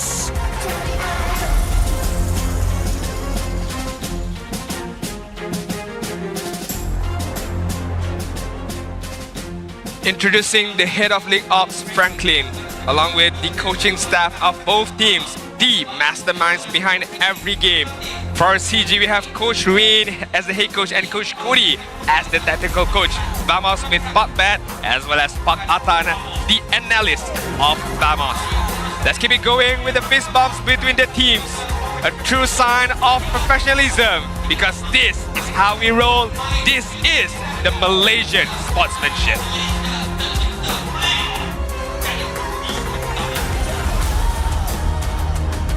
Nearly missing out on that final fist bump there. I thought there was some beef between Valent and Gojes for that moment, but okay, at least they made contact before they headed up into their battle station. CG will be taking blue side first pick with a 67% win rate. They've been doing well on blue side, but I'm curious to see whether this change up in bringing in AJ and putting Chiku guys in the gold lane will affect the draft, because that's severely where they got punished the last few times. Yeah, and the last time AJ played was back in Season 14, because he was not fielded in Season 15 at all. And right now, you know, you look at that 1 year gap, the meta has shifted, and you look at AJ's most played heroes back in Season 14, most of them are sort of unusable right now. No, Aurora, Vexana, you could argue Vexana, but Aurora, Valentina, we don't see that often anymore. You have to adapt to more artillery type like Farsa Eve, or even into the Lunox and Kimmy. But then knowing Coach Ruin, right, and what he did to Amzik, where, you know, just the Grangers, the Harits always get picked up with Amzik, I feel like Coach Ruin will adapt the same kind of mentality for AJ. If that is the comfort hero of AJ, he will try his best to make it work for AJ on the mid side later on. But we do have one more fan talk zone for you guys. Do scan the QR code. If you guys are Team Chiku, you guys gotta go vote for A. If you guys are voting for Team Zorn, you gotta go for option B. This is what I've been talking about just now. I would like to see the comments flooded with either A or B. There's no C. So yeah, I mean, maybe Gen Z fans will opt to go for Zorn, as Gideon did mention. Or maybe an old hit fan might go for Team Chico. I don't know. I don't know. It could, to be fair, it could be the opposite way. Because Zorn was like also a content creator for a large majority. If we're talking about like Gen Z, Gen Alpha, they probably learned the freestyle Cho from Zorn in the first place. If I don't know, I think Gen Z fans, they might go for Zyme Sempoi. The good old classics. The good old classics. Here. Now, the scary part as we get into this game is really whether or not, you know, the team is going to be able to make it work, right? Because I feel like right now with AJ, in terms of the hero pool, if I'm thinking about his entire career, the only things that feel relevant to the meta right now is Selena and Lunox, both of which he has played professionally in his own tenure within MLBB Esports Malaysia. Will Coach Ruin adapt to that, or will he force AJ to play something much more relevant towards our meta nowadays? The Kimmy, the Eve maybe. We shall see. We shall definitely see later on, because you do have Valors, who is a master of the pick-off potential hero. Your Kalias, your Cho, and Lunox could be a very, very good and a very optimal partner towards this kind of hero, like your Chos and your Kalias at the same time. So it's a very, very interesting thing to see when the draft comes on later. Another matchup I would like to see is definitely going to be on the jungle side between Gary and Chibi, both very talented assassin users, or again, really depends on the coaches. Will they pick up the assassin for their junglers, or are we gonna see a lot more tank junglers, fighter junglers, queen junglers at the same time in this particular match? I think probably, like, knowing both teams, they will probably opt for assassin jungles first to do a bit of ego check, you know, test the waters a bit, and then depending on what happens, maybe the loser will go into like utility jungle in the second game. But knowing Chibi, he has been a lot more flexible in recent times. You know, he's willing to go for like Baxia if all else fails. But the one thing that I'm curious about is Chiku back in the gold lane. And I don't doubt his capabilities. He is one of the most decorated gold laners. But last time we saw Chiku back in the gold lane when he was with Poldark, the stylistic approach is that people play around the gold lane. And I wonder if this is going to be the case for CG now that he's back in that role. I like the ban coming in from Vamos, especially the last ban, banning out the Lunox, one of, I would say, a comfort hero for AJ to be able to use, but denying that pick immediately. And CG, very interestingly enough, picking up the Baxia as the first pick, where Lancelot, Yi Sun-shin is still available. I think this should be a signal that yes, they are going to be playing towards the gold lane, right? I don't know how much practice Jiku has had in terms of like raw scrims, whether he's a little rusty playing the role. I don't doubt that he still has the mechanics, but overall, playing as a team is a completely separate ball game than having millions of games within ranked itself, right? Completely different play style. More importantly, let's see how Vamos will answer, because they go for the Kimi alongside with the Lancelot. No fanny bands here, because again, not too surprised that Vamos' side, they know Chibi's not going to pick it up. Yeah, and after seeing the Baxia, they know for a fact Fanny's not going to pick it up. And like this, I want to see if like what they pick for AJ. I think that is a very important pillar for CG. If they do lean into playing for Chico guys, then we have to see if it's going to be the same as when Chico was doing Todak. The Grok is still up, one of Valence's top picks. Could go for that. Grok plus a mid here, Grok plus... I don't want to see them picking up EXP very much early on. A Grok plus a Golina is still okay, I suppose, but the question is, what kind of a Golina do you want for your own side? I hear Hilda as well as a Jushin being picked up for AJ right now. With the Hilda still, question, is this going to be a balanced Hilda or is it going to be a Yi3 Hilda? Still not showcasing too much from the side of CG, but so far, I'm just questioning about the damage right now. It's still not existent for the side of CG. Yeah, no, the damage isn't that great. The damage profile as well, again, still a lack of attack damage, which is where Hilda kind of needs a little bit of help with, because the scaling doesn't work well for her. Her early game, however, is decently good. But it doesn't really give us an idea of how CG wants to play, right? The Hilda is like, yes, we've seen Hildas as a means to either sandbag your opponent or snowball your lead. And it's usually one or the other. And now Vamos, with their final pick, I think that at this point you probably should show EXP, right? Or, okay, they go for the support instead. A pretty strong mid lane duo to work with. Whenever Grok is getting attacked by the Jushin, then Kimi can start walking up and getting some damage down. And it makes a lot more sense, because even though CG isn't revealing much, the one thing that is for sure is that they want to pressure Chibi in the jungle with this draft. So the Grok sort of stops that in its tracks, and having a Hilda early also sort of locks you out of certain options, right? There's no good place for Hilda to go. If you put her in the XP role, then you're hoping to get out of the lane fast, but if you put her in roam into the Grok, then Zoran's gonna have an easier time. I'm not too sure if the Hilda pickup is just to disturb the farming potential of Lancelot later on, but you would require your Hilda to go on the roam side to be able to disturb Lancelot very early on, but I don't think it's beneficial to do so because of the disadvantage that you have early on if you do go invade on the opponent's jungle. Esmeralda is gonna get banned out for shadowing, like Vamos might picking up a Uranus later on, but we do have a fun fact for Gary. 2 stages, 1 MVP. Gary is the first player in Malaysia to conquer both MPL MY and MEL MY final MVP honor. Okay. Dude, that's such a fun fact. It's crazy. People who have followed Gary long enough knows that it's like, yeah, sure. Only true fans are like, yeah, he's the finals MVP of MAL. That's the highlight of his career. Oh, ouch. Okay, we do have a fun fact about Papet. We shall see this one. Is it much more fun than Gary's? Did you know Chico and Papet last cross path was in MSC 2022 when Todak faced Omega? Papet hasn't made an appearance on the international stage since then. Ooh. Yeah, which makes this season even more important, right? Like, sure, we say that CG just needs 1 point for upper bracket, but if you're in Vamos' shoes, you want to qualify for playoffs, and that 2 points has to come from CG.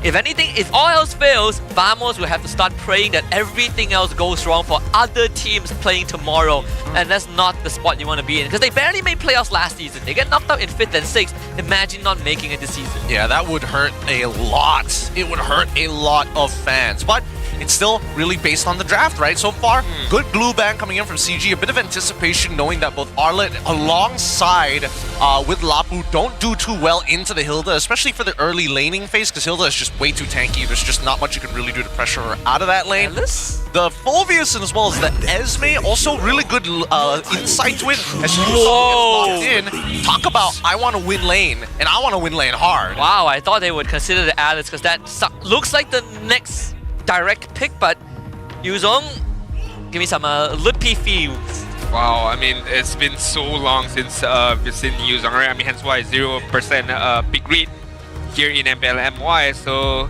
it's gonna be a debut pick for Season 16 for Yuzong. We shall see how he fares out in this current meta, in this current patch, in this current game as well. So CG right now, they do have the option to go for an Arlet. They do have the option to go for Lapu. Uranus is still there. Alice is still there. I mean, there's a lot of options for the XP side, which we shall see later on. Cloud plus a Uranus? No. A high loss. This is one good way to approach it. Like, all you need is that War Axe for the Yuzong, and then suddenly that lane gets killed in your favor. You win almost every trade. You threaten backlines. You have insane sustain, and unfortunately for CG, it's all about Chiku this game. Yeah, and that's why he's going on to Claude, right? Claude is pretty difficult for Yuzong to catch, especially with the high mobility of the BMI. Not to mention that as soon as you miss out on that Petrify, you're kind of dead in the waters with Zushin, High Loss, and as well as Hilda. Not to mention Baxia as well. There's a lot of ways to actually cripple Yuzong early on. I want to see whether CG is going to take advantage of that, because right now, with High Loss alongside with Zushin, it's just a great way to try and dominate that mid lane, and nice synergies to slow down the approach from Vamos. So unless we see CG dive deep head first into Natko's ult, it's a very push and pull game for both CG and Vamos. I like how they are putting the Hilda on the ET to go up against the Yuzong. I feel like Hilda has a better chances to survive any engagement from Yuzong, because you are able to heal up once you go inside the bush. So to be able to sustain a bit more longer in comparison to Hylos is definitely an option, number one. Number two, I feel like the combination between Zushin and Hylos is a very great combination. One slows the enemies down, the other one grabs the enemy and pull them towards yourself. So that could be a very good way to play out in the early stages for the side of CG Esports. Yeah, they're incredibly good at sticking onto a single target, but the end goal is to get Chiku online in that late game. As we hop into the line on Dawn for game number 1 between CG Esports and Team Vamos. CG Esports on blue side, Team Vamos on red side. And we have broken walls for game 1. So let's see if that Grok's gonna be able to compensate for that. I mean, he will, because again, Grok is one of the few heroes in the game that can actually manipulate the waves. Delaying it and pulling it closer to your tower is always great. Maybe not for EXP's side, because Hilda kind of wants to stay near the generally just bushes overall. But for now, at least between Balance and as well as AJ, they're playing quick clears, instantly start digging for information. Yeah, I mean, they do have the capability to do so, even though Zorn can manipulate the wave very much well in the early stages. But CG is not going to be bothered too much about that. Just clear up the waves immediately and try to rotate very much early on, just to get a bit more information where the opponents are heading towards and the positioning of the jungle, which buff he is beginning with. But Chico right now taking a good chunk of damage, as well as Natko at the same time. Made his first bullet already, AJ! Even with the Purify, can't get away thanks to the Rampart, and things are already not well for CG. Natko also winning out the lane against Chiku. Bit of a history lesson here. Oh my goodness, wait, Chiku might just die here if Natko flickers on top of him. Doesn't have it, but Chiku is going to get out of there. So fun fact, he actually, Zorn, a god at Grok. Before he got revamped, that was his signature pick alongside with the Chill. Has brought Geek Fam, as of course you see in 2021. Generally, it's just something that he knows in and out of. The mechanics of it, we saw it right at the very beginning when he's manipulating those waves, but also understanding that now that the wall is actually a little bit bigger, so he can start pushing and forcing members underneath his turret if they walk up too close. I mean, double speed movement being brought by Zorn right now, allowing him to rotate much more faster, right, with the agility at the same time. So we ought to see Zorn a bit more proactive in the early stages, just to get a bit more vision, and of course to set up for his teams as we begin the Turtle Dance in minute number 2. It's worth noting that Natko had Weapon Master, so watch out for that as the game scales. Black Dragon Form is out here to chop Chibi, and this allows Gary to secure the turtle. Good stuff from CG. Chibi will be able to escape, and CG cannot really chase. Good disruption coming out from Year 3. Oh, Chico's in trouble. He's in trouble. He's dead. What? No. No, you shouldn't be taking these fights in the first place. Really shouldn't be taking fights. Like, I get it if you decide to go for DHS as your first item, but no first items are coming into play. Yep. You will never be able to out-trade Nako. He naturally has sustain, and he naturally just has more damage than you, even with the Blazing Duet. I mean, unless you're able to dodge the big abilities like maybe a single Crab Claw, maybe the Spit, I think ideally in this case you don't get hit by the Deadly Catch, and even then, we're asking for a lot. And to make it worse, that Winds of Nature doesn't help you against Nako. He still blows you up. This is very tough for CG in the early stages. To death immediately, but right now Chibi is gonna get caught. Great lift back. The Tectonic Charge actually hits on the tree! Hit tree! Flickers to safety, and Clockwounds can't really gun down Gary just yet. Not enough damage. That Vamos loses their jungler. Gary is very lucky that the wall did not knock him back towards the turret, and he can still survive that without any turret shots at that particular moment. If there were a couple more turret shots, pretty sure Gary is gonna get killed in that instant.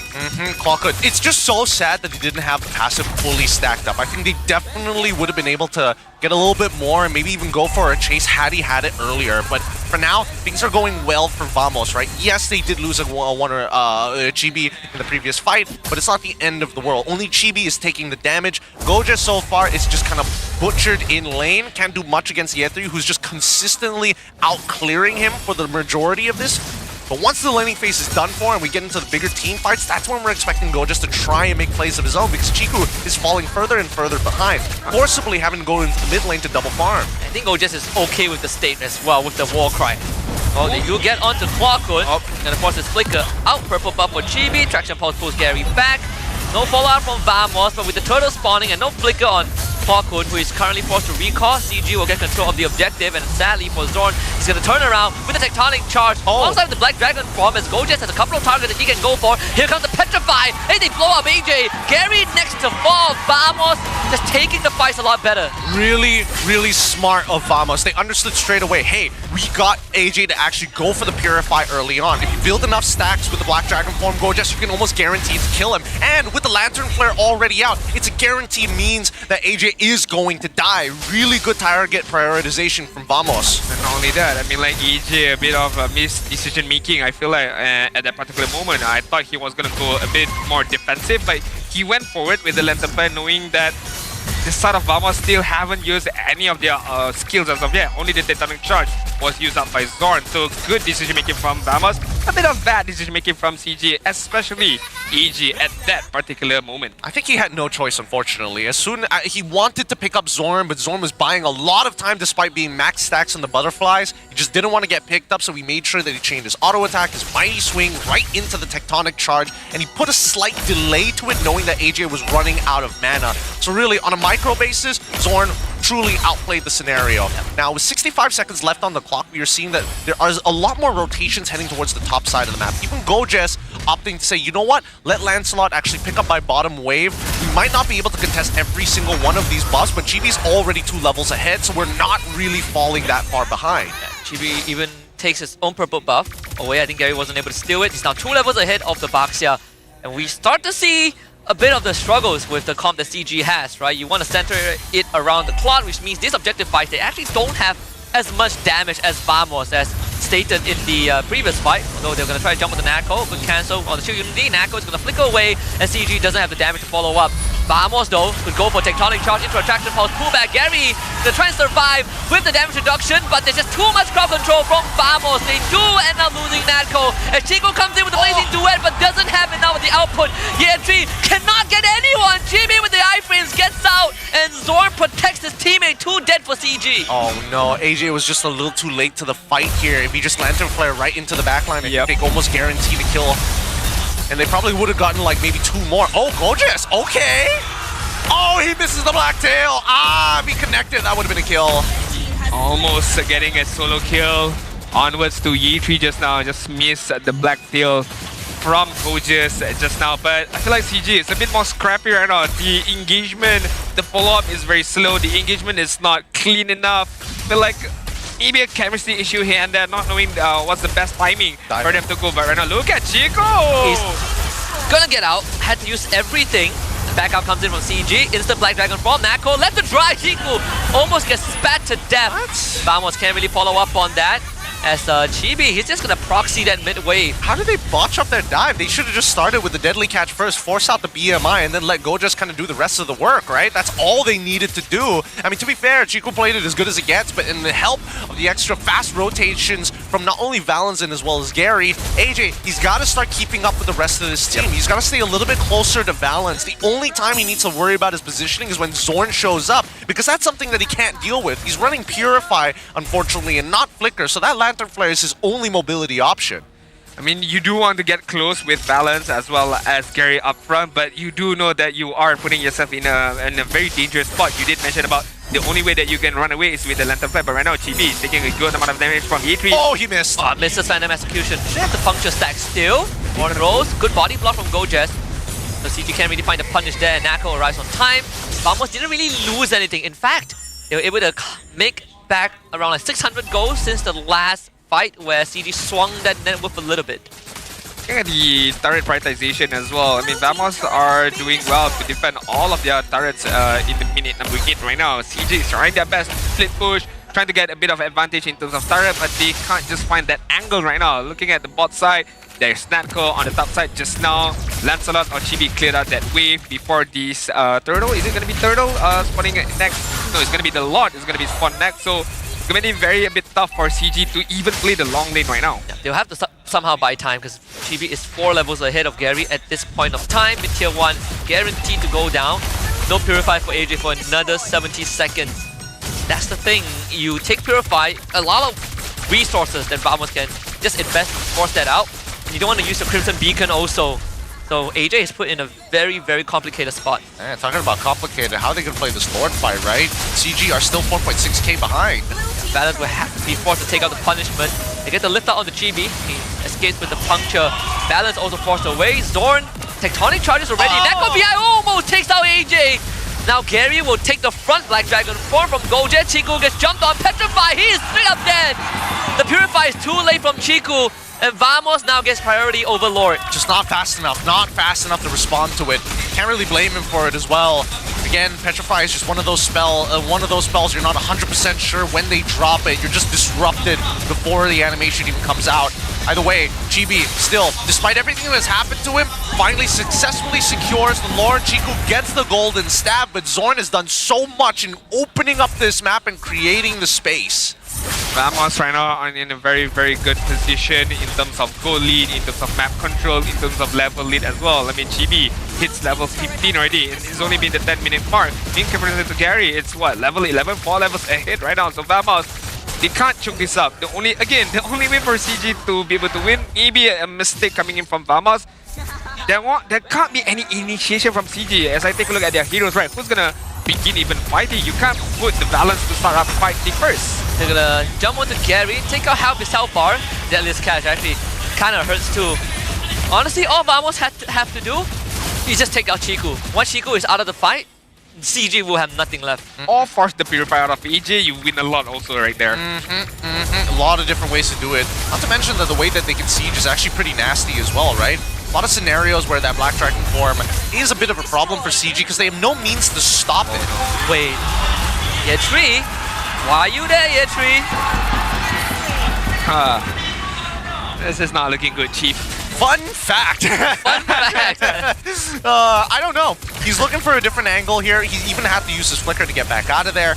Again, it's too late to try and stop GB now unless it's going to be a Lord fight. Once we're at the pit, that's when Yetri is going to come alive. Up until then, you really need AJ and as well as Chiku guys to scale. And finally, the Trinity build is in.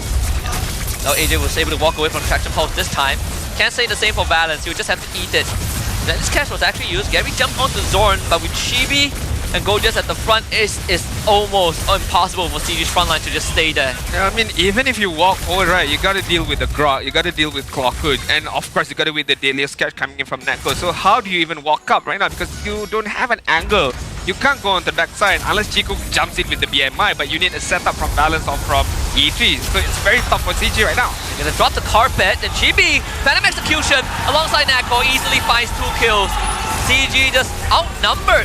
Attraction Pulse doesn't really pull anyone back. But if there's anyone that can save this, it's gonna be Chico. The Thorn Rose doesn't take him out just yet. Chibi with another great escape. And there is a wave or two that CG needs to take care of. All inhibitors are down. Vamos with the entire team left up. AJ gets spat on and jumped on. Klokun finds the kill and Chiku can't really do much. Vamos loses to a game 1 win. 11-3 in terms of kills. 11k gold lead from the side of Vamos. Guns blazing, won that draft well, played it well, knowing the matchup and Zord. If we saw Leone perform well with the Grok in game number 1, but this is the Grok god himself. On that Grok is gonna be Zord with the catches, with the capability to buy time, to open up the map, and to just set up well for his team. He knows his angles. He knows the walls that's going to get him some max value. He's finding 3, maybe 4 targets at once with the tectonic charge, and not to mention that the barriers have done so much good work. At this point, they're going to have to relook at the draft one more time because this Hilda just ain't in. The Hilda has only been able to allow CG to actually take one neutral objective within this game and then never again afterwards, as the tax was just a little too high to get in position in the first place. Right now, AJ on that Zushin, probably not in. He needs to go back onto, maybe, I'm thinking, get rid of the Grok, play an artillery mage. Honestly, right, I don't know about you guys, but I feel like Vexana, it's still playable, not gonna lie, it's still playable, but maybe you need a pick-off hero for balance. And in that particular instance, there was no Cho, there was no Kalia as well. The only option of a pick-off, maybe a Kaja. Badang is like not the worst, you know. Johan, questionable a bit. But maybe go for something that is a bit more comfortable for EG. Although, even if it's not in the current meta for me. Comfort over meta. Comfort over meta. For EG. That's fair. I think Farsa Yif is like one of your safest pick, right? Maybe into Yuzhong is like a bit of a headache. Yeah. But it's definitely slightly better than that Jusin, which you have to deal with the Kimi. It's already quite tough. It is tough, but generally speaking, it's just because of this Lancelot from a Chibi, right, that makes mid lane's life very difficult. Just in general, right? His Lancelot, you never know when he's going to be able to jump on top of you. He's got the mechanics for sure, and better yet, the only time that he was being disrupted is when Yethri was on top of him. Afterwards, he was power farming throughout the entirety of the game. His first 2 items, War Axe right into Endless Battle, and then third item he decided to go for Brute Force Breastplate. He just wanted to power through the damage that Yethri was applying to him, and it worked out after getting that 2-level lead against Gary. I mean, hella power farming, not gonna lie. 10-minute mark, already level 15 and 4 levels ahead from Gary, just showcasing that, okay, if I can't get the kills, if I can't insta-lock anybody, it's okay, I'm just gonna farm up because nobody is gonna disturb me. I have Grok, I have Yuzhong, I have Kimi to be able to protect me, to be able to provide at least some vision for me, to be able to know that, okay, this farming route is safe, this particular area is safe, and I can allow myself to go in, to go out at the same time. And it all thanks to, again and again, Thorn with the Grok.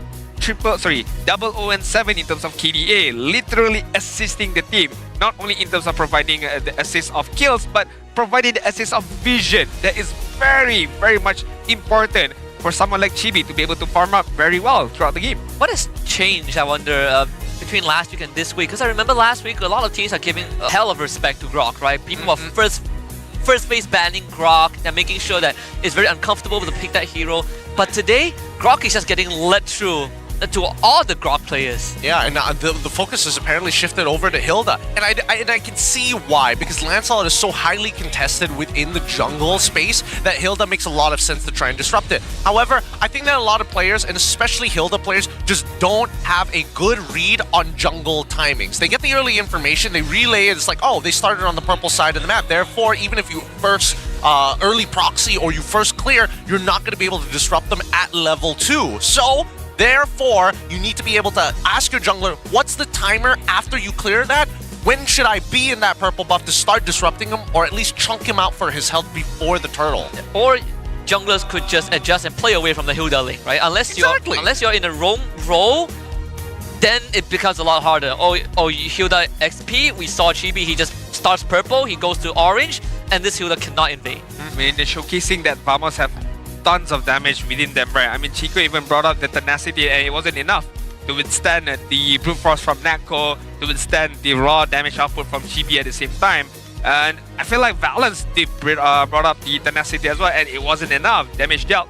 by Vamos in general. I mean, 23k from the Grok, 50,000 from the Bane, and 46,000 from Chibi. It's not big numbers, but it's enough numbers to be able to force out a Purifier out of AJ, to force out Purifier out of Chiku, or to force out a BMI out of Chiku at the same time. And this allows Vamos to play even much more aggressive. They do have the wiggle room. Once Gorgeous saw, okay, no Purify, no BMI, it's a green light for Gorgeous to open up the Black Dragon form to go on the backside. Exactly. I think Chiku grossly underestimated Nako in that matchup. Like I would understand if you level 2, you use the BMI to harass, and then you use the Art of Thievery to clear waves, but to try and 1v1 Nako and then dying after that, I think that completely ruined the goal lane. Is it? I don't think it's an experience issue, like knowing that Chiku hasn't been playing gold lane as much in the competitive scene, but it feels like it is like that because of, okay, I have not faced off Bane so much in the competitive scene, so maybe that is why I underestimate the damage output that Bane can provide, but it's no excuse for Chiku to be able to do such things for me. I agree because I get the idea, because again, Bane isn't actually that great at level 1, right? Because what do you take, the Crab Claw, or you just go for the spit? And in most cases, people go for the spit just so that they can actually clear that wave. So again, when we see the initial trades, he wasn't expecting the Crab Claw, right? He gets hit by the first ricochet, and from that point onwards, he needs to start spacing perfectly to build at least 2 stacks of Art of Thievery before he wins that trade. But at that point, Nako immediately is like, okay, I've traded against you, I'm about to hit level 2. Once I get the sustain, you're in trouble. And I hit you with the Impure Rage every time, right? Extra flat damage, and Bane players, they don't start with boosts, they start with raw stats. So some minor calculations that Chiku didn't pay enough attention to. Maybe he thought that the tenacity was enough, and it was proven to not be enough. No, I think at that point, give up on the tenacity, you go straight into Master Assassin, right? If you are going to look to try and trade at level 1 and level 2, either way, I think that the composition coming in from CG Esports, there is a good idea going in there, but it's easy for Vamos to play around, especially when you have your best wingman splitting the mid duo in half. And that's the big issue, right? Because now, with Chibi, the way that he starts off in these fights, especially when we start looking at this heat map, starting off at purple buff, right? Starts moving his way onto the opposite side of the map to clear it up, and then comes back down for the neutral objective. He finds 2 kills on that top side, because again, a lot of the resources are going to be forcefully onto Chiku's side. In terms of assists, the fact that these trades happen at 50% of his HP, it's perfect for Assassins. That's the scenario Assassins want to be put in, as the cleanup crew rather than the initiation. I mean, looking at the pathing, the jungle pathing of Chibi also understands that Chiku is the main prioritization. Chiku is the main damage dealer right now. So early rotation on that top side, getting those 2 kills on that top side. One is against the Baxia, one is against the Cloud at the same time. He understands that, okay, I have a good amount of farm, I have a good amount of space, so let me translate this lead that I have right now, trying to help out Natco. Not really helping out in terms of easing in the lane, but just shut down Chiku's farming immediately. Yeah, now the funny thing is that Chibi was farming so fast and so quickly that even when he was getting harassed and had to sit on the bottom side of the map in that lane, it doesn't even show him like he was in the lane itself, because all he was doing was clearing waves so quick and then walking back into his jungle. The heat detection is just like, it's just cold down there. It's just cold. Like, this is the only turtle that CG got, and yeah, they were able to kill Chibi once, but after that, it never happened again, right? Like, Chiku already went down once this time, and for the rest of the game, it's just Vamos understanding timings. They were baiting out cooldowns, and they just have a lot more damage than CG. That's very tough on that first turtle right there. I mean, Gary got killed as well as EJ at the same time. This was a bit of mistiming from EJ. The Crimson Beacon was on the backside, it was not on the front end of things, allowing Chibi to just run away, allowing Zon to just run away at the same time. At this moment was E3 trying to, I'm not too sure what he was trying to do, trying to backstab the side of Vamos, but did not work out. And just Vamos waited out for a lot of minions to come in, and then they pushed the envelope. Immediately, CG could not respond towards this aggression from Vamos. Yeah, this is the kind of draft that when you look at it as a whole, it becomes very clear what the game plan is. If we dominate early to mid, then sure, our late game carry has a very good time. But if we cannot control early to mid, then we have this big downtime in the middle where we just try to not lose much and then get the clock to the late game, which all of it didn't happen. Yep, can't do much about it. I think they have to relook at the draft, especially if we're going to the second phase of things. But let's look at the results so far, because Team Chiku, guys, 45% of 55, dang. The stocks don't look good after game 1. I'll tell you that. I mean, it's close. It's close. It's a lot closer compared to our other votes here. Yeah. But you would imagine when someone makes their own esports team that they have a bigger fan base rather than one guy for Vamos. I mean, showcasing that the fans rather have him as a player, not as a CEO, I guess. I don't know. Or people look at Chico and they're like, is it Toda? CG, I don't know CG. I only know Toda. I know TDK Chico. I don't know this CG fella, man. But yeah, I mean, it's very close. But to be fair, both are legenda of their own rights. Both are very decorative players of MPL MY. But after game number 1, I mean, Sor just, pushing the envelope a bit more like, hey, grab me. We're one, basically. Yeah, I think there are like certain heroes that teams need to reconsider whether it deserves to be, a first 3 pick, like the Hilda. Kimi is situational, like in Vamos' case, Kimi Grok is incredibly strong, but maybe Kimi Gadot is not the way to go. I think there are certain considerations that needed to be made. I do have one question, but I do have to hold that question for now. I was gonna go for like, okay, what do CG go for right now in terms of draft? But hey, we shall keep that question later on, because we do have one special video for you guys. So let's take a look at the video right now. Kalau tengok career saya, season 10 ialah best performance saya. Season 11 tak lepas playoff. Sebab kau ada star syndrome, kau tak nak main dengan tim. Kau tak faham lagi ke? The best moment dalam career saya adalah season 12 lah. The worst moment season 15 lah. Saya sebenarnya dah tak nak main MLBB dah. Saya rasa saya punya limit dah kat situ dah. Dah tak boleh improve dah. I don't know. Apa yang membuat saya tak nak give up adalah kawan-kawan lah. Saya cuba try hard dan comeback balik lah. Tapi kalau boleh saya nak repeat balik dan berbetulkan balik lah. Yang penting saya boleh bagi the best performance lagi lah. So bila season 16 ni comeback MPL, happy lah. Saya still bersyukur lah sebab pergi mula dari bawah, still boleh bersaing lah. Saya tak gila nak main playoff. Pelajaran yang paling penting saya rasa ialah lebih hard work, trust the process lah. Lagi satu, just jangan give up. In the end, mengalah tu bukanlah salah satu pilihan untuk korang berjaya, dan teruslah berusaha sampai titik puncaknya. It's very, how should I say this? Very coincidence, I would say. Both of these junglers, Chibi as well as Gary, have somewhat of a similar story where once they were on top, for Gary it was season 10 with Team Ha, first season with Team Ha, won that championship and then go onwards to international. Maybe not the best performance, but then went through a drought of performance for some period of time.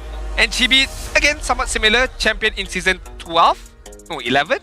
12, my bad, with Homeboys. And then the shift from Homeboys to Vamos, a bit of shaky performance here and there. The introduction of AERO for Oppo, who we thought that was going to make that change. But now Chibi is back in the main lineup and performing really well as well. But hey, I was going to ask, okay, what do TG do now? I guess this is the answer. I had this in the back of my mind. I'm like, are they going to go for the swap? I feel like it's going to happen, but is it going to solve the problem? I think the first problem that it solves is that you no longer have to play around Chiku. I think that's the most important thing, because Game 1 showcased some of the the old archetype of the Chiku team where you are centering it around him. Now he gets to influence the map. But last time we saw Trap, which only played at one series, the problem now becomes your goal lane is an issue. I feel like there's another couple of, not red flags, but some alerts here. Number 1, is EJ not good enough at the mid side for this current patch, for this current meta? Number 1, is Chico out of it in terms of goal? Is he not relevant anymore in terms of gold lane? Number 2.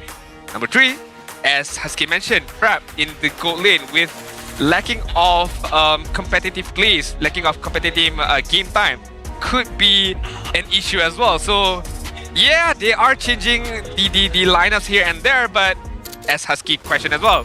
Will it solve the issue for CG right now? We'll see. We'll see. I think it really depends on like Trap's performance right now, because again, I have to admit that AJ was playing a little antsy, right? He was losing his Purify when honestly there are moments where it's like, okay, just go for the recall. I don't understand why you want to like save your HP with the Purify when the waves are so far away anyway. So there are a couple of like micro moments that happened in the game, which I can consider that like, see, probably you guys not too happy about, but more importantly, Trap, right? Last week actually, didn't do that great.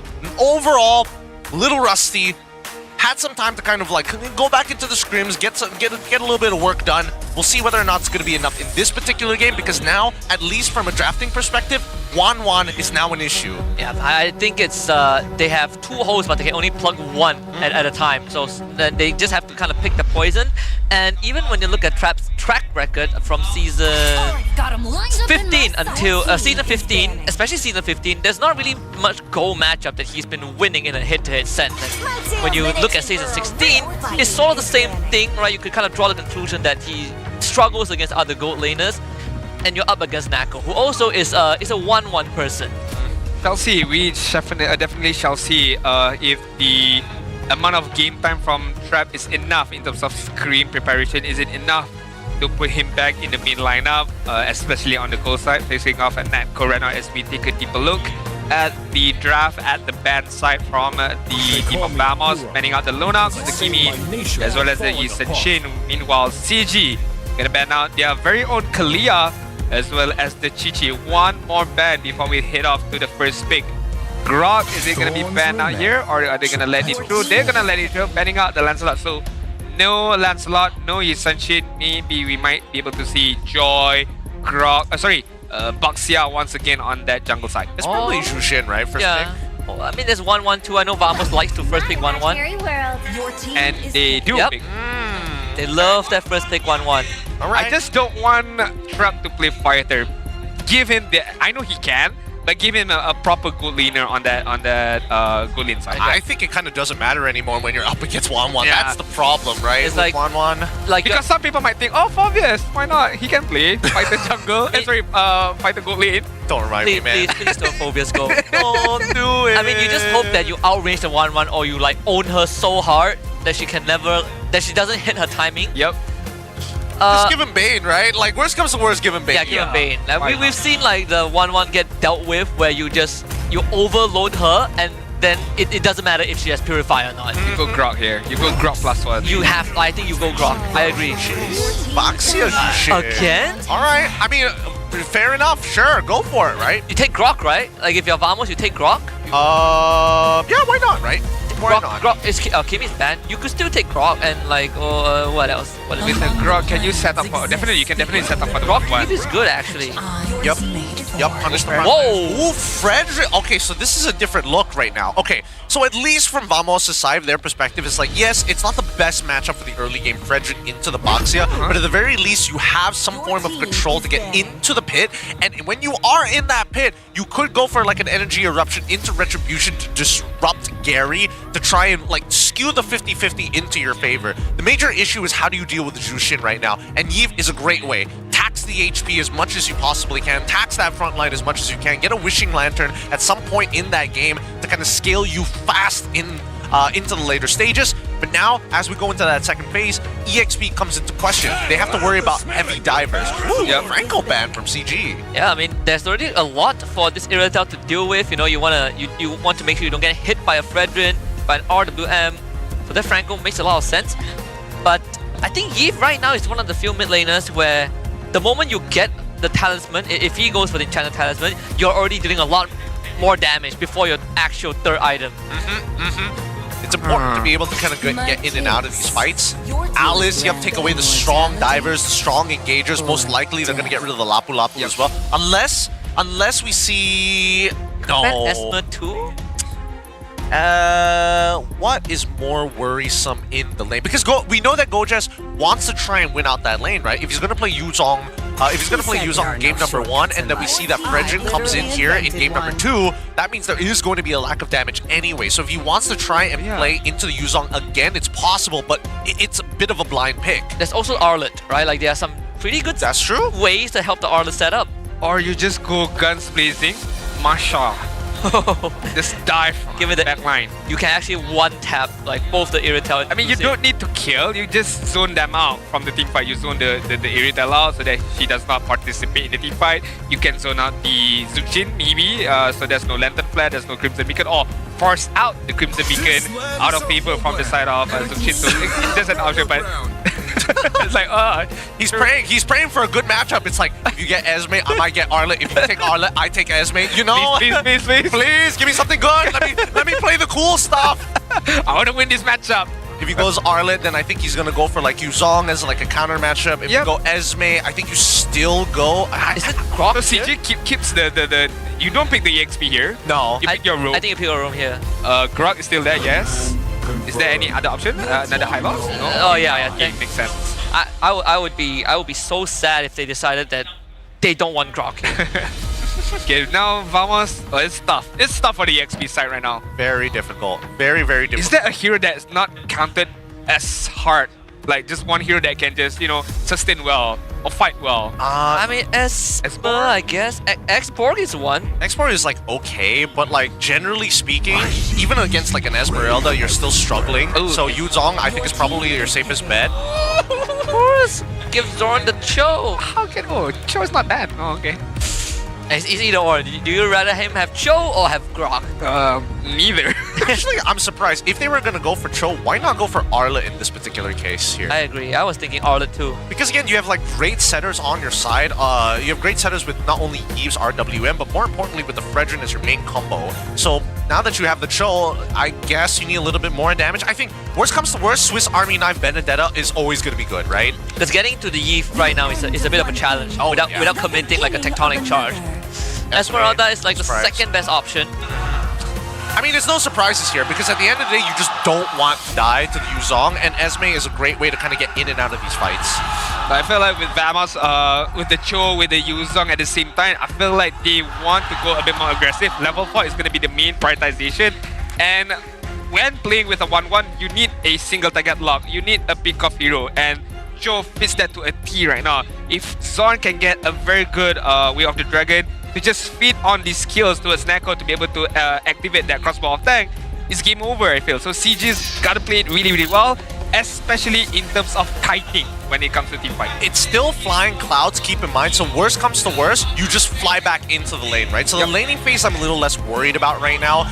Overall, it's at first turtle. It's either or here. The junglers know exactly what they need to do, but the supporting system, especially in that mid lane, is highly volatile. And once more, CG Esports forced to take Purify on both cores into Yuzong or Cho. You gotta pick a poison as we hop into game number 2. Team Vamos finds themselves on blue side. This time with CG Esports on red side. Damage profile, slightly better for the first turtle fight, but I would still skew the odds in favor of Vamos. I mean, with that being said, the respect is being put for Zon's kicking ability. Hence why triple Purify is being brought up by Trap, Chiku, as well as V3. But this implies that Gorgeous would have a good time. Once that Purify has been taken away, Gorgeous can have a direct access to go for that Black Dragon form onwards to the backside with his own Petrifier at the same time. The problem with so many Purifies at this stage of the game is that the RWM is going to get a lot of value, right? You're not able to kind of like dash away, for an example. Like, Yetri wants to go in front of your face, but like people like Trap, you might have to use the Purify early on just to run, and that could enable people like Gojes. So it's kind of an either or, right, to rotate across. Either way, it's still a lot of Impure Rages for the side of Vamos. They still want to play relatively early game, but you can just see how fast that they clear off that mid lane with the help of Zorn on with the Concussive Blast. You did mention about the Master of Assassin, and for this game, Trap picks up the Master of Assassin. He wants to go, I mean, try to go a bit more aggressive against a Nako, but we shall see, will that be enough to disrupt Nako in this laning phase? Yeah, I think this training pattern is what you need to do, right? You make sure that you never interact with Nako unless you have cooldowns, and you technically outrange Nako a bit just because you could run and gun. But I am slightly worried for CG just because there's an Eve on Vamos' side. Like, crowd control aside, he's also one of the few heroes that doesn't give you much time to formulate a plan. Once he hits you with one Void Blast, you flinch for a second, she's gonna hit you with another. Oh yeah, and she has just a lot of like soft crowd control, which becomes very frustrating when you're thinking about like repositioning to kind of angle yourself better. Zorn's already level 4, highly aggressive getting vision. Does have the kick ready. And let's see what CG's plan is going to be. Yeah, she already threw in the Falling Star Moon. Zorn finally gets the kick up on the Gary to allow Chibi to find space. And it's going to be Clarkun that gets the retribution. Gary gets knocked up. Wants to run away. Gary escaped. The Petrify comes through, but it's first blood for Ye3. Gojas desperately trying to fight his way out of this, but it's not going to find that chance. He'll stop, actually takes down Balance before he dies. But still, is Ye3 getting a double kill? That was worth it. However, I'm surprised that he didn't. He knew that his leap was coming back up in like 2 seconds. Why didn't he continue to chase Gary? Because I mean, he knew he was going to die anyway. He knew that for a fact. Oh, and that's a kick on the Chico. Wow. No Purify this time. Using that cooldown to a T. Okay, wait a minute. How did Zorn hit level 4 so early on? Did they give him the EXP crab down on bot side? Is that how he's able to get it so quickly? But a very interesting response from CG Esports, right? Using the pressure and knowing that the invade is going to happen is able to send Gary on the opposite end of the map because he knows that Yuzong ain't gonna mess with him too hard. I think maybe at the Little where Zorn saw 3 members of CG that gave him an extra boost. That could be it. It's really tough to say, right? Especially when you're trying to like cheese that level 4. There's multiple ways of doing that, whether it's finding assists and actually getting kills in this game, or like handing things like the EXP crab over to him rather than your jungler to kind of speed up that process. Zorn right now trying his best to get a good angle onwards to trap, but Valet is nearby to be able to protect trap for any kind of sort of danger. But talking about Zorn just now, I feel like maybe, just maybe, getting that crap EXP on the top side give them extra boost to get that level 4. I mean, they did want that total fright at the same time, so that gave them extra boost on terms of EXP. Gorgeous gonna stop Gary immediately right now. Wow, body block for Chibi. Black Dragon form the burn there. Chico getting a punish. Yeah, Chibi, he knew that somebody had to go down, and Gojas is like, me, sir, me, I will take the hits for you. But he doesn't, he still has his Purify, which is great. And more importantly, Natko, with the help of Zorn, is able to get a lot of pressure down on the top side, up on the top side of the map as the first, next turtle has already spawned. We're expecting that, did Gojas use his Black Dragon form just to get to, but there's Flying Cloud. No, he used his Black Dragon form to run just now. Yeah, and then he died. They can't really reset the turtle, so Chibi finds an easy objective. CG still continues though, Ye3 onto Chibi. No follow-up there, Vamos gets away cleanly. I mean, Vamos managing to get that turtle, but CG knows that, okay, no retribution, we can try to invade right now. Good RWF. 4-man. Fox, Nako from behind, good Petrify to control Gary. Nako, crossbow tank is now available as Gary goes down and Nako does not commit it. He's got no damage right now. he shouldn't be participating in these fights, honestly. He's just trying his best to do something out of nothing right there, but that RWM from Clarkun, what a perfect RWM. 4 members of CG was trapped in that particular RWM, as Gideon mentioned as well. Without Flicker, you're unable to escape away from the RWM. You have to literally walk away out of that box. Yep, he's going to get value no matter what. And that's a big issue right now because, again, Gojas, he doesn't mind actually sticking really deep in the fight because the majority of their damage is very slow and not very burst-oriented other than Trap. Other than like maybe Chico or like Ye3 who does magic damage, but even so, it's a like non-issue once he's already triggered his shot residue. In terms of gold difference, so far, Nako doing a perfectly good job, right? Like as much as Trap was able to kind of keep him within the lane pre-level 4, once Zorn gets involved, that's when he loses 800. Chibi just got Radiant Armor too, so I mean, good luck trying to take him down, even with Trap. Plenty of time to set up his combo. And checking bushes, well, staying in bushes is also a challenge because Clarkun can just easily blast it. Even though it doesn't reveal vision to you, he could still look at his passive and be like, yeah, there's someone there. I think the worst part right now is the fact that those 2 deaths costed Gojas 2 levels, right? Ye3 can proxy. He's outscaled Gojas at this point, right? There's really no point for Gojas to even try to 1v1 him unless he was like evil, even in level, and maybe has a 100 strike, and even then, it's still no guarantee. I agree. I mean, right now, Gorgeous have to play a bit more patiently, maybe get Chibi to start things off or Zod to start things off. But right now, Gorgeous is going to get immediately hunt down by Ye3 as well as Gary. A kick onwards to Chico. Purify out. If Chico wants to join, you have to recall now and take the Flying Clouds, which he has ample of time to do. So nothing much is lost. Go just continues to get harassed by Ye3, and Chiku decides that he wants to stay there. There's a flicker from Zorn, and it feels like there's an angle to go right on Chiku. They commit the tectonic charge just so Gary could get the turtle. I feel like that was a bit, I wouldn't say a waste, but I feel like there was no way Chi was gonna go for that steal, I suppose, even though he could, because everyone was zoned out from the side of Vamos. Gorgeous was heavily zoned out by Ye3 on the bot side. Clockun can't do anything much. Zorn as well couldn't do anything much. But they did give an ample of time for Neko to grab that turret up top. They're making sure that the cross-map plays are successful, that there is some form of trades. Oh, Zorn into a RWM. Trap jumps away, and Goja is going to go on the chase. Gary just trying to frontline. He's trying his best. Gary raised his life for Zorn, and Trap manages to escape. But now Ye3 will be left in the lurches. The backup not fast enough.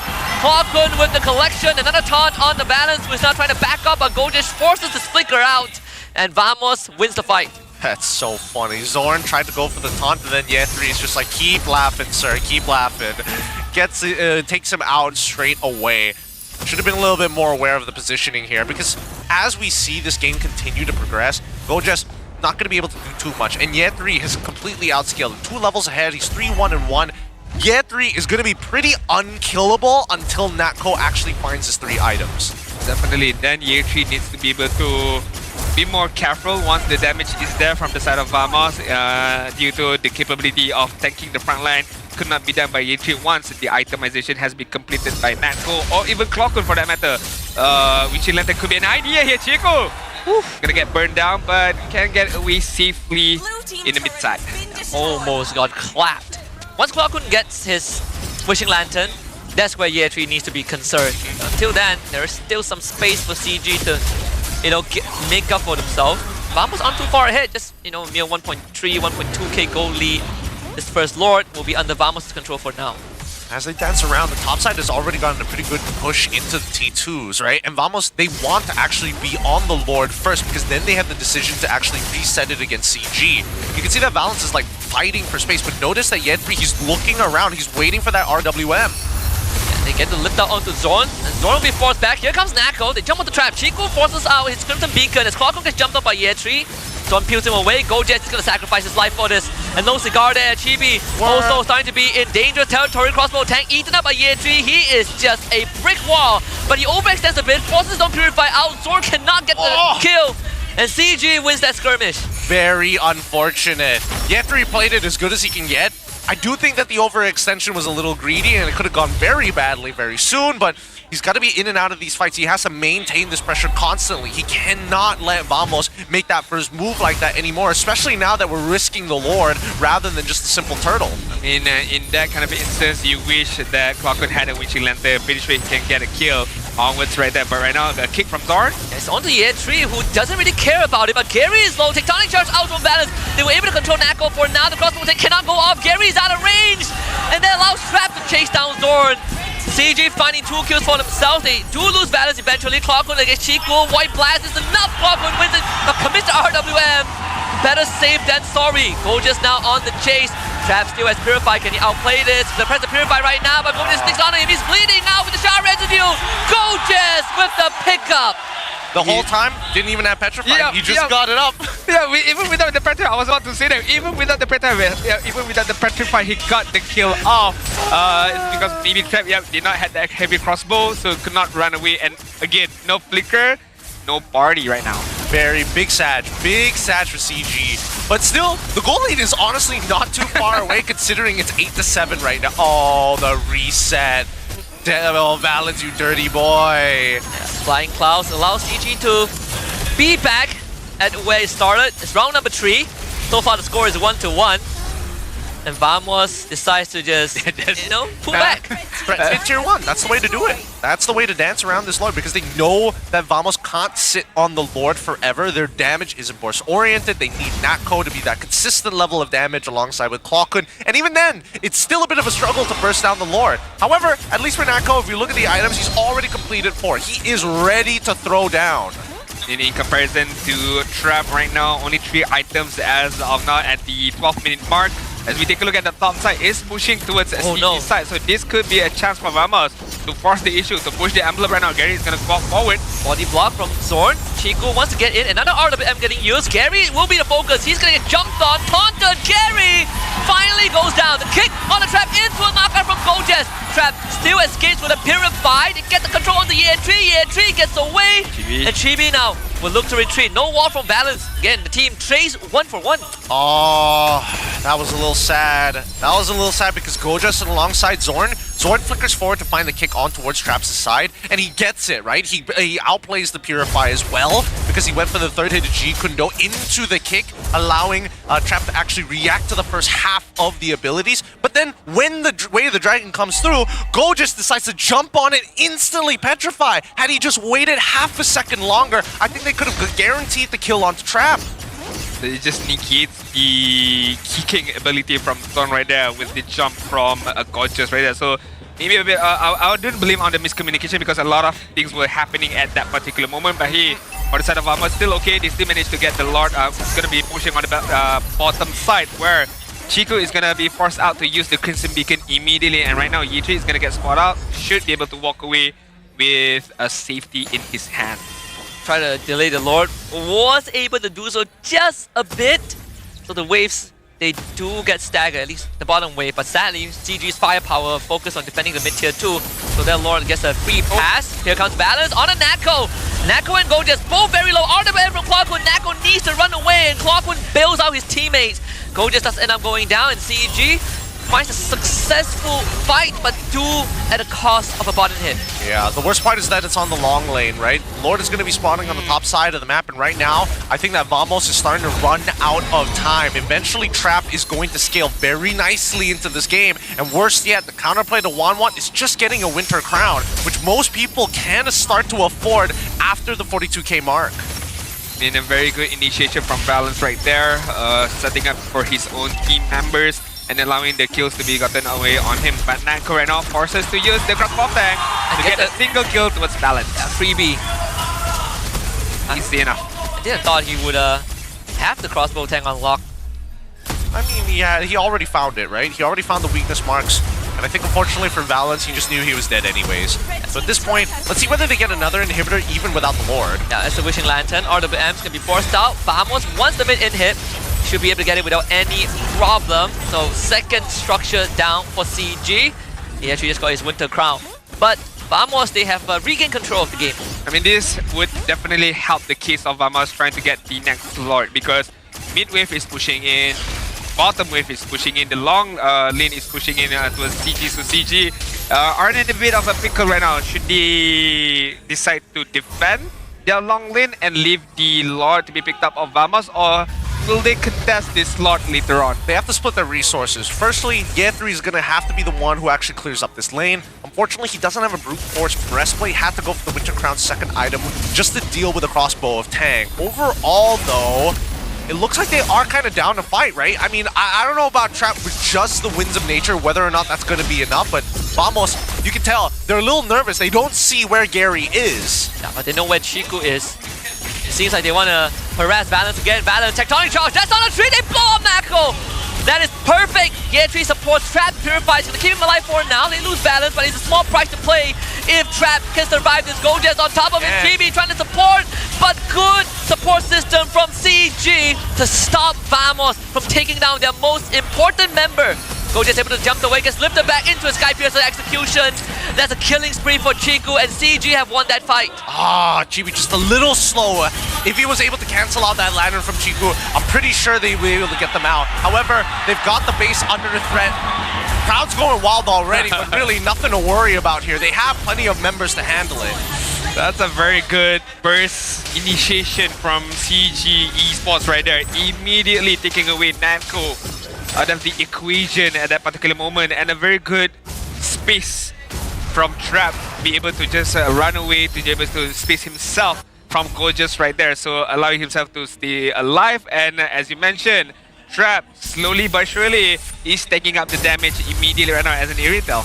Yeah, I think Vamos just didn't really respect the space of control that Balance has, because Nako was right on top of a Grok. They just blew him up. They kind of cut them down a peg at this stage. I mean, looking back at this fight, yeah, it was just a really great initiation, but afterwards, it does get a little bit difficult to handle, right? So unless we see immediate impact from Vamos' side, these Lords can be devastating. They can defend, don't get me wrong, but let's see how many inhibitors they lose off the push. Yeah. Gojes is going to make sure that the bottom one comes under threat for now. Lord gets the charge in. Bottom inhibitor is already down. The wall gets put up. CG once more. RWM as a response. Balance going to eat up the damage. They find a kick on the Trap who uses the Purify, and now Trap once more protected by Chiku. As he's on a mega kill streak, ENG jumps in with a falling Star Moon. They control Chibi. He cannot move at all. The taunt is not enough. Gojes wants to salvage the fight. Only finds Gary. And that is not enough. CG still sort of won the overall fight. 2 missing inhibitors for the side of Vamos here. They've traded, again, dead even, 13 to 14. A 4.6k lead coming in from CG, but it means very little now that we passed the 42k mark other than switching your items. And even then, Vamos, as long as they have that mid, it's not that big of a deal, but the fact that both their side lanes are wide open, it doesn't matter where the Lord is going to spawn, and they will be at a bit of a slight disadvantage from that top side. Most definitely, right now, this next Lord is going to be very much crucial for both sides right now. CG as well as Vamos both have the similar amount of advantage that they have right now. I mean, 2 inhibitor down for the side of Vamos, 2 inhibitor down for the side of CG, but it's just on a different lane. So right now, both of these teams do have their work cut out for them to be able to protect that long lane, to be able to push that long lane a bit. But so far, CG would have the upper hand because Lord is going to spawn on the bot side. And in terms of the top side, they are definitely winning in terms of pushing capability. We have to recognize as well that right now, Chiku is in a phenomenal position, especially with the Sky Piercer, right? He can start clearing up these boys, no problem. We just need to make sure that Nako actually survives the initial attack engagement from CG for them to try and turn things around. And even then, it's still a very slim margin now that you're facing up against Trap. He's building full crit, right? So like, unless Nako has Crossbow of Tank to try and outplay it, basically dies in 2 to 3 hits. The Evolved Lord spawning here, and Gary just finding his Golden Helmet. CG also have gained the ability to stick onto the Lord for as long as they want. It's going to be very, very tough. Every single movement is going to be very crucial right now for both sides. No mistakes at all. One small inch of mistakes would be very much crucial towards their effort to trying to win the game right now. Look at how Yi3 as well as Chiku zoning out Chibi and the rest of the members of Vamos, but Zorn do have a prime position on this back side, trying to zone things out, just trying to catch anyone out with the kick, but everyone is playing a bit more safely. I mean, you know, the jitters is there, not allowing any kind of mistakes to be happening on this map right now. Yeah. You should be afraid if you don't see both Balance and Trap on the map, hiding on the bottom bush. They're slowly trying to open things up right now, and Hawkwood. Oh no, they see Chibi. Fall? Can Chibi get out? The Black Dragon Fall will be used. Trap just easily jumps up with a heavy crossbow.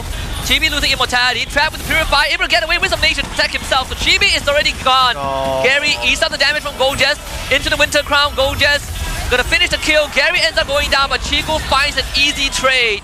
And it's another fight won by CG. No, a mistake by Gojes there. The empowered auto didn't target Trap. It ended up punching Balance in the mouth. Sorry, Gary in the mouth.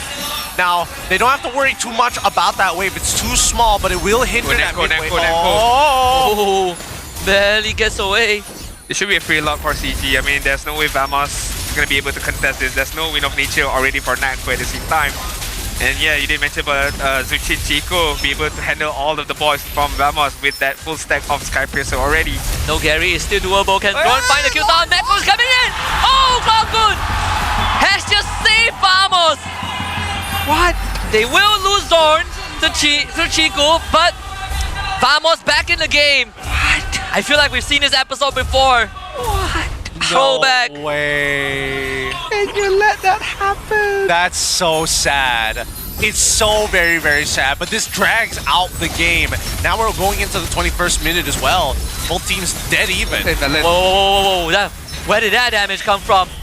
And Chico also. Just need one crossbow of tank. Yeah, also low. I mean, last time this happened was against SRGOG, where they tried to do the Lord without Retribution. They lost the Lord, and then eventually the game. Please don't let it be the case. RWM, Gary straight up dead. If it ends like this, it would be a tragedy. Valor's able to get away. Another Winter Crown for Yetri. Trap needs to do it all on his own. The wall helps them up just by a little bit, but Trap still has a way to go to. Him and Chico needs to clear it out. It's gonna be damn close. Chico is already dead. Trap needs to wait for the heavy crossbow to be back up. Go just heals up with the War Axe. Balance is burning down. And Nako is doing all the work. The Petrify from Gojas. This one gets it done. And can you believe it? CG falls in the hands of their own mistake, just like they did against SRG OG. And Vamos are through to the playoffs. Wow. That's unreal. How did they botch that up? That's so unfortunate for CG. Well played to Vamos though. Well played to Clockhood.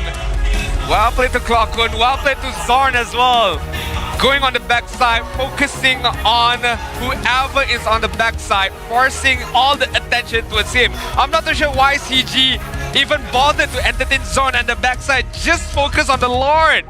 It was there for the taking. I mean, it was there for them. Last time they did this against SRE, it's the same thing. No retribution. Try to flip the Lord. Lost the fight. Lost the game. And that's the 2 points that Vamos needed. They needed this win. And once Vamos got the Lord, they pushed the envelope. And it's very crucial for them to have that Yi. Because Yi, as you guys know, the cooldown for that first kill, that Void Blast, is instant. So he can just immediately burst. He can just immediately pokes bit by bit by bit, and allow Neko to just finish things off. That's very heartbreaking for the side of CG, not gonna lie. But hey, it's the game, it's the game, it's the way of the game. Right now, Boji, take it away with the Infinus interview. Terima kasih. Dan anda sekarang bersama dengan pasukan CG. Malangnya mereka tewas, tapi mereka sudah pun mengunci slot untuk ke playoff. Tepukan gemuruh untuk CG. Baik, tetapi sekarang untuk CG, apa bracket masih belum confirm? Sama ada anda ataupun pasukan Monster Vicious. Ada tak apa-apa kata-kata yang untuk anda sampaikan kepada peminat kita yang datang, mungkin daripada jauh semua menyokong CG pada hari ini? What a game sebenarnya. Macam tengok grand final. Just nak ucap terima kasih sebab selalu support CG. Tak kisahlah kita orang berada di atas walaupun kita orang berada di bawah.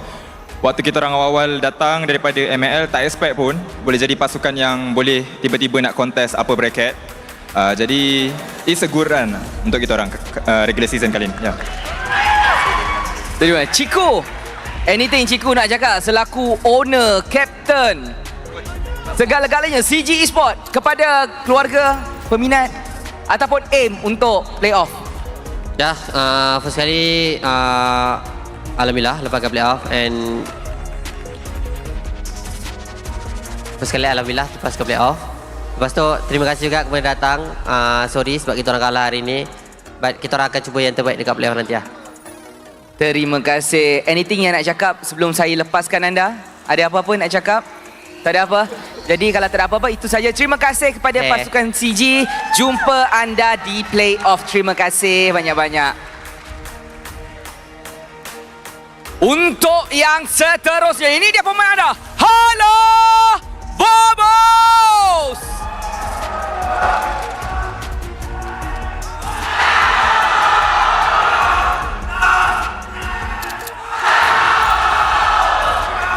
Menyala. Banyak-banyak yang melawak menjerit-jerit.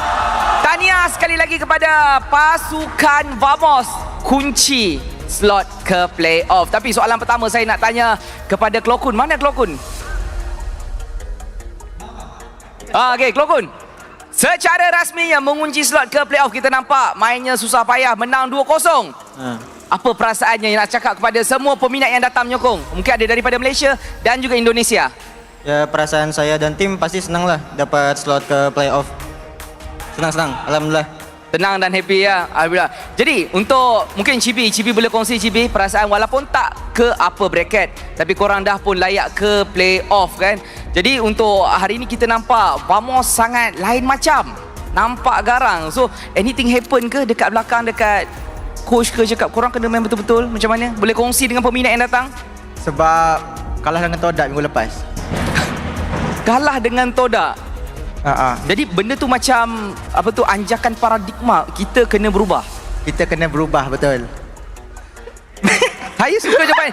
Saya nampak lah sebab tadi bila dia menang, dia macam ni. Dia macam taunting tapi macam okay, dia good boy dekat sini. Apa dia? Tadi nampak macam taunting. Jangan predik kita orang kalah kan. Tak tahu nak cakap apa. Oh, tak. Ramai predik kalah mungkin itulah yang menjadi orang kata perasaan yang panas yang kau nak kena buktikan something. Tapi Gorgeous. Saya nak tanya Gorgeous. Adakah ini dinamakan mask off yang sebenar untuk Vamos? Sebab kat sebelah ada trap, kawan lama. This is my time. Aku nak mask off. Vamos sudah menyala. Persediaan ni dah kena menunjukkan korang yang dah bersedia untuk ke playoff dan juga mungkin ke M7. Susah kan? Nak kata mask off tu tak tahu lah sebab takkan nak mask off setiap minggu kan. Tapi untuk playoff kita orang akan usahakan mask off tu. And untuk trap, solo kill. Happy dia. Dahlah sebab nampak korang lawan adalah top contender lawan City. Sebab tu saya rasa macam lain macam. Berbeza daripada minggu-minggu sebelum ni, lagi ganas. Tapi mungkin untuk Zon boleh kongsi sepatah dua kata-kata. Jadi untuk pendapat Zon, saya nak tanya ni berkenaan dengan pendapat lah kan. Untuk Zon, hari ni Zon tengok AJ main balik. Lepas AJ main balik, ada trap masuk balik. Jadi apa pendapat ataupun perasaan Zon bila tengok dua wajah yang boleh dikatakan OG sebenarnya kembali bermain dekat dalam arena kompetitif? Apa perasaan Zon? Rasa macam nostalgia lah. Dia macam throwback lawan dorang kan. Sebab last time memang selalu lawan dorang. So bila nampak dorang is back tu rasa macam excited ke. Tapi kita memang tahu yang dorang dah lama tak perform dengan baik. And then dorang dah lama rest. So kita orang pun dah expect lah dorang punya gameplay maybe agak tak balance lah untuk kali ni. Memang korang tahu korang boleh lawan lah sebenarnya. Kalau AJ yang turun, kita orang boleh lawan. Baik. Mana? Natko, handsome boy. Natko main sikit. Enggak dewa dia. Ada Patrick cok. Natko, tadi masa mic check kita ada tengok Zon ada pesan kawak jaga-jaga dengan Claude Ciku. Dan awak berhadapan dengan Ciku, betul-betul dia guna Claude. Apa perasaan awak? Risau ke, takut ke, macam tabrak aja? Kau saja ni. Apa? Perasaan lu gimana lawan Ciku? Kata Cibi biasa aja. Apa kau? Enggak. Bohong. Tipu. Kata Cibi biasa. Okay B, soalan lah kan untuk Cibi kan. So menuju ke playoff lah kan untuk Cibi kan. Cibi paling nak jumpa dengan tim mana dekat playoff sebenarnya? Apa? Tadi kenapa? Kau. Tanya kau. Nak lawan siapa Nak lawan siapa tadi? Diam pula. Siapa guys? Bincang. Nama siapa? Om Bos Om Bos cakap. Saya ikut cakap fans je. Okey, kita tengok nanti bukti. Tapi sekarang MVP. Kita nak umumkan siapa MVP? lagi. Alright. 3, 2, 1. Okey, siapa? Pak Bet.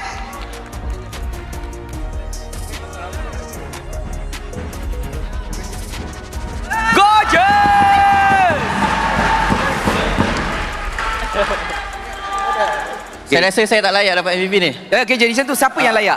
Cibi. Okey, tak apa. Cakap on behalf of Cibi sebab korang main sebagai satu pasukan. Gorgeous. Okey. Nampak macam kurang menyala sebenarnya pakai Yuzong. Sedar-sedar je mengganas di Lane of Dawn. Ya. Semua dilanggar. Jadi naga. Jadi naga. Langgar kucing. Trap kucing tadi kan. Jadi perasaan menjadi naga yang garang dan MVP setelah sekian lama, happy tak? Happy lah sebab tak expect sebab memang setiap match expect Cibi dapat MVP sebab nak dia dapat regular MVP award tu kan. Tapi happy lah. Rasanya ni first and last lah. tak boleh lah first and last. Dia kena macam sentiasa ada aim yang lebih jauh. Tak boleh nak Cibi. Memang nak Cibi. Nak Cibi MVP. Okey, macam tu korang dah kena plan untuk next game korang kena menang. Champion insya-Allah. Dan M7. Boleh tak boleh? M7, amin. Dia tak nak target jauh dah. M7 je. Champion M7. Champion M7 insya-Allah. Alright, anything kata-kata terakhir kepada semua keluarga, peminat, kawan-kawan, penyokong yang datang ke Dewan Sri Putra, peminat yang menyokong daripada rumah, mungkin daripada Malaysia, daripada Indonesia. Ada apa-apa tak yang nak cakap? dekat diorang semua yang mendoakan kejayaan korang. Boleh? Terima kasih kepada semua yang sudi datang ke Dewan Sri Putra. Okey, terima kasih. Walaupun tim CG, Vamos semua, walaupun ada tim lain, jangan lupa saksikan untuk next match juga. Terima kasih juga kepada family saya sebab datang, family team member yang lain yang untuk datang. Thank you juga kepada Cobra dan juga Realme kerana sponsor. Terima kasih bos-bos Vamos dan terima kasih juga sebab hari ni ada extra buff datang. Oh. Buff siapa? Buff saya lah. Oh, okey. Alhamdulillah dapat playoff. Terima kasih. Alhamdulillah. Terima kasih. Dan inilah dia pasukan yang seterusnya mengunci slot ke playoff. Terima kasih kepada Vamos. Terima kasih kepada semua peminat CG dan juga Vamos yang datang menghadirkan diri ke Dewan Sri Putra pada hari ini. Dan ini sahaja daripada saya dan juga Vamos. Tanpa saya melengahkan masa, let's go back kepada caster untuk kita tengok apa yang boleh mereka simpulkan daripada keputusan 2-0 pada hari ini. Let's go.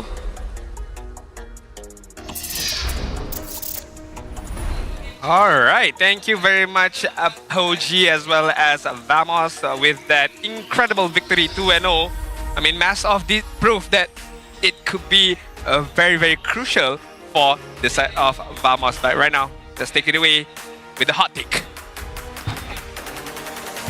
I was Team Chiku, but after Mask Off, I'm Team Zorn. And this, I don't know, sometimes we call it hot takes, but I call it common sense. You know why?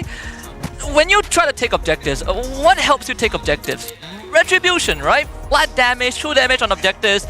What happens when you do a retribution?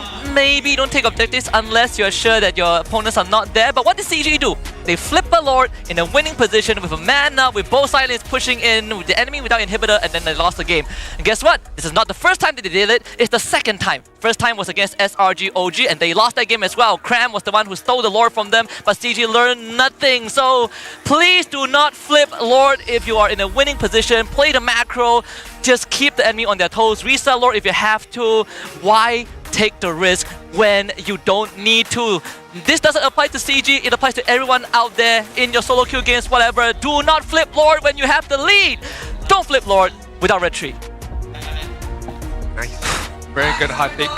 Very good hot take. Let's take a look at our post-match MVP. Do remember, guys, do not flip the coin when you don't have your retribution. And if not, this will happen to you. You will lose the game. But to be fair, Vamos, game number 1, game number 2, honestly, in terms of performance-wise, yeah, there are a few hiccups here and there, but again, overall, I like this style of Vamos.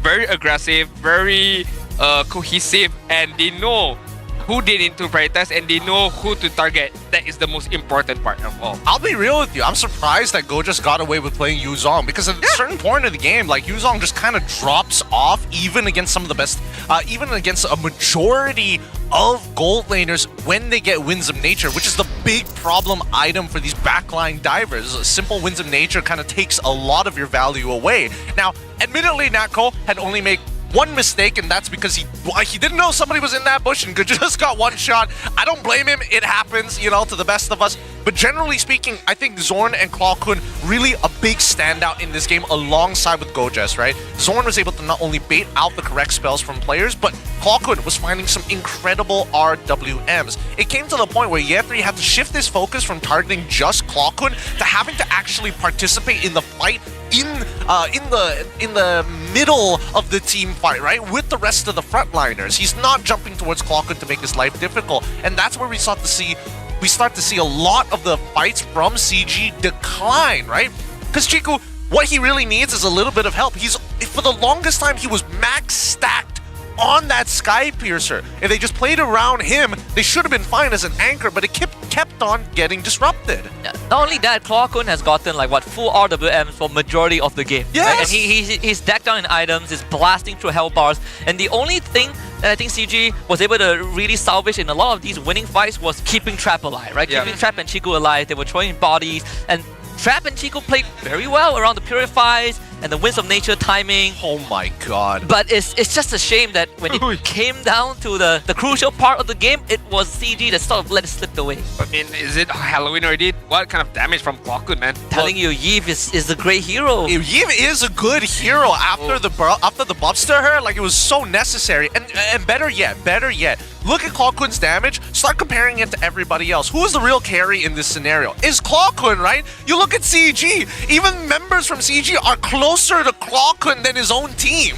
Like, you can't even touch him, right? Like, you want to get close to Clockwood, Void Blast. I mean, there's one thing that definitely helped out Clockwood to be able to dish out tons of RWM, tons of Void Crystal, Void Blast. It's the double pressure from the side of Vamos. You have a Yuzong, you have a Cho at the same time. It forces CG to pick up the Purifier. Meanwhile, triple Purifier, if I may add on. And this allows Clockwood, again, we did mention, like, who's going to run away? How are they going to run away from the RWM? They literally have to walk away. And by walking away, you are damaging yourself from the Void Crystal, from the Void Blast, from the RWM itself. So, in all honesty, every single pieces that the draft from Vamos picks up, it helps Clockwood so much. I think one of my favorite parts of this game is the fact that you can see two sides of Chibi, right? In the earlier stages, he's looking for like opportunities to punish, to get into more fights so that people like Clockwood can actually provide, who needs the space, can actually provide the extra bit of damage. However, we do see a huge shift in where the meta was, well, not really the meta, but at least the trajectory of the game. At the beginning, we're seeing that Vamos is finding like these small little advantages against their opponents, and they're going back and forth consistently. That's why we see it's a 19-18 scoreline in game number 2. However, building up on that lead to up into that 4.4, that's when we start to see, oh, Chiku guys is already building up to that third item. We already see that people like Trap are actually pretty ready to fight with 3 items ready to go. And by that 15th minute, because of that singular mistake by Lord side and losing multiple turrets at the same time, where we see the big turnaround for CG, and then right at the end, the coin flip. That is a huge swing on that 15-minute mark. Who would have thought, like, one mistake, one kill that CG got, it was against Namco, and you guys got the Lord, and with that Lord, multiple turrets was taken, especially 2 inhibitor turrets, swing a goal lead from 4.4k goal lead from the side of Vamos to a 4.4k goal lead on the side of CG from one particular moment. And the best part is that they got both side inhibitors. They killed 2 members of Vamos, including Chibi. I don't know if they forgot his Flying Clouds or what, but that flip coupled with the fact that it's Flying Clouds just made it 10 times worse. Yeah. We need to take the highlight, especially at the last moment. What really happened? Like, were they focusing on Zon on the backside, allowing Clockwood to open up the RWM just in time, just in the range of the Lord? Later we shall take a look. But so far it was a bloodbath of a battle. I mean, it's Flying Clouds, hence why like it's just team fight after team fights non-stop.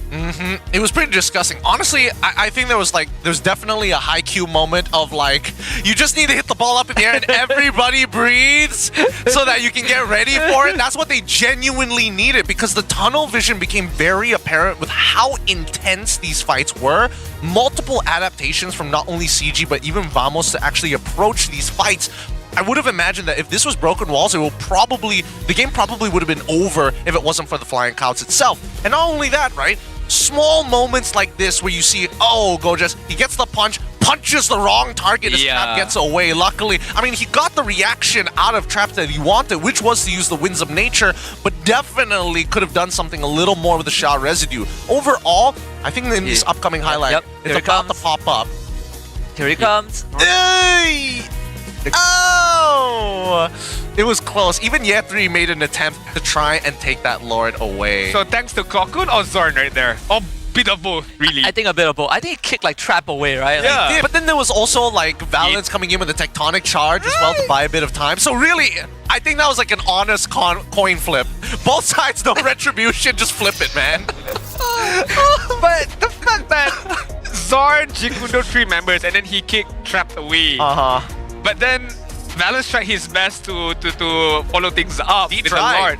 But then it was a very fortunate moment that the RWM range reaches the Lord. It does. If it did not reach the Lord, there was no way for Clockwood to get that Lord. And Year 3 would have been able to take it at that point. It was between Nako, right? Nako was like free hitting the Lord. He was just like, please, somebody! Oh yeah, like Nako was free hitting the Lord. So it was a literal coin flip at that moment. But you did mention on your hot take, like, hey, CG could have easily avoided that if they just reset. Like, why are we doing this to ourselves, you know? Reset and just, it's okay. Like, yeah, Chibi have got a longer respawn time. It was like 30 seconds, 40 seconds. Just wait it out, reset, and repeat again. Like, there was no need for you to go for that Lord. The MPL MY is such an interesting league because we intentionally pick drafts that are hard to execute.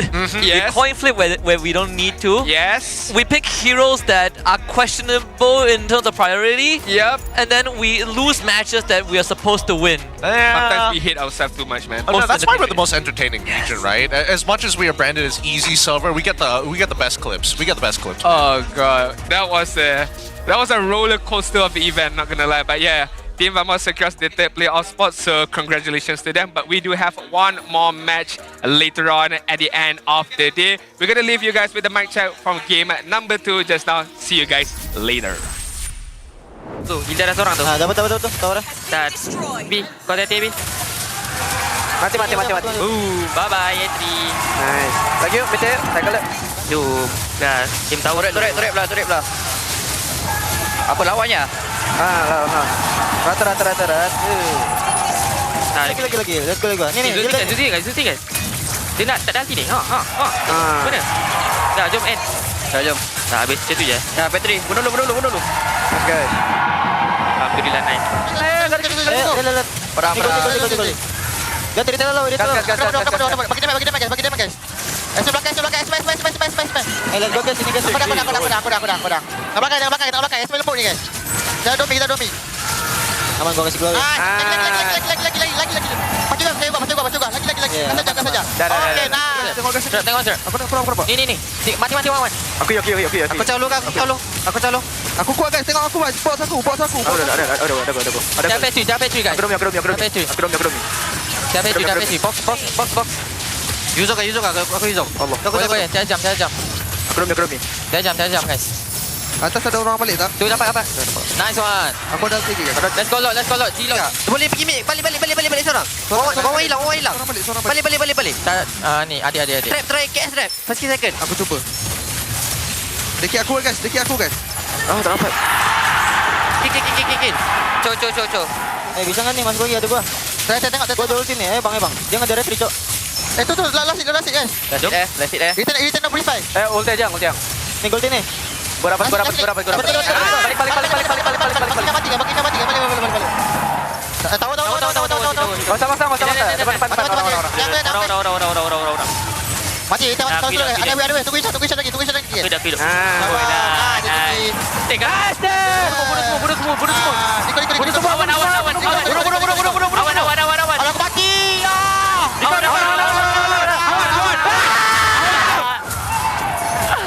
Awan.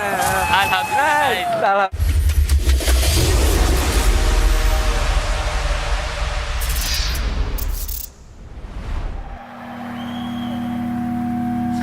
Bye. Saya boleh ni. Semangat nombor 1 ada dalam diri kita semua. Bukan atas usaha sendiri saja, tapi sokongan dan harapan yang dikongsi bersama. Sebab nombor 1 lebih daripada jadi yang terbaik. Ianya memikul impian mereka. Inilah semangat nombor 1. Inilah prepaid nombor 1.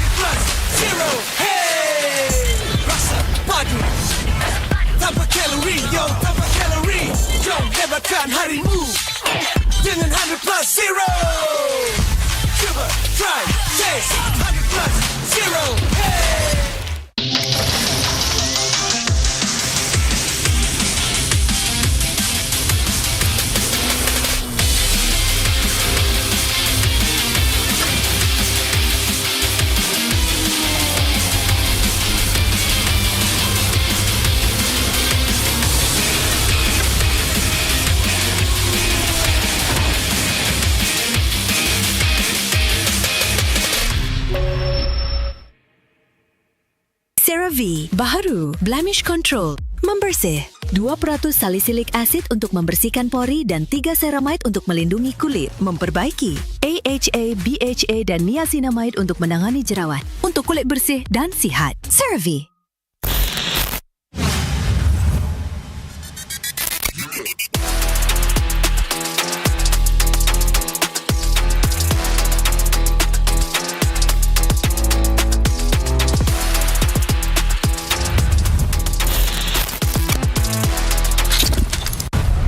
So much talk of AI and tech today.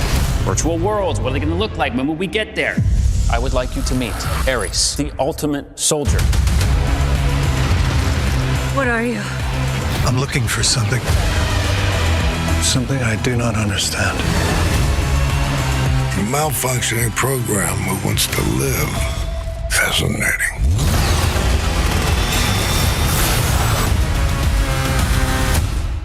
This is the most dangerous planet in the universe.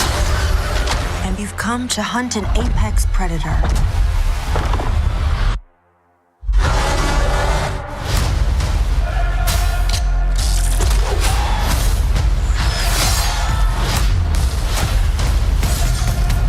You might not be alone in this hunt.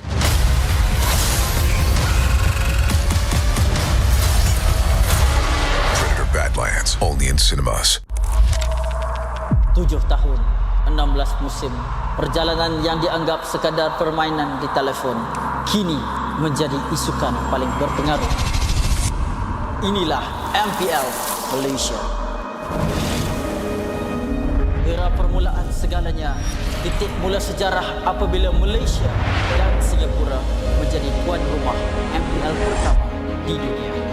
Di musim pertama, kita melahirkan legenda Solos, Penjahat dan Fredo. Dari musim ke musim, MPL MY S16 menjadi pentas lahirnya pemain tersohor. Musim kedua mengukir cerita untuk pasukan yang tak disangka. Sayan Rebound, Nur bangkit dari kedudukan tercorot di tangga liga, mengharungi satu demi satu halangan hingga akhirnya menjulang piala pertama buat Malaysia. Musim ini menyaksikan kebangkitan luar biasa pasukan Todak. Ciku Guys dan Moon menggoncang pentas M1 World Championship, menamatkan saingan di tempat ketiga, mengharumkan nama negara. Momentum itu memuncak di musim ke-6, detik bersejarah apabila Todak menjulang trofi pertama mereka. Dari detik itu bermulalah era kompetitif. Dari musim 7 hingga musim ke-12, setiap musim nama baharu diukir di trofi. Tiada pasukan yang kekal di takhta. Di sinilah Todak membina legasinya. Bersama Ciku Guys menjulang trofi sebanyak 3 kali. Puncak kegemilangan mereka hadir di SEA Games ke-32. Gabungan superstar team Ripo, Chibi, Zon, Ciku Guys, Izarami, Momo dan Gary menakluk pentas Asia Tenggara dan membawa pulang pingat perak. Satu detik bersejarah yang mengangkat nama Malaysia ke mercu isukan tertinggi di era ini akhirnya mencapai noktahnya apabila musim 12 Homeboy, pasukan yang sebelum ini tidak pernah menjulang trofi, mengangkat piala buat pertama kalinya dan membuka jalan untuk babak seterusnya. Sorakan peminat bergema bukan hanya kerana nama, namun kerana SRG menjadi pasukan Malaysia pertama menjulang MSC 2024 dan mara ke Grand Final 2 tahun berturut-turut. Sekaligus menyemarakkan api harapan baharu untuk MPL MY. Era ini diterajui oleh Cram, Stormy, Yums, Skies dan Innocent. Bukan sekadar juara, SRG menulis sejarah daripada dominasi di peringkat liga sehingga ke detik terakhir mereka mempertahankannya dengan penuh megah. Musim ke-14 mereka terus membuktikan kekuatan, memecahkan lagi sumpahan menjadi juara bertahan. Musim ke-15 repeat bersejarah yang menebatkan SRG sebagai pasukan paling dominan dalam sejarah MPL MY dengan barisan pemain yang sama memperoleh kemenangan demi kemenangan. Tetapi musim ini pentas akan digegarkan. Wajah baru muncul menentang gergasi. Wajah lama kembali membawa dendam membara. Medan tempur terakhir sebelum segalanya berubah. Pantang mengalah. Menuju perjalanan ke era baru MPL MY musim ke-16. Hanya yang gagah kekal juara.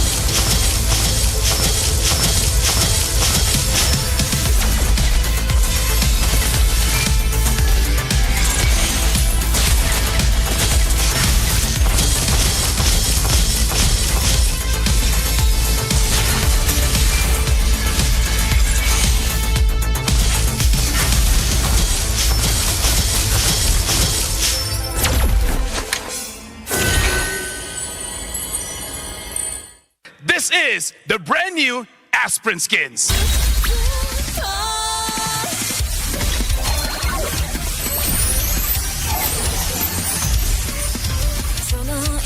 Huh?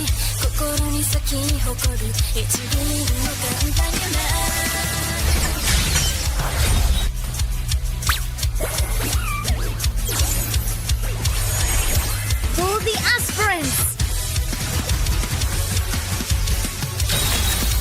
I will be the shadow behind her light. And outshines the stars, Vexana. Destiny aligns us under a shooting star.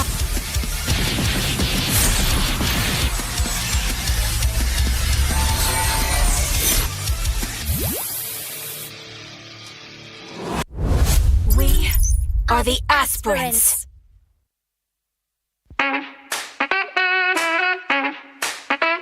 Alright guys, so we are back to watch some more gameplays from the Future Pros tournament.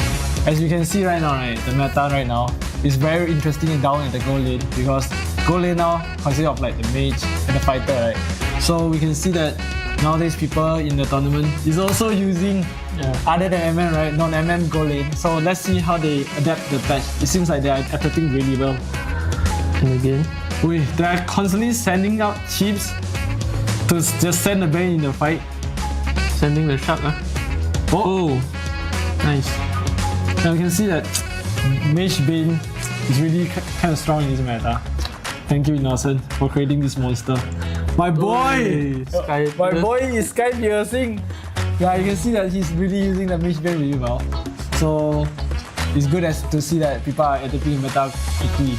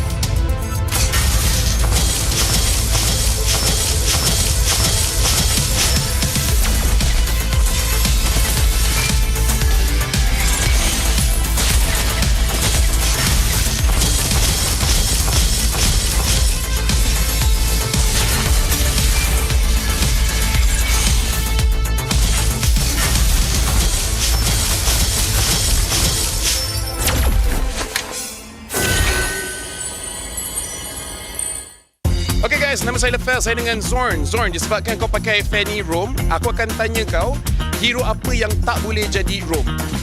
Kau diam je. Kalau ada hero yang kau tak boleh buat Roam, kau just cakap dah. Okay, kita start. Hayabusa, Mia, Layla, Saber. Okay, nampak gayanya memang semua hero dia boleh buat. Cik, Cik. Okay. Aku tanya Zoran, sekarang aku tanya kau, okay? Aku akan sebut hero-hero dekat dalam ML, okay? Kalau hero ni kau tak boleh pakai, kau terus cakap, okay? Fanny. Aku macam boleh. Alright, itu je. So, Zoran boleh pakai semua, dia tak boleh Fanny. See you guys later.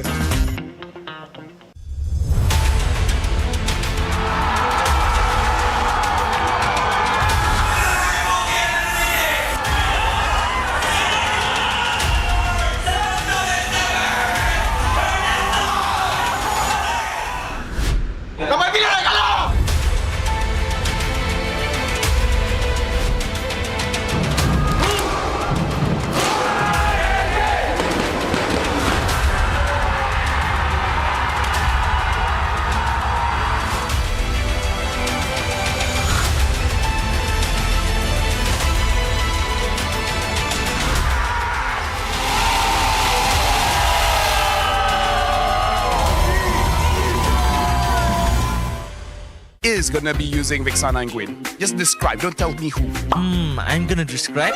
Okay, so maybe.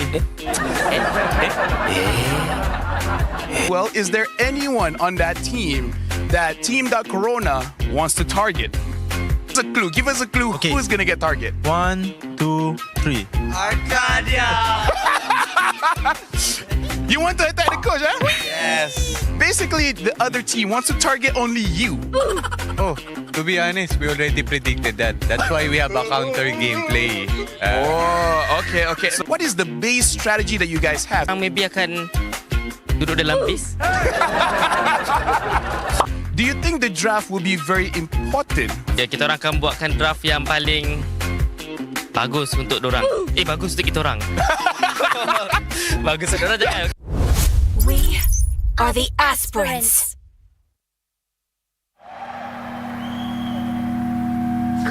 Bye.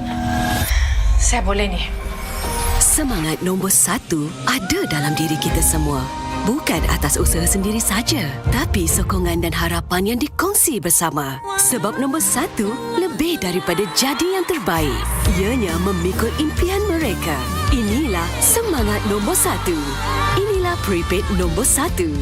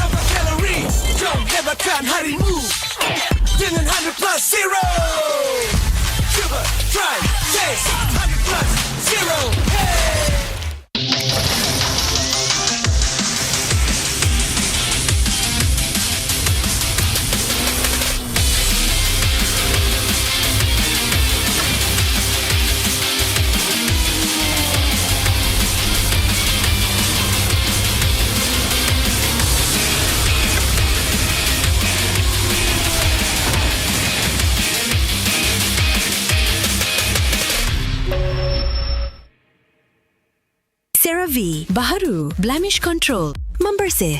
2% salicylic acid untuk membersihkan pori dan 3 ceramide untuk melindungi kulit, memperbaiki. AHA, BHA dan niacinamide untuk menangani jerawat, untuk kulit bersih dan sihat. CeraVe.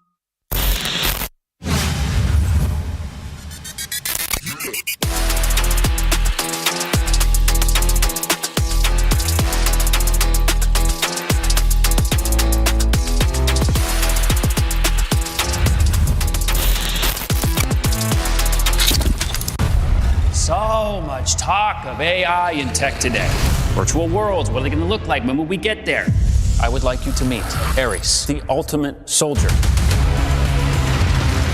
What are you? I'm looking for something. Something I do not understand. A malfunctioning program who wants to live. Fascinating.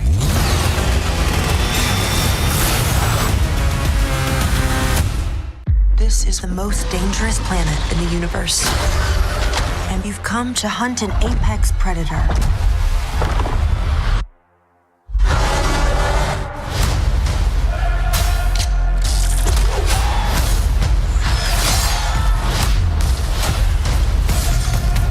You might not be alone in this hunt.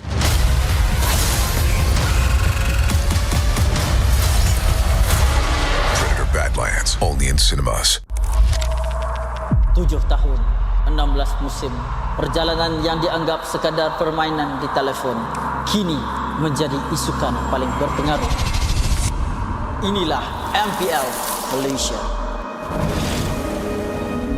Era permulaan segalanya, titik mula sejarah apabila Malaysia dan Singapura menjadi tuan rumah MPL pertama di dunia. Di musim pertama, kita melahirkan legenda Solos, Penjahat dan Fredo. Dari musim ke musim, MPL MY S16 menjadi pentas lahirnya pemain tersohor. Musim kedua mengukir cerita untuk pasukan yang tak disangka. Sayan Rebound, Noon bangkit dari kedudukan tercorot di tangga liga, mengharungi satu demi satu halangan hingga akhirnya menjulang piala pertama buat Malaysia. Musim ini menyaksikan kebangkitan luar biasa pasukan Todak. Ciku Guys dan Moon menggoncang pentas M1 World Championship, menamatkan saingan di tempat ketiga, mengharumkan nama negara. Momentum itu memuncak di musim ke-6, detik bersejarah apabila Todak menjulang trofi pertama mereka. Dari detik itu bermulalah era kompetitif. Dari musim 7 hingga musim ke-12, setiap musim nama baharu diukir di trofi. Tiada pasukan yang kekal di takhta. Di sinilah Todak membina legasinya. Bersama Ciku Guys menjulang trofi sebanyak 3 kali. Puncak kegemilangan mereka hadir di SEA Games ke-32. Gabungan superstar team Ripo, Chibi, Zod, Ciku Guys, Izarami, Momo dan Gary menakluk pentas Asia Tenggara dan membawa pulang pingat perak. Satu detik bersejarah yang mengangkat nama Malaysia ke mercu isukan tertinggi di era ini akhirnya mencapai noktahnya apabila musim 12 Homeboy, pasukan yang sebelum ini tidak pernah menjulang trofi, mengangkat piala buat pertama kalinya dan membuka jalan untuk babak seterusnya. Sorakan peminat bergema bukan hanya kerana nama, namun kerana SRG menjadi pasukan Malaysia pertama menjulang MSC 2024 dan mara ke Grand Final 2 tahun berturut-turut. Sekaligus menyemarakkan api harapan baharu untuk MPL MY. Era ini diterajui oleh Cram, Stormy, Yums, Skies dan Innocent. Bukan sekadar juara, SRG menulis sejarah daripada dominasi di peringkat liga sehingga ke detik terakhir mereka mempertahankannya dengan penuh megah. Musim ke-14 mereka terus membuktikan kekuatan, memecahkan lagi sumpahan menjadi juara bertahan. Musim ke-15 repeat bersejarah yang menebatkan SRG sebagai pasukan paling dominan dalam sejarah MPL MY dengan barisan pemain yang sama memperoleh kemenangan demi kemenangan. Tapi musim ini pentas akan digegarkan. Wajah baharu muncul menentang gergasi. Wajah lama kembali membawa dendam membara. Medan tempur terakhir sebelum segalanya berubah. Pantang mengalah. Menuju perjalanan ke era baharu MPL MY musim ke-16. Hanya yang gagah kekal juara.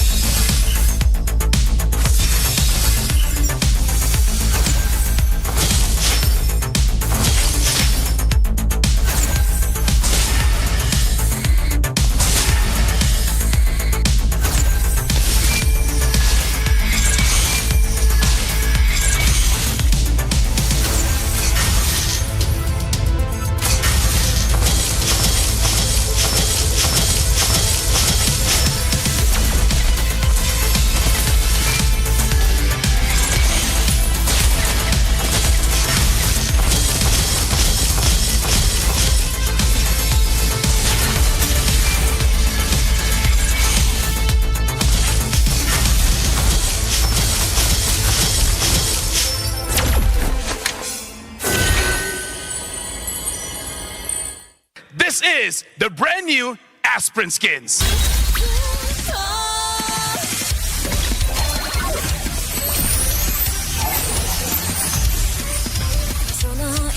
Huh?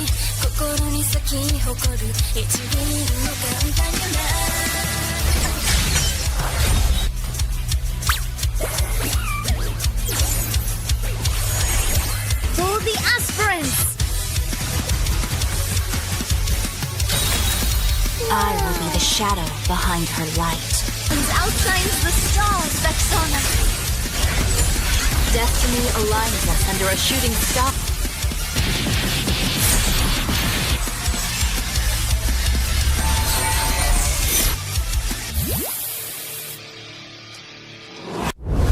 We are the aspirants.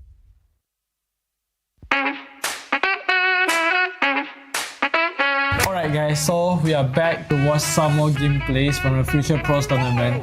As you can see right now, right, the meta right now is very interesting and down in the gold lane, because gold lane now consists of like the mage and the fighter, right? So we can see that nowadays people in the tournament is also using other than MN, right, non-MN gold lane. So let's see how they adapt the patch. It seems like they are adapting really well. And again, they are constantly sending out chips to just send the bane in the fight. Sending the shark, Oh, nice. Now you can see that Mage Bane is really kind of strong in this meta. Thank you, Innocent, for creating this monster. My boy! My boy is Sky Piercing. Yeah, you can see that he's really using the Mage Bane really well. So it's good to see that people are adapting the meta quickly.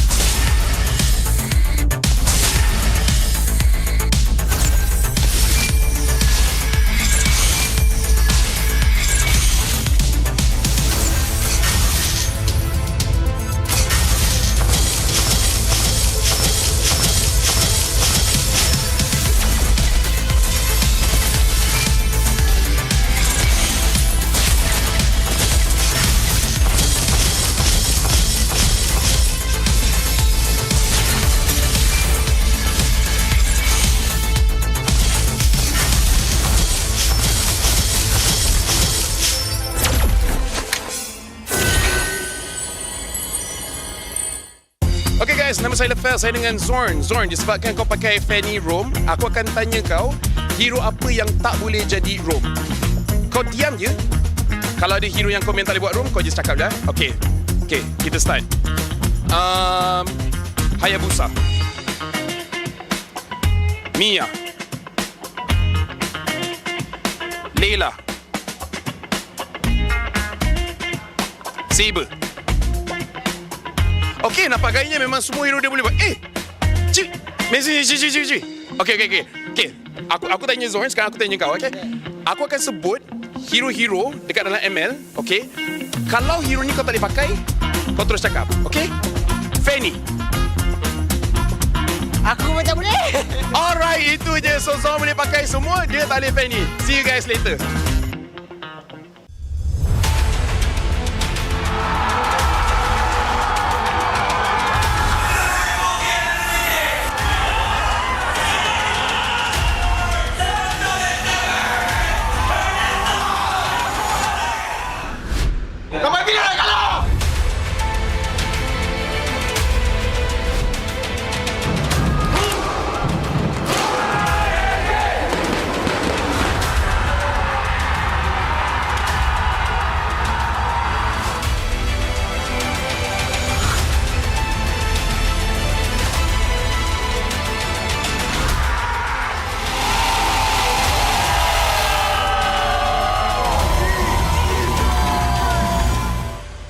Is gonna be using Vexana and Gwen. Just describe, don't tell me who. I'm gonna describe. Okay, so maybe. Well, is there anyone on that team that Team.Corona wants to target? Give us a clue. Okay. Who's gonna get target? 1, 2, 3. Arcadia. You want to attack the coach, huh? Yes. Basically, the other team wants to target only you. Oh, to be honest, we already predicted that. That's why we have a counter gameplay. Okay. So what is the base strategy that you guys have? Maybe akan duduk dalam base. Do you think the draft will be very important? Ya, kita orang akan buatkan draft yang paling bagus untuk dorang. Bagus untuk kita orang. Bagus untuk dorang jangan. We are the aspirants.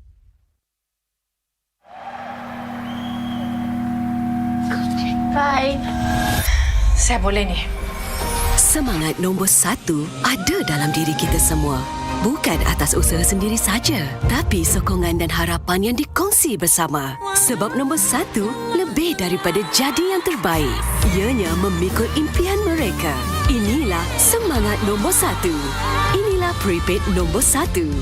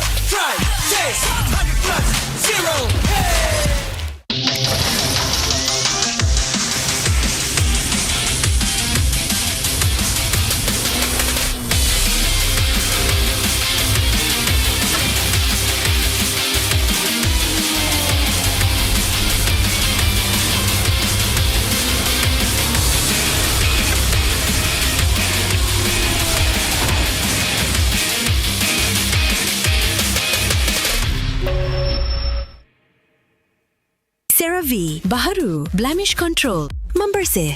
2% salisilik asid untuk membersihkan pori dan 3 ceramide untuk melindungi kulit, memperbaiki. AHA, BHA dan niacinamide untuk menangani jerawat, untuk kulit bersih dan sihat. CeraVe.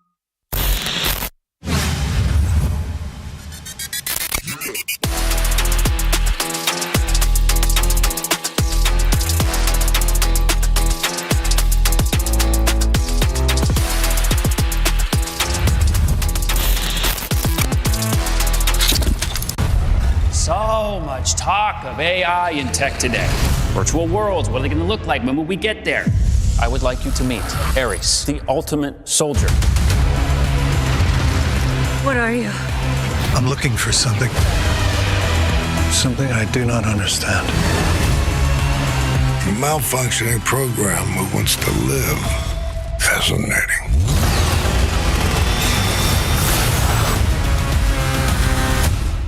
This is the most dangerous planet in the universe. And you've come to hunt an apex predator.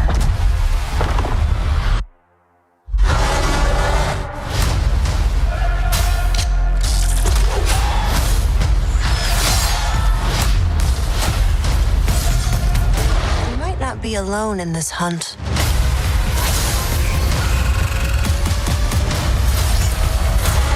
Predator Badlands, only in cinemas. 7 tahun, 16 musim, perjalanan yang dianggap sekadar permainan di telefon kini menjadi isukan paling berpengaruh. Inilah MPL Malaysia. Era permulaan segalanya, titik mula sejarah apabila Malaysia dan Singapura menjadi tuan rumah MPL pertama di dunia. Di musim pertama, kita melahirkan legenda Solos, Penjahat dan Fredo. Dari musim ke musim, MPL MY S16 menjadi pentas lahirnya pemain tersohor. Musim kedua mengukir cerita untuk pasukan yang tak disangka. Sayan Rebound, Noon bangkit dari kedudukan tercorot di tangga liga, mengharungi satu demi satu halangan hingga akhirnya menjulang piala pertama buat Malaysia. Musim ini menyaksikan kebangkitan luar biasa pasukan Todak. Ciku Guys dan Moon menggoncang pentas M1 World Championship, menamatkan saingan di tempat ketiga, mengharumkan nama negara. Momentum itu memuncak di musim ke-6, detik bersejarah apabila Todak menjulang trofi pertama mereka. Dari detik itu, bermulalah era kompetitif. Dari musim 7 hingga musim ke-12, setiap musim nama baharu diukir di trofi. Tiada pasukan yang kekal di takhta. Di sinilah Todak membina legasinya. Bersama Ciku Guys menjulang trofi sebanyak 3 kali. Puncak kegemilangan mereka hadir di SEA Games.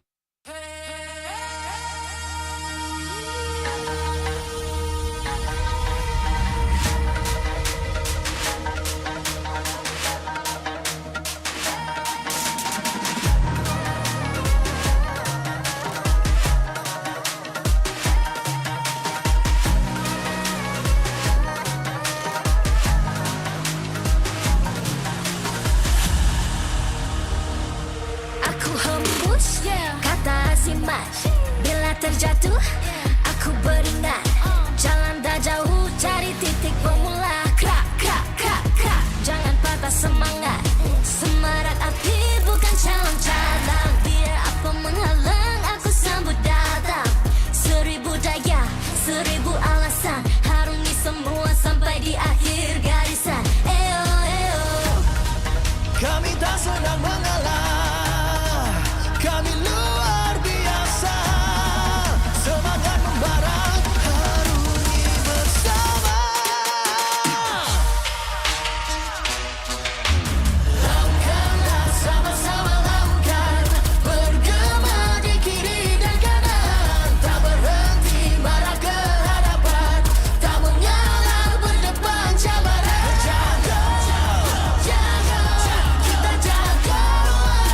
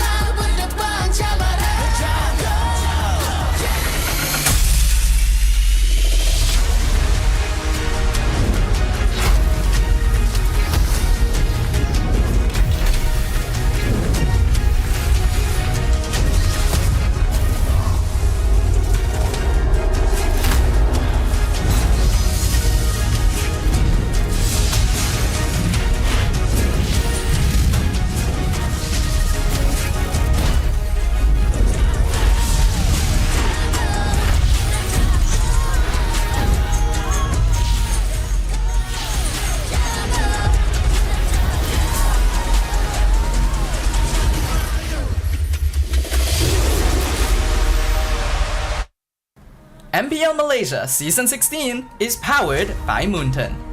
Presented by Celcom DG. Stream, game, vibe on social media, and more to your heart's content without missing even a single moment. Power up with lightning-fast 5G speeds. Stream all day long with Celcom DG Prepaid 5G. Our official sponsors.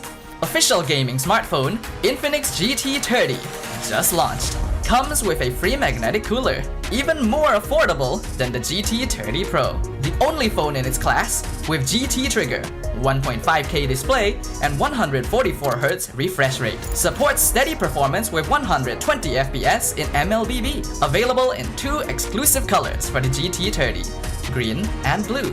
Perfect meals for gamers, Grab. Grab food for one. When eating alone, enjoy meals from 10 ringgit with just 1 ringgit delivery fee and no minimum spend. And group order. Get 15% off when eating in a group. Bigger gang, bigger savings. Our esports partners, 100 Plus, Ferry, and Yamaha.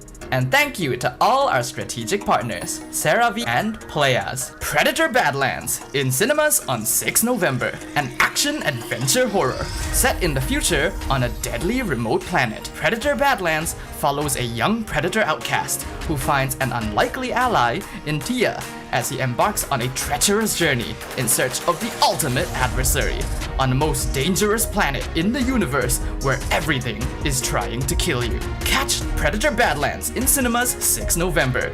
Keep an eye out for special ticket bundles that reward you with in-game diamonds when you purchase Predator Badlands movie tickets for IMAX or 4DX. Supported by KBS, Rakan Muda, ESI, MESF, and Welcome back to MPL Malaysia Season 16, week number 6, day number 2 is the second last day of the regular season where we are in match number 3. My name is Syed Adin. Alongside with me we have Husky as well as Gideon to close things off. A matchup between Team Ray up against AERO Esport, where you might think it does not matter, but it does matter. Not only for this team, but for other teams as well, especially for Untitled. Yeah, and for AERO, it's for their playoff slots, but also for teams like Homeboys, who also want their playoff slots. Untitled is also watching this series closely because depending on how it ends, Untitled will have to work harder tomorrow and they have to play SRG. It's been a while since the season has given us a potential final week where we still don't know who's going to make it to the very top. We still have a free upper bracket slot for anybody. Oh, yeah. And surprisingly enough, if it wasn't for our previous game and if just CG just got 1 point, they would have secured it. Now, somebody else, MV in particular, getting closer to that mark. I mean, there is an opportunity for Monster Vicious to close things off with an upper bracket spot where CG missed their opportunity where they lost 0-2 up against Vamos earlier on. But we have to focus on Team Ray as well as AERO Esport, whom yesterday AERO Esport played phenomenally well, winning against Homeboys 2-0. I did ask my friends who were on the BM desk, like, did AERO play really well? And they were in favors. Yeah, AERO played really well. It wasn't a fluke. It wasn't just about luck, but they really played well in terms of their draft and the execution that they did. Are you in the same boat as our friend over on the BM desk? To a degree, right? Because again, there's this weird focus this week on Hilda specifically, and I'm not 100% sure why, because again, with a lot of these teams, they're experienced enough to know we're just not going to play on that side of the map, and the only time Hilda's only going to start affecting us is when we have to deal with her during like Turtles or maybe even Lords, and by then it's either you scaled off, it's the first couple of Turtles that is a bit of an issue. Yeah, and Hilda has lost like almost every single game that she's picked in. And the fact that AERO beat Homeboys basically kept them in the running, right? If Homeboys just got 1 point, this series would have mean a lot more different for AERO. But here we are today where this match matters the most for a lot of the teams who are here in MPL MY. But we are going to be introducing Team Ray's lineup. We do have Joe Worm, Nova Escova, Zach Cutie back in the mid side, as well as AERO 04, and there is going to be on the EXP side. AERO 404, a name that I wish could have proven a bit more in terms of his capability, but maybe in his own team, Vamos is going to be quite tough because Chibi is performing really, really well. Loaned out to Team Ray. I think for me, I do understand the situation of Team Ray cannot go any further, but for me, it's about the playing time. It's about the scrim time as well. So giving the game time for AERO 404 is definitely crucial for him to become a much more stable player here in MPL MY. And that's the thing, not everybody is going to be as lucky as the members of SRG to get picked up young players who eventually get molded into something bigger, right? And unfortunately, Team Ray unable to make that translation. But then we look on over to AERO, right? You got Kusei, Zikif, Kim, Hazel, and as well as Smooth. Hazel, again, a young gun coming in from Indonesia and labeled as potentially somebody who could save the kingdom while the mercenary was still in play of the main lineup. Kusei even, under his time with RSGPH while they were still around, again, looking very promising and then finally moving around the world till finally ending up here at MY to try and get a slot to an M series. Yeah, and just like some weird parallel relation, last season it was also around week 4 that we got the Black Alien into AERO, and suddenly AERO started popping off, managed to place a playoffs, finished 4th in the season. This season, it was around the same window where there was a bit of shift in the coaching staff, where Panda became head coach and AERO started performing out of their mind. They took down Homeboys, which I think a lot of people found it as a bit of a surprise.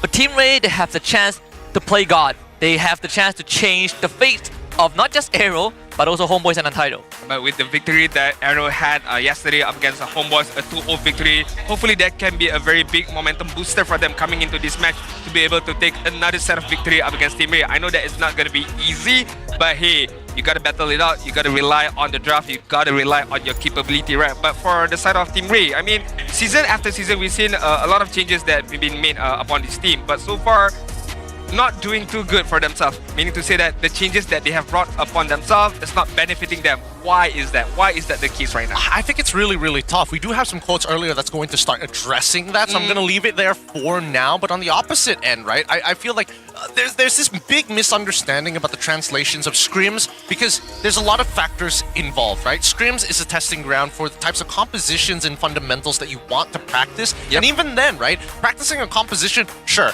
Practicing fundamentals, really depends on your opponents. I don't know who Team Ray's scrim partners are. Same goes for even AERO, but there has to be some form of a relationship there if they're not only getting imports, and especially for AERO, with the slow start that they've had and finally kind of pulling it together, we could see that the main issue really happened in the back end rather than the front end. Alright, let's talk about our main topic of voting right now, or the fan talk zone right now. Pinot Golden Duel, Kusei up against Joem. Who's gonna be the real deal? Is it gonna be Joem with 9 unique hero picks, 46 total kills, or is it gonna be Kusei with 7 unique hero picks but a bit more total kills? Well, differences of 47 total kills. Do drop your comments, do drop your thoughts. Scan the QR code below. Is it gonna be your choice of Joem or is it gonna be Kusei? Personally, for me, when we started MPL Season 16, I had high hopes for Joem because back when he was here in MPL MY, he was with Lunatics, if I'm not mistaken. He performed really, really well. And seeing him again here in MPL MY, I had high hopes, but things just doesn't seem to be in my favor. Wherever I like, just goes out the drain. I like MV, out of the drain. I'm kidding. Yeah, I mean, some things are still sort of working out even in losing games. Like you look at Joel, right? Total kills, he's not falling far behind Kusei. It's just a 1 kill difference, and then even in terms of GPM, it's like, 2 point something. So I think overall, there are some good points about Team Ray. It's just that when you look at Team Ray's history, 2 8th place finishes in season 14 and 15, you think that this lineup is going to change the ties of Team Ray. And then they were even club a coin as the dark horses at one point. So if you want to talk about a disappointing run for a team, I think Team Ray definitely falls into the category with the amount of talent they brought in this season. I mean, not only that, their mid duo is a partnership that has worked out previously in MEB Esport back then.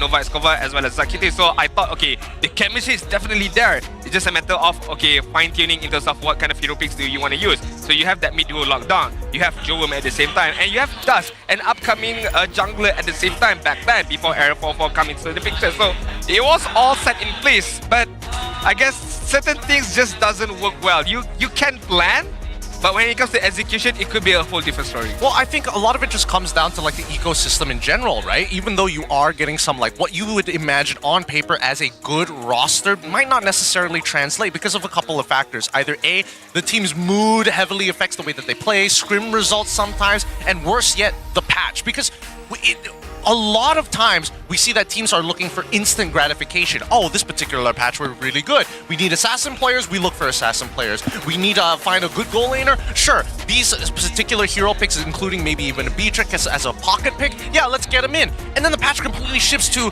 the Moskovs, the carries, the Claudes, and then it might even change back to patch afterwards. Small things like these really make the ecosystem difficult, especially if you're buying into a slot. And worse yet is when we start to think, who has the time, money, and effort to invest in a solid lineup for at least 2 years? Yeah, it came at a time where Team Ray, they gave their previous roster a solid shot, right? They ran it with 1 full year. We saw it in season 14, and I share the stance that I want to see them one more season. Let's see what they can do. Didn't work out. They went for a change, and they started off the season pretty well, right? They gave us some pretty good performances. The first team that they took down was Todak. They were showing good promises in the gold lane. We started to see priorities for Joel's Moskov, which was one of the only team that picks Moskov as sort of a signature for their gold laner. And then Dust also had a phenomenal performance on his Fredrin, and teams started to respect it. I just am not sure, even up to this point, whether bringing in subs, in the jungle role for AERO and in mid in the form of Zayla Lina is going to change anything for Team Ray. I mean, we do have one thing that we can rely on here in MPL MY, or for the MPL MY teams. When there's no pressure, when the game, there's nothing much to it, that is when they can perform. That is when we can see the true colors, the true potential strength of a certain team. So maybe that would be the case of Team Ray, because GMXK did showcase that, okay, when the game, it's not really too much of importance to them, that is when they start to showing up. Jaja with the Lancelot and such. So Team Ray, maybe that could be one of the biggest motivating factor that they have. I'm not saying that all is lost for Team Ray, but so far we know that in terms of playoff spot is a no-go for them. So maybe without any kind of sort of pressure, that is when AERO 4-4 can shine, the mid duo can shine. More pressure, or more so, is on AERO Esports right now. They need to win this. And to be honest, they need to win it 2-0 to solidify a potential playoff spot for themselves. Even when you look at just their opponents who's fighting for their last slot, which is Untitled, general consensus, the odds heavily favor AERO. Even 1 point is going to keep them in the running for majority of the season. Alright, I did ask the question about what's wrong with Team Ray, right? I mean, Zinhan, this is a quote from himself. Even though we changed our roster this season, we still end up in the same position. Our target was top 4. Our performance in Scrim and on stage is very different. During MPL, we play very passively. Honestly, we don't even know why things change when we're on stage. In Scrims, we're always aggressive. Okay, it's been so long since I heard this narrative. Oh, in scrims, we're performing well. In scrims, we're doing the right things. We are playing well, we're playing objectively, we're playing aggressively, so on and so forth. Come in MPL stage, I don't know why things change. Because we're playing the same game, we're playing the same hero. Yes, opponent might be different, and the environment might be different. Is that enough of a difference to force you to not play the way that you did in scrims? I think it's the difference between practicing to get hit by a bullet when actually having a gun pointed at your head. That's a very, very big difference. Okay, we shall hold on to that. We shall discuss it even further. But right now, Kim, a quote from himself: if we qualify for the playoffs, I want to face Team Damas because we believe we can handle their gameplay. Aside from M7, our realistic target is at least top 3. That if we didn't make it to playoff, I might consider joining another team. Bold statement right there, because I've been with AERO for quite a long time. Just do it. Just do it, Kim. What are you waiting for? Yeah, nothing is stopping you, right? What are you waiting for? But here's the thing, right? Number one, who would pick him up and where would he go? Yeah, I think mid lane is quite saturated right now. I think, like mid and I think if you want to pick a role to go into, you probably look at jungle. I have an idea. You have an idea? Might be a crazy one. I don't know. Depends. Don't say SRG. Don't say Ocean Black. SRG. I'm not gonna say Ocean Black as well. GMX. Okay, this is the graphic. Easy way for AERO to reach playoff. They need to win 2-0, and then Untitled must draw at least 1 point versus SRG. That will be tomorrow's match. Okay, so that's the blueprint for AERO, for all of you AERO fans out there. Going back to Kim, CG, you shift Chiku back to the goal lane. I mean, I see that idea, but it doesn't solve the problem for CG, right? I mean, if Amzik cannot play, with all the study issues, and he's gonna finish his SPM sooner or later, right? But if let's say you're not all in on Amzik, And if you're all in on Chico's goal lane, yeah, you can do that. I'm just, just throwing it out there. Like, because other teams, I can see happening. World, right? I mean, Vamos have already the Clockun, SRG of course. Yeah, Homeboy's not letting go Izanami. No, not letting go. GMX. I mean, Monster Vicious, if they cannot get the service of Leonie and Bondol. If they cannot continue that service, maybe is an option over there, maybe, who knows? Or maybe if, let's say, Kim goes there and it opens up another import slot for a different kind of... Oh, you watch out. Kim is going to show up on Team Ray next season.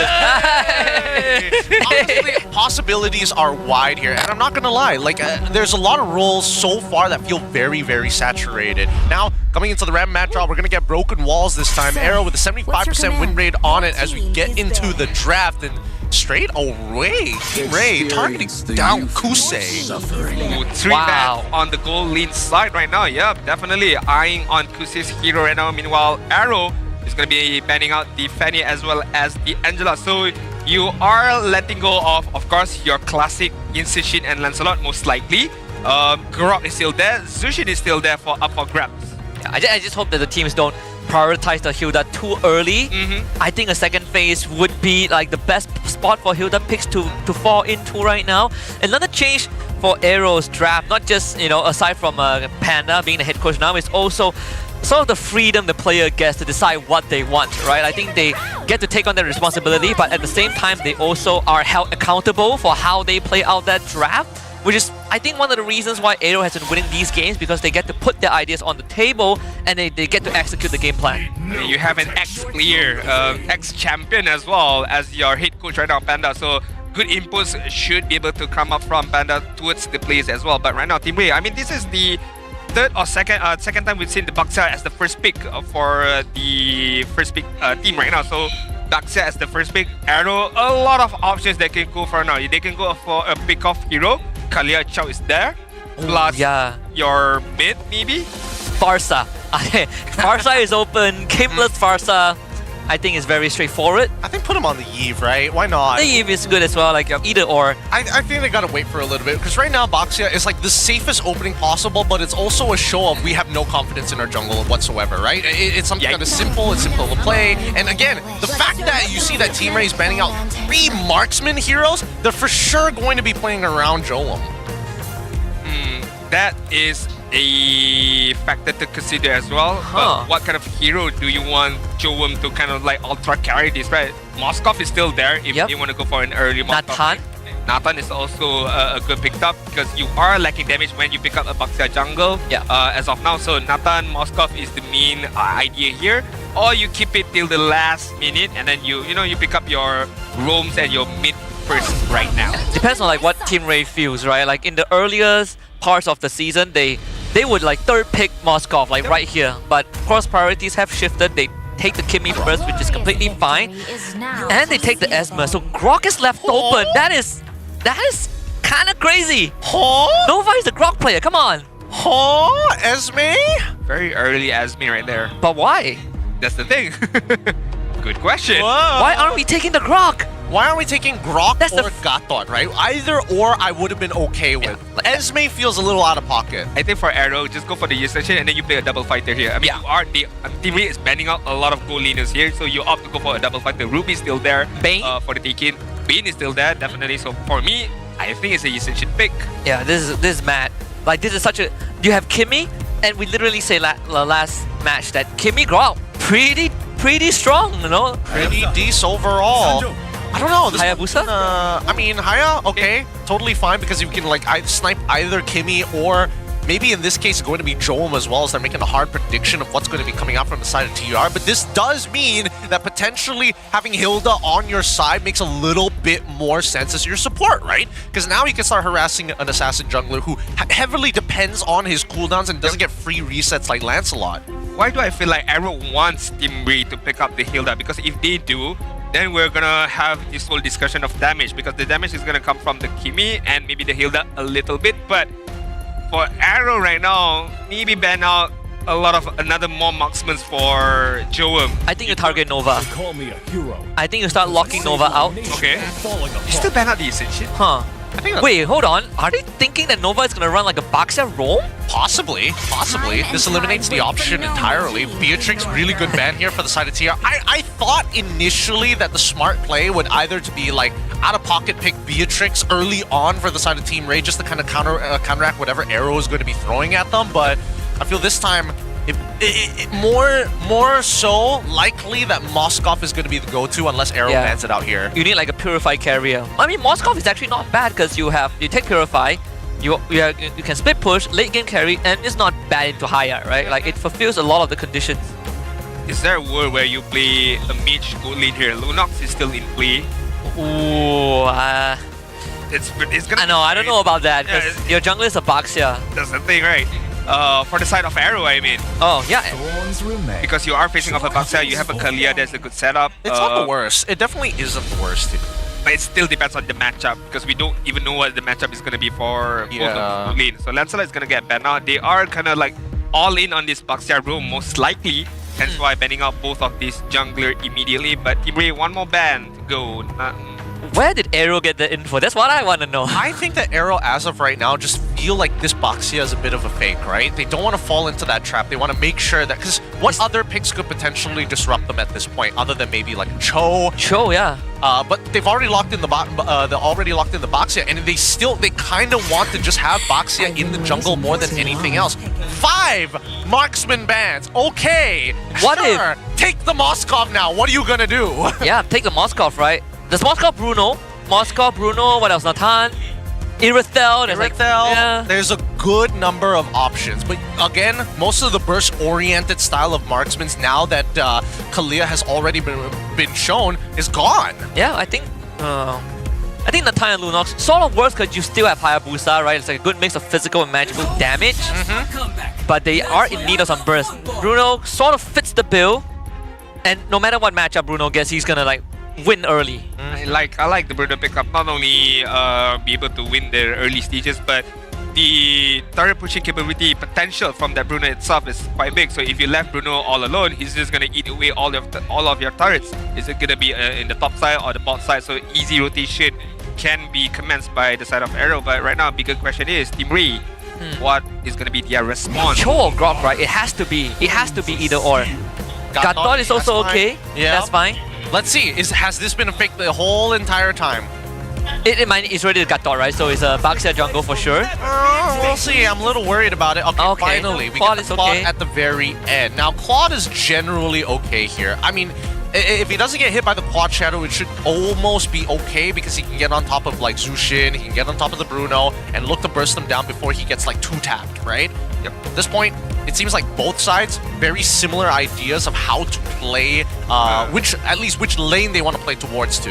You still have the Arlot for smooth. You can for Laput if you want to go for the back line. Uranus is one of his like safe picks. But going up against an Esme, still okay, I suppose. Yeah, it's like you're gonna sandbag anyways. But I would think Lapu and Arlot make the most sense because you are dealing with the Baxia too. I don't know. I feel like Arlot right now is not going to get as much value though. Lapu is fine. Because the only reason you want to have something like an Arlot is if you have somebody to find those resets. Because doing it yourself is too risky, and that makes you like an all-in hero. Lapu, at least you have the flexibility of like I can wait for timings and then look to go for big one-shots at the end. Yes, it's also all-in, but he's very independent. Not only that, I mean, for Team Ray, they are kind of like putting all of their egg in like 2 baskets. There is going to be the Kimi as well as the Cloud. If both of these heroes are not going to have a good time in the early stages, meaning to say that they cannot farm up well in the early stages, they're going to have a very, very tough time in terms of dealing damage out to the side of AERO. Meanwhile, AERO, they are very mobile. They have good raw damage with the Bruno as well as the Hayabusa. They have an initiator with the Kalia as well as the Zushin. So for me, a lot of big points on AERO Esports right now. Yeah, this is important for especially AERO Esports.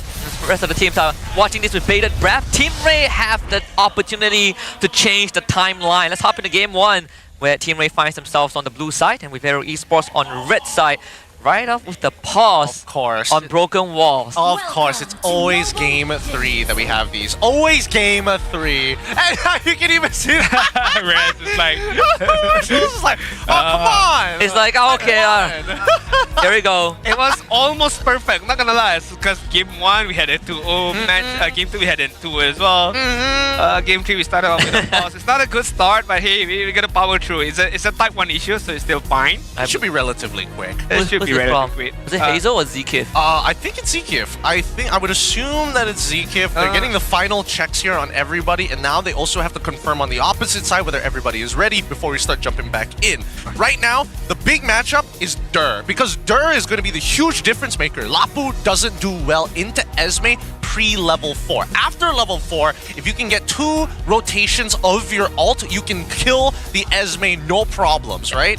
It's natural damage, but the big issue is once Esme kind of like beats you up in lane and makes that first motion, if the jungle happens to be the right side of the map, Esme is going to start harassing the Hayabusa as well. Yeah, and if you can somehow bring in the Baxia and your mid laner and you kill the Lapu once, the lane essentially explodes. I mean, there has been a big difference maker for Team Ray, but you can draw parallels between him and Siska, and the only difference being Siska is a lot more consistent in making those plays happen.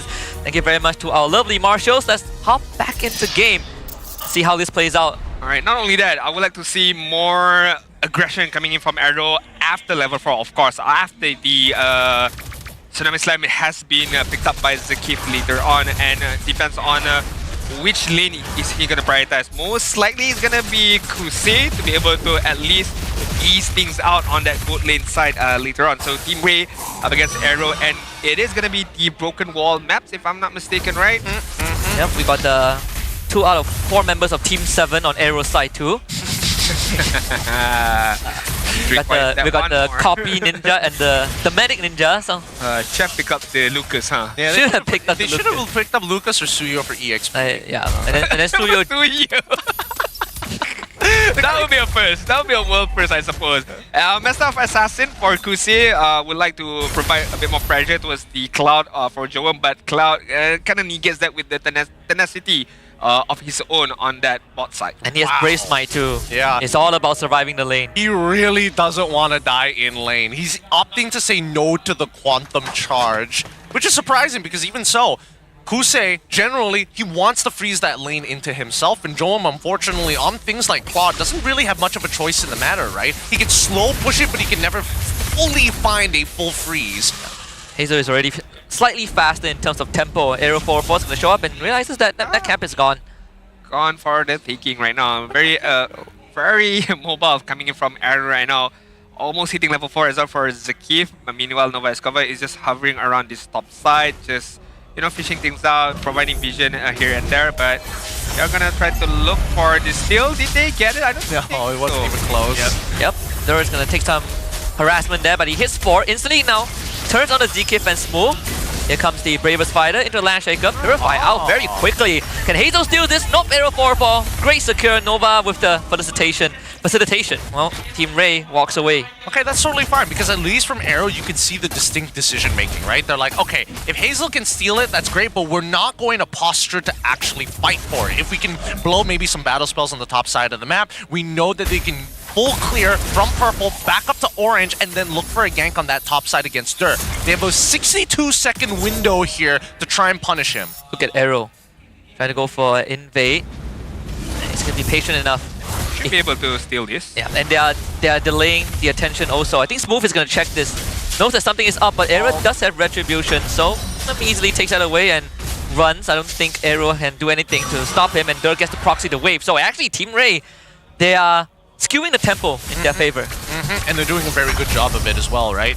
Hazel, again, still going to be very elusive on that signature Hayabusa. However, with vision over him, knowing that he's playing around that Litho Wanderer, Nova Escobar and ZachQT has found vital information and also delayed Hazel from actually going for the counter jungle on the opposite side, right? Now, he can't go for a parallel jungling path. AERO 404 is going to start building up an EXP lead. ZachQT, first item Sky Piercer. So if a fight goes well for Team Ray and is ZachQT getting those takedowns, things could quickly get out of control. Right now, AERO, after hitting level 4, especially on Zekif, especially on Hazel, not much aggression is coming in from the side. No Tsunami Slam out of Zakif as of now. Just trying to piece back and forth, getting a bit more vision, a bit more map control for the side of AERO. Meanwhile, Team Ray is just very much happy to just farm away. You know, they don't have to do too much right now. There is not gonna get Tsunami Slam. I mean, still have the Purifier in hand, so Zakif is just gonna scout things out. But yeah, AERO 4-4 is okay with this. I'm just gonna farm up right now. Yeah, if there's something that we learned from previous matches up against a team with Purify, is that you need something to force the Purify. And for AERO's side, they don't really have that. Like, Kim isn't the most reliable one. Falling Star Moon in from Durst. Move also matches that aggression. Second turtle. AERO 4-4 with the secure. They get a Tsunami Slam on the ZK, but Smooth is in danger. First blood for ZQT. He's gonna start running them down with Sky Piercer. Give him 2 bodies as Durst collects the second. Team Ray wins the fight. What was what?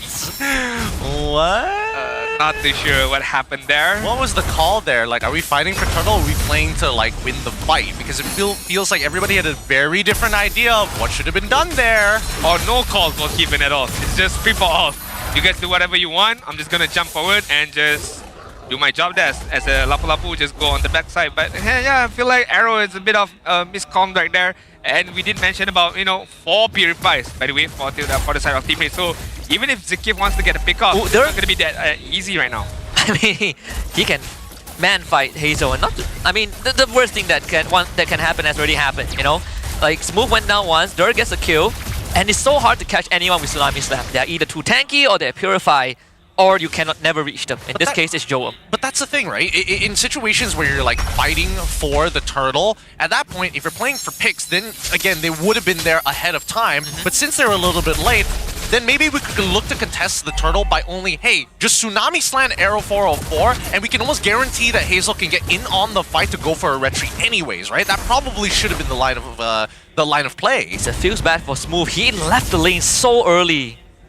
He's like, what? It's over for him. Yeah, that lane is all over. Look at Dur. He's proxying the wave and he's holding Hazel hostage. Yeah, Hazel can't kill him just yet, right? Until he gets something like some crazy items, or at a bare minimum a War Axe so he has true damage to work with, Dur can probably tank everything. This is very difficult for AERO. They are kind of like sort of losing all of the lanes in terms of level as well. Team Ray, right now, once they did have the upper hand at 2 kills on their own hands, 2.2k goal lead, and somewhat of a map control on their own side at the same time, knowing that whoever comes in, they can just purify away right now, okay? Started with Smooth. On to Nova, sure, but what's the follow-up? There's no follow-up there from AERO. And also, who bursts the target that gets kidnapped? Well, they're gonna try with the kidnap, this time with the AERO 4-4. AOG as a response, AERO 4-4 goes down. AERO 4-4 actually no, it's Z-Kip that goes down. Here comes Hazel, Shadow Kill, easily dispersed. Amongst 4 target, Hazel can't get anything done. So Team Ray gets another turtle. Nicely played by Team Ray. Really nicely played, because AERO 4-4 gets brought underneath the turret, which is a terrible situation for him to be in, but Nova X Gomar, quick on the fingers, and with the Revitalize, saves his life underneath that turret. Very looking kind of dull a bit for AERO right now. Nothing is going in the favors of them. I mean, the initiation from Zakif before he went down was quite good.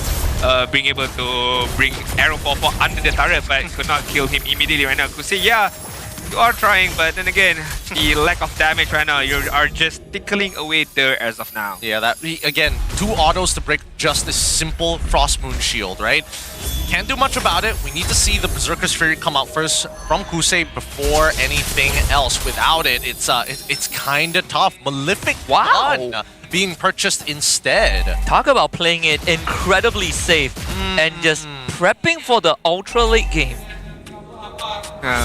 Is that the play? I know Hazel is about to get dunked on. Almost.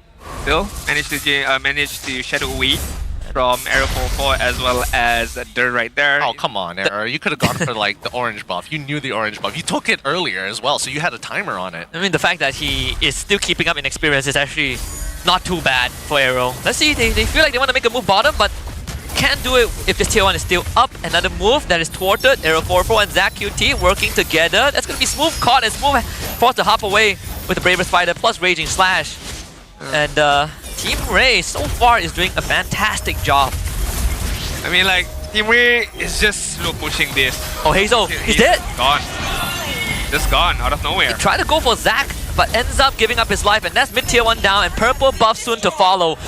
Almost a 4K goal lead for Team Ray. Dur is 1v3ing. We are almost 9 minutes in and the Lord is about to spawn. I am gonna call it early on. The only way for AERO to bounce back from this is a mistake from Team Ray. Because I don't see a world where they can get a good initiation off due to the Purify and due to the capability of Team Ray to just counter-initiate with the EOG, with AERO 404, with Falling Star Moon at the same time. So hey, Team Ray, all they need to do is now just don't choke. Yeah, it's I agree. I think it's almost close to be a callable game now. Unless Hazel makes miracles happen, but it's not going to be happening. At least in the next 3 to 4 minutes. Let's see how much damage Team Ray can do with this Lord. Because, you know, the clear from AERO isn't too bad. Although I feel like if Team Ray starts throwing body as an AERO, there's nothing that AERO can do. Unless AERO waits out for Kusei's items to progress fully, but then again, you are giving the same amount of time to Team Ray. So maybe at that point, we can see, okay, how much Kusei can deal damage towards Team Ray. Maybe then we can see AERO be a bit more aggressive, but hey, it's not going to be easy. It's going to be a tall task. 5k goal lead already for the set of Team Ray. What are these item builds? Winds of Nature out already for Zach. I mean, Zach is like, I'm not going to be the one who's going to throw the game. Yeah. I'm playing to win, baby. I'm playing to win. I'm not going to buy dinner. Literally, right? Because I think it's because of the Aogi Shadow Kill, most likely. He doesn't want to get one shot, so a good defensive item for me personally. I mean, Zakuti is a slightly easier target for Hazel to plaster the shadow on than Joam. For sure. But I think at this point, right, the only way that AERO can win is if they scale up to get Wishing Lantern on Kim and Kusei finally gets that Berserker's Fury. Because again, he has negative damage right now without the multiplier from the Berserker's Fury. Yeah, Dur is basically barely feeling anything. Oh, Hazel! He's so far back on the Joam. Placing duet from Joam just to survive. And successful defense for AERO. Okay, there is a glimpse of AERO coming back with Hazel's just pure sheer brilliance right now. But I'm not too sure if that can take you far. I mean, 1 man versus 5 is not going to be easy. Almost made a miracle right there trying to kill off Joam at that particular moment. But looking at the item build, look how far ahead Team Ray are right now. I mean, Cloud, the Trinity has been picked up. Meanwhile, Kusei, 2 items in hands of the Bruno.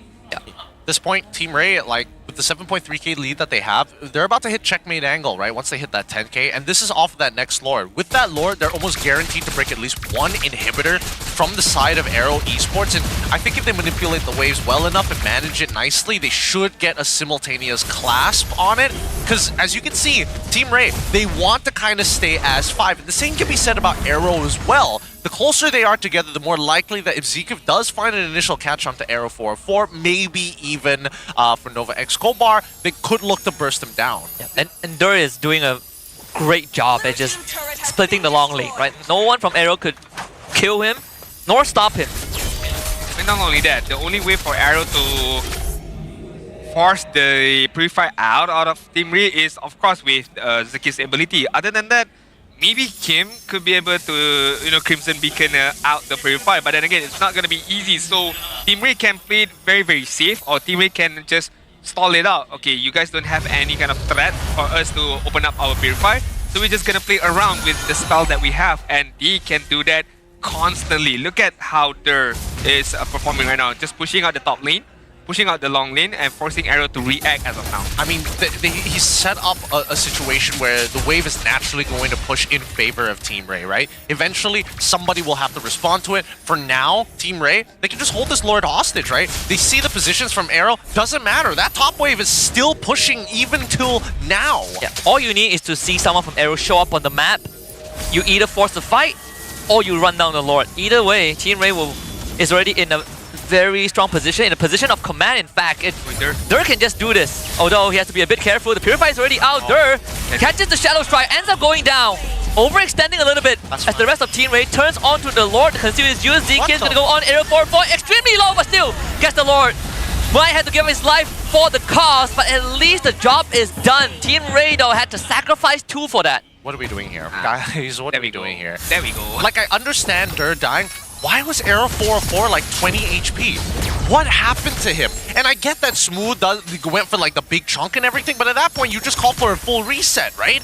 The top wave is still pushing up until now. They just needed to bide their time and fight for space if necessary. And Team Ray would have been more than happy to stick his 5 to fight for that space in the first place. This is the mistakes that I've talked about. This is the choke mistakes that I've talked about. I mean, Team Ray, they were in the driving position, but you know, a few mistakes here and there are causing them a bit of momentum. And right now, AERO esports are, I mean, they do have some room to breathe. They do have some room to work with that particular kill that they managed to get. And at least one turret is going to go towards them on the top side. So it even things out at least. But so far, Team Ray is still in the lead in terms of numbers. But AERO, slowly but surely, are building their very own momentum. Yeah, Team Ray needs to start respecting AERO a bit more. I think they're overestimating himself earlier on.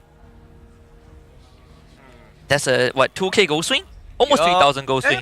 Yep. It evens it out, but it also takes him out of the red zone, right? Now that Kusei has his 4 items already complete, like, this is going to be a bit of an issue because they've given everything over to Kusei. If he gets sniped by Joam in the back lines, it's going to be a huge problem because that's their main source of damage right now, other than Hazel, who, again, is still trying to look for Joam or maybe even Zach QT if he can sneak and weave the shadow right on top of him. I mean, Joam is also playing it very, very safely right now. He's not overdoing things. He's not being aggressive. He's not pushing the envelope enough, I would feel like. Because when you have a very extraordinary lead, you want to use that lead to your own favors. You want to push the envelope. You want to be in the face of the opponents because naturally, the opponents have one lesser item than you. Naturally, the opponent have lesser levels than you. Therefore, you have the upper hand. But you did not opt to go for that. You're gonna, you know, wait things out, play it safely, play it passively. Like, that's interesting. It always goes down to the concept of, are you playing to win, are you playing not to lose? Yeah. Team Ray, they are... The window is definitely closing. And we saw the DHS for Kusei. I feel like Team Ray should make more active moves instead of just trying to play the waves. I mean, it's a good idea to play the waves, don't get me wrong. But do it like one more time, do it wrong one more time and AERO will be back in the game. Yeah, let's quickly look at the items, right? Because again, I'm surprised that Kusei wanted to go for DHS rather than going straight for Winds of Nature, because the only way that he realistically dies here is either he's already put to half HP by Joam or he gets caught by Dur on this Esmeralda. So it's surprising to see that DHS was probably the way to go, because with the 3 items that he has right now, the crit is more than enough to kind of get through, especially with a Malefic gun, right? Oh, you got the blade armor, it doesn't matter. At least you're getting percentage armor reduction because of the Malefic gun. Okay, round number 2 right now in terms of the Lord Dance. It's going to commence between both of these teams as we take a look at the long lane is naturally pushing towards AERO's side. So AERO will have to react a bit. Kusei's going to get this started for free. Oh, Zach actually blocked the last shot, sort of. Top wave is going to be pushing in AERO's favor now as Hazel has already set it up. Kumar push. AERO 4-4 not getting grabbed by ZK. It's going to say a prayer and Kusei finally breaks the structure. Almost. Eventually will. There you go.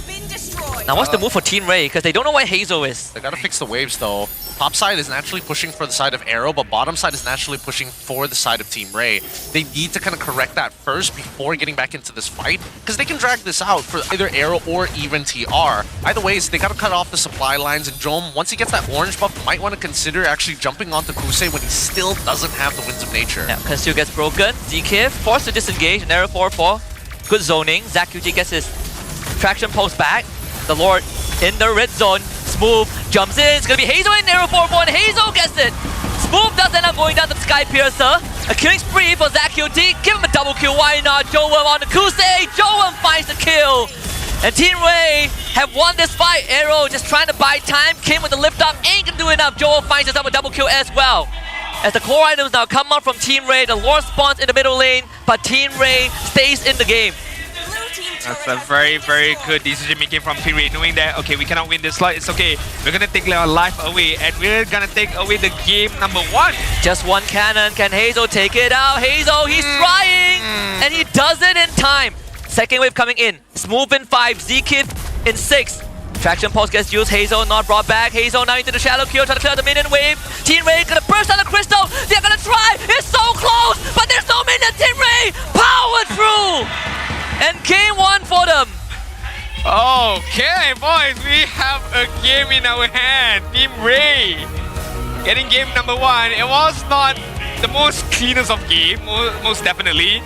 It was definitely scrappy up until the end as well. Like, to the point where you had to throw everything at the crystal just to end the game. I get it, especially when you have a Trinity build, like you feel like you can power through it. And to be fair, Joel made the right call that he could get through that last bit of HP. But I don't know what I'm more disappointed of. Am I more disappointed that Kusei didn't buy Winds of Nature when he clearly had enough money to and decided to go no boots, DHS when he was already doing a decent amount of damage? Or am I more surprised the fact that Team Ray decided to throw a fight when they already had a naturally pushing wave on the top side? So, again, you know, pick your poison. I mean, when that Lord fight commenced, yes, it was a very good initiation from Zakif, locking down AERO 404, then allowing Hazel to get that Lord. But what happened afterwards was much more impressive from the side of Team Ray, where we saw Joem immediately go for the BMI on the backside and then immediately using the ultimate up against Kusi. And you did mention, like, if there were a Wind of Nature, that ultimate could not... I mean, he would have won. Yeah, he would have won, basically. Because you just basic attack the cloud away. So, I don't know. One item is all you need. It makes the difference, I'm telling you. The biggest goal lead difference, actually the goal lead difference was only on 2 rows, and one of it didn't matter. There was a 2k network difference between the roamers, which is like, you know, dismissible, and the other 2k was in the mid lane. So they were actually kinda even. If you had a Wind of Nature, Kusei was given the space to just basic attack the cloud away. Yep. Once he used that Blazing Duet, right? It could turn the tables around, because if Joem got killed in that particular instance, immediately AERO managed to secure that particular control, because they were the ones who get in the lot. But hey, things happened, the game was ended, and Team Ray won, so congrats to them. And right now we're gonna nominate the MVP for the game. Is gonna be Joem. Played passively, played very defensively, but hey, it still worked out in the end. All for the win. Brave Smite diff, right? Brave Smite diff in the laning phase. I mean, you could see him actively trading against Kusei every once in a while, especially when he knows it's like, you got no stacks, I know you're not gonna crit me luckily out of nowhere, and even if you do, I still have the Brave Smite to at least like even out the trade at the end. He played well though. He even swapped his item. He's like, Wind of Nature, let me immortality, just in case.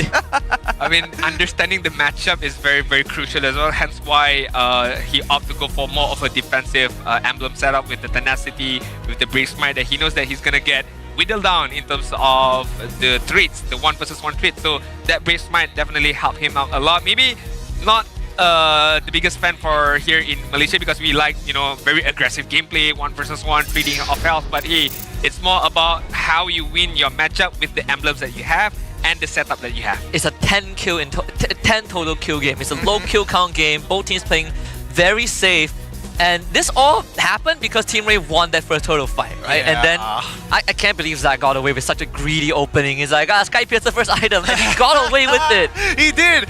And to be fair, he nearly died. He nearly died to Hazel when he slipped the shadow right through 4 members of Team Ray as well. And Zach knew he was in a lot of trouble, so he had to just book it. At that point, when he's got like a couple of stacks going for him, I get that he wants to protect himself, but man, oh man, AERO need to make some better decisions. Team Ray have to play the Lord Dance a little bit better, because there's so many moments where it's just like, how did AERO 404 end up with like 20% HP? Was he tanking the whole time? Did Kusei get a couple of auto attacks off of him? That's why he was down to like 1 HP when the fight finally fully broke out? I'm guessing yes. I mean, I'm guessing he did took in a few damage coming in from Kusei throughout that moment, throughout that effort trying to get that Lord or that particular turtle, right? I mean, Zakuti, I was a bit confused. Like, okay, you go for a Sky Prince first item, showcasing that, okay, I want to go aggressive, I want to get some kills. But then afterwards, you did opt to go for a Wind of Nature, so you're back to defensive mode. You're still afraid that, what if the Augie Shadow King hits me alone? So at least I have the Wind of Nature to be able to save me. It's funny enough that Zakuti is the one who picked up that early Wind of Nature. Not even Kusei for that matter. Zach QT is already, you know, buying futures at this point, right? I'm just predicting. If this shadow hits me, I'm gone. It's like, don't worry. He's looking at Kusei. Don't worry. I'll buy the Winds of Nature for you. For you. Go for the DHS. Thank you very much, right? It's so strange to see. But even so, I think out of everybody, as much as Joan was able to like hard carry the game at the very end, early, mid, late, was doing everything. Zoning, winning out his lane, and completely shutting down Hazel's presence throughout the map. Yeah, like he sits in Hazel's jungle, he proxies the wave, and he forces Move out of his lane. Like Move dies one in the first turtle fight to Zac, and they're just sat in that lane as Move was forced to move with the rest of AERO. Not to mention, not only is it hard for AERO to force out Purify, they also don't have the burst needed to kill off a single target which they grab. In this case, it's either Nova or AERO 404. Gonna be Team Ray all the way right now. Rich guy, gotta give it to Joam with 711 to be honest, gold per minute. 43,000 total damage being taken upon, being dealt by Dur, and he took almost 100k of damage, and being the sandbag as well as the best wingman is gonna be Nova Escobar with 6 total assists. But yeah, I mean, as much as we compliment Joam for the hyper carry potential, but I do agree with Gideon. Dur did a lot of stuff. A lot of the dirty works was done by Dur. Early stages on trying to win the laning phase, and once he got that laning phase down, he went forward to try to disturb Hazel's farming potential, at least just to get to know where Hazel is, where is his whereabouts, and absorbing almost all the damage. I mean, it's totally seen right here. I mean, 108,000 damage being dealt upon himself as an Esmeralda. So props to Dur, not gonna lie, hidden MVP for this game number 1. I guess you could say that Hazel got done dirty, real dirty here. Because look at him, right? He got away with so much, maxed out his build 15 minutes into the game. And oh man, the Ice Queen's one. Dude, Kusei purchased after he died, manages to get to Winston Nature right at the very end. That my man, Kusei. Woo! Still got it. Still got he did. he did. The only difference is he bought it after he died. So if Panda wants to scold him, hey coach, no, I mean. Hey, I got it. I got it. I just didn't use it. I didn't get to use it, but I bought it. It's just unfortunate enough. I died. When I purchased the Wind of Nature, I died. You compare the timing, it's like Joam gets his Winds of Nature, and then 3 items after that, it's Kusei's Winds of Nature. Oh. I mean, even Zac killed it after the second item, after glowing wand straight away. Screenshot this, and Panda shows the screenshot to Kusei. Look at the timing. Look at the timing, look at this. Oh shit, why? It's my fault, I swear. Maleficent second item, okay, and then you go DHS 4th. Oh! Pain, so much pain.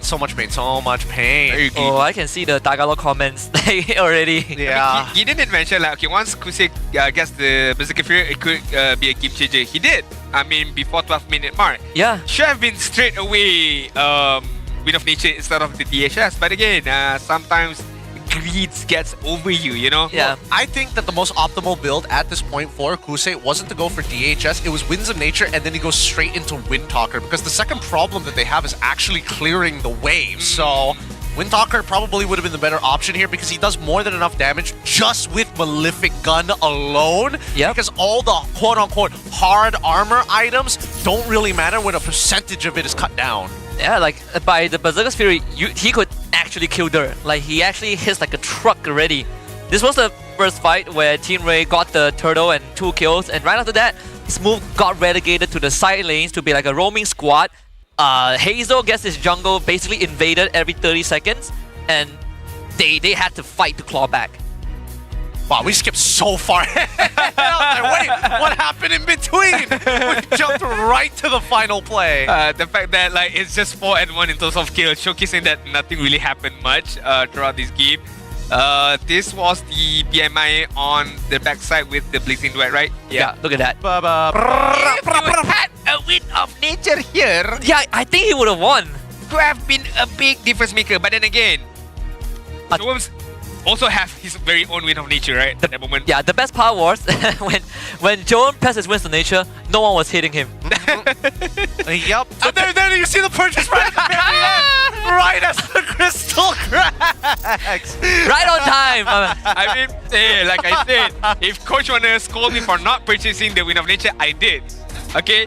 I respect it. Technically, it's the end of the game. Kusei must off. Kusei All right, Pinoy, Golindo, Kusei versus Joam. A lot of you gonna vote for Kusei. I mean, a lot of you, not gonna lie, majority of you, 77% up against a 23% for Joam. But after game number 1, might want to reconsider, I suppose. I don't know if they're allowed to change their votes, but I think for the time being, let's see whether the rest of this best of 3 is going to show what Kusei is all about. Because again, pretty even laning phase so far. I think everybody else is the one taking the punishment for the side of AERO for the most part. And considering how it went, the best solution possible was to start funneling that gold into both Hazel alongside with Kusei. More so, is it going to change how AERO drafts, right? Pick Kusei's hero early because he got 5 marksman banned against him. I don't think it was the problem. I think the main issue was that matchup specifically in EXP, or maybe switch it up, right? Instead of going for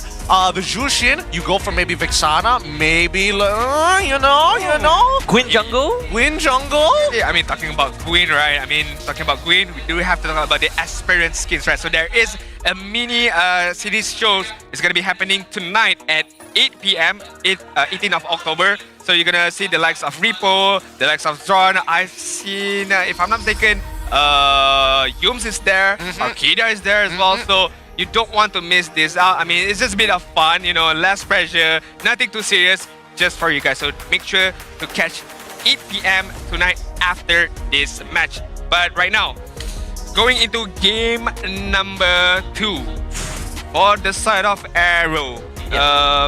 Draft-wise, no issue. I feel like it's very even Stevens, I feel. Decision making, very much questionable. I feel like there's a lot of things that can be sharpened a bit more, I suppose. Look at Panda, man. Panda is like, whoa, where's Panda. your Winds of Nature? What is your item, bro? What is this, Kusei? Come on. You know Panda is gonna be pissed because he himself is a gold laner at the same time. Panda, I would have bought Winds of Nature. I would have bought. I would have bought that. I would have bought a first item. Kusei is like, hey, you finished 10th in the 40, shut up. How many MSCs did you take part in? Oh! Youch. Bring back Tazi, come on. Alright, 20 more seconds to go. So, okay, shall we see a different kind of draft coming into game number 2, or we shall see more of the same as game number 1? Do you want to see a different draft? I think that right now, I think that AERO needs to kind of take the lead with potential threats, right? Because again, as much as they opened up with the early Boxia, they were cutting off a lot of the outlets for Boxia to kind of shift into the roam position, which is a good and bad idea to a certain degree, right? Because both teams ended up playing a relatively similar composition. Ooh, expanding rivers. Okay, now this one's going to be quite vicious. It was a hard read from AERO, but you can't really tell if it actually paid off or not in the end. Though I would like to propose a different, a different view on how AERO has been playing the season. Okay. Because when we see them ahead, they go hard and fast. Yep. But the problem starts when they fall behind, because AERO defaults to a very passive, conservative playstyle, which Team Ray took full advantage of because that's how they wanted to play game 1. Is that something that AERO needs to kind of, fine-tune a little bit, be more proactive? I think that just means they need to draft a composition that plays for that very first turtle, right? I think that's what the only solution they have in this particular case, if they don't want to put themselves in that, I'm falling behind, therefore I cannot do much. So something a little bit more skirmish-oriented. I think maybe that if they... I think in Hazel's perspective, we'll see whether or not he gets another assassin, because Util might actually come into play this time round. Yeah, I mean, we shall see in terms of the first pick. Again, viable heroes such as Isenshi and Lancelot is still available. Grok was not prioritized at all in that game. If I'm not mistaken, I don't think it was even banned out or even picked up by both sides. We shall see, will Grok be in favors for game number 3, especially for expanding rivers, right? I mean, earlier rotation can be commenced by using that Grok at the same time. But right now, Team Ray, one more ban before we move on to the first pick. Gonna ban out the Chi-Chi. Almost like that slip. I mean, the Cho is also great, right? Expanding rivers. Anything that can put on early pressure. Hilda, like if you go second phase Hilda, because if I wonder if AERO will pick Boxia. There it is. Alright, so the roles have swapped a bit. Yeah, I don't think Hilda can come into play at all now. Lance is still available. Yep. Come on, AERO 4-4. do they go for Zakuti on the Jushin then? Because there's no point playing Kimi into this. Well, you could take like I want to say YSS fight or like a Lance plus Roamer. Lance plus Roamer. Lance plus Grok Roamer. isn't that bad. Lance Grok, Lance Cho, Lance Kalia. Jushin Granger. You take away Kusei's Granger again, so they still are targeting Kusei. I mean, to a degree, right? Because again, the CC was like left out wide in the open. They still banned out the 1-1 alongside with the Harith. I'm expecting the last 2 bans from the side of Team Raid to be targeted towards Kusei again. So at this point, right, you just go. Oh wait, no, you can't. Do you take Kusei hero here? You go Mosk. You go Irithel? I mean, that would be like the traditional. Actually, no, Irithel does pretty good here, mainly because you can run circles around the Jushin as well. Grok Irithel? Esma Irithel? Esma Irithel doesn't seem too What about Arlet? bad. Arlet, because you don't have a lot of CC to work with, right? That's true. Yeah. Unless you are playing something like Farsa or maybe even Yi, but then you have to see the roamer for the side of Team Raid first. Oh, okay. So they essentially took Team Raid's draft. Yeah! They took Team Raid's draft! I mean, if they can beat us with this draft, we can beat them with the same draft, right? Big Dan. But right now, Yi Sun-shin, finally! Alright. I get to see a Yi Sun-shin picked up by Team Ray. But they're not gonna go for the double fighter because the Granger has been picked up by themselves. Not really liking the turtle fight aspect of this opening so far. So something that Team Raid needs to take note of. I think Team Raid just gives it up, right? Like, you can have as many turtles as you want, I don't really care, right? If you just want to power farm Yi Sun-shin until he's able to, like, one-shot Kimi and, like, slowly peel away Esmeralda and Baxia's HP. That's not the Malaysian way. That's true, that's true. We fight. We fight all the time. Would you rather give up or die trying? How about giving up while still dying? AERO, in terms of bans, what would actually be good here, right? I think they need to get rid of the Gatot. Gatot or maybe even Grok. Actually, no, yeah, the Grok. I feel like Grok has to go. Grok has to go. Unless you want to give her like a horrible matchup, but you have Esmer, so... Yeah, you've already got the Esme kind of locked in. There it is. Okay, Grok ban. Grok, like either Cho or Gatot ban, I guess. But you have Baxia and Esmer, so Gatot should be manageable. I think that the Kalia should also be a consideration here because like as much as you don't want to have like a one, usually you want a one-on-one as a combination with Kalia, but now with Yi Sun-shin as well as Granger doesn't necessarily have to be there for the setup as long as he is within range of the Death Sonata, he can find the eventual pickup when Yi Sun-shin goes in. What about Chip? Chip doesn't sound like a bad idea, but the only issue is that like with Chip, and especially when you have to deal with Esme alongside with the Baxia, there's many times where if the person that you're trying to target down is either too tanky or there's a fast response coming in from AERO, then a lot of issues start to show up. Not to mention that the Gatot still hasn't been banned out, but at least it's a good read from the side of Team Ray. I think Chip is good for AERO. Yes. I think Chip is pretty good for AERO actually. Do they ban out Gatot here? That might give a signal for the Chip. Okay, show ban. I like it. Team Ray right now. Do they want to go for a single target pickoff? Because they have a ton of damage, but they need someone to front. Bottom's still there. Hylos is still there. What else? They all run into the same problem of not being able to peel away from AERO. Yeah. Right? So Gatot is probably like the best choice, but your XP player needs to be able to follow up. Lapu's still there, right? Yeah, Lapu is still there, but you're up against Esme. Oh yeah, a big problem. True. Do you go, man, I want to say Arlet, but then again, they don't really have to set up to... You go for the Esme Breaker, which is... What about Bane here? A Dyroth. Oh, what, but they don't have physical damage. Irithel? I think you still... Like, Irithel is still not a bad pick. Yeah. Right? You go Irithel, you take Purify, you call it a day. Irithel, Purify. Or you can actually, if you want to go extra greedy, Irithel, and then you just take Sprint. Okay, Kusei, no way you messed this up. Claude. Steal their draft. Steal, yeah, might as well, right? Pick Claude and what's the last pick? Gatot. Not gonna lie, Cloud is still not bad. Okay, they go for literally, huh? Almost. The Baxia roam this time. Oh yeah, okay, fair enough. But the Hayabusa are still on their own side. Okay, Hazel. What about Hilda here? Okay, maybe not Hilda. Actually, Hilda might not be that bad. The only problem is Baxia. The thing is, like, without knowing where the Baxia is going to be, if he shows up in the mid lane and then you start to go for these inmate loot, then you have a lot of issues, right? Glue, actually, not a bad idea. Not a bad idea. All right. So wait, if you go into your, what do you call it, the glulets? Globules. The globules and goobs. the goobers. If the shadow Q you can easily disperse the shadow Q, right? Yes. But do you take damage if the blobs die? You don't, right? You take like minimal damage. Okay. You take minimal damage. It's basically negligible for the most part of it.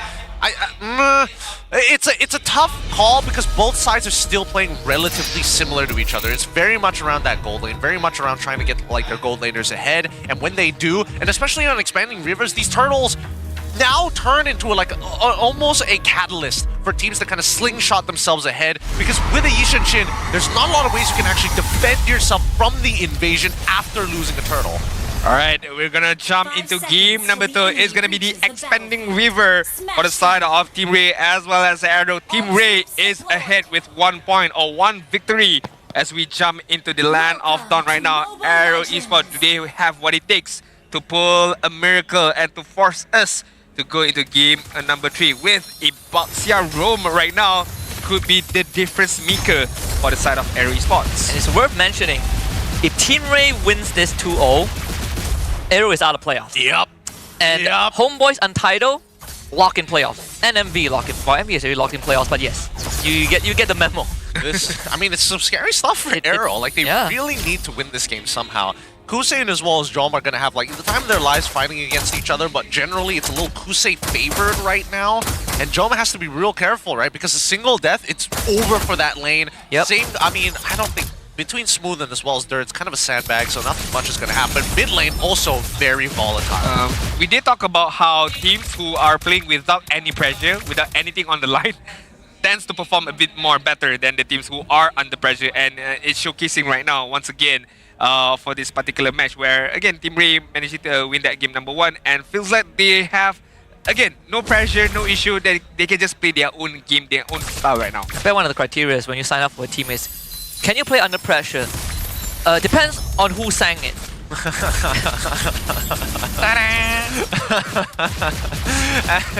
As a mid lane, again, the freeze inevitably going to be broken here. AERO 4-4 showing presence to make sure that Kusei can't keep on pressuring Joam for free. And that's actually perfect, because right now the lane state is actually pushed slightly in favor of Joam. It's closer to his side to open up angles to maybe let loose with the Rhapsody. Yeah, and Kim is lost a lot of HP. Right on time as the turtle spawns. Because the full commit. Turtle Boy and Revitalize gets used, so sadly, AERO couldn't find anything. But Smooth, not so lucky though. Everything connects on the Smooth. He gets lifted off. First football. AERO 4-4. Best case scenario for Team Ray. Can they go for more? Zkim gets lifted up. And there's a grab, smack, and it's nap time. 2 kills for AERO 4-4 at the start of the game, and a turtle as a bonus. Yep, a perfect start coming in for Team Ray. Nova Escobar, again, really nice chaining the taunts together. More importantly, just the natural synergy between Glue and the Zushin. Every single time you're thinking of Zushin, I should always pull my targets close. And when you do, it's a good idea to displace your opponents, but now when you have these little globules to work with Dur nearby, you can almost guarantee a chain CC every single time. Zkim not even 4 yet.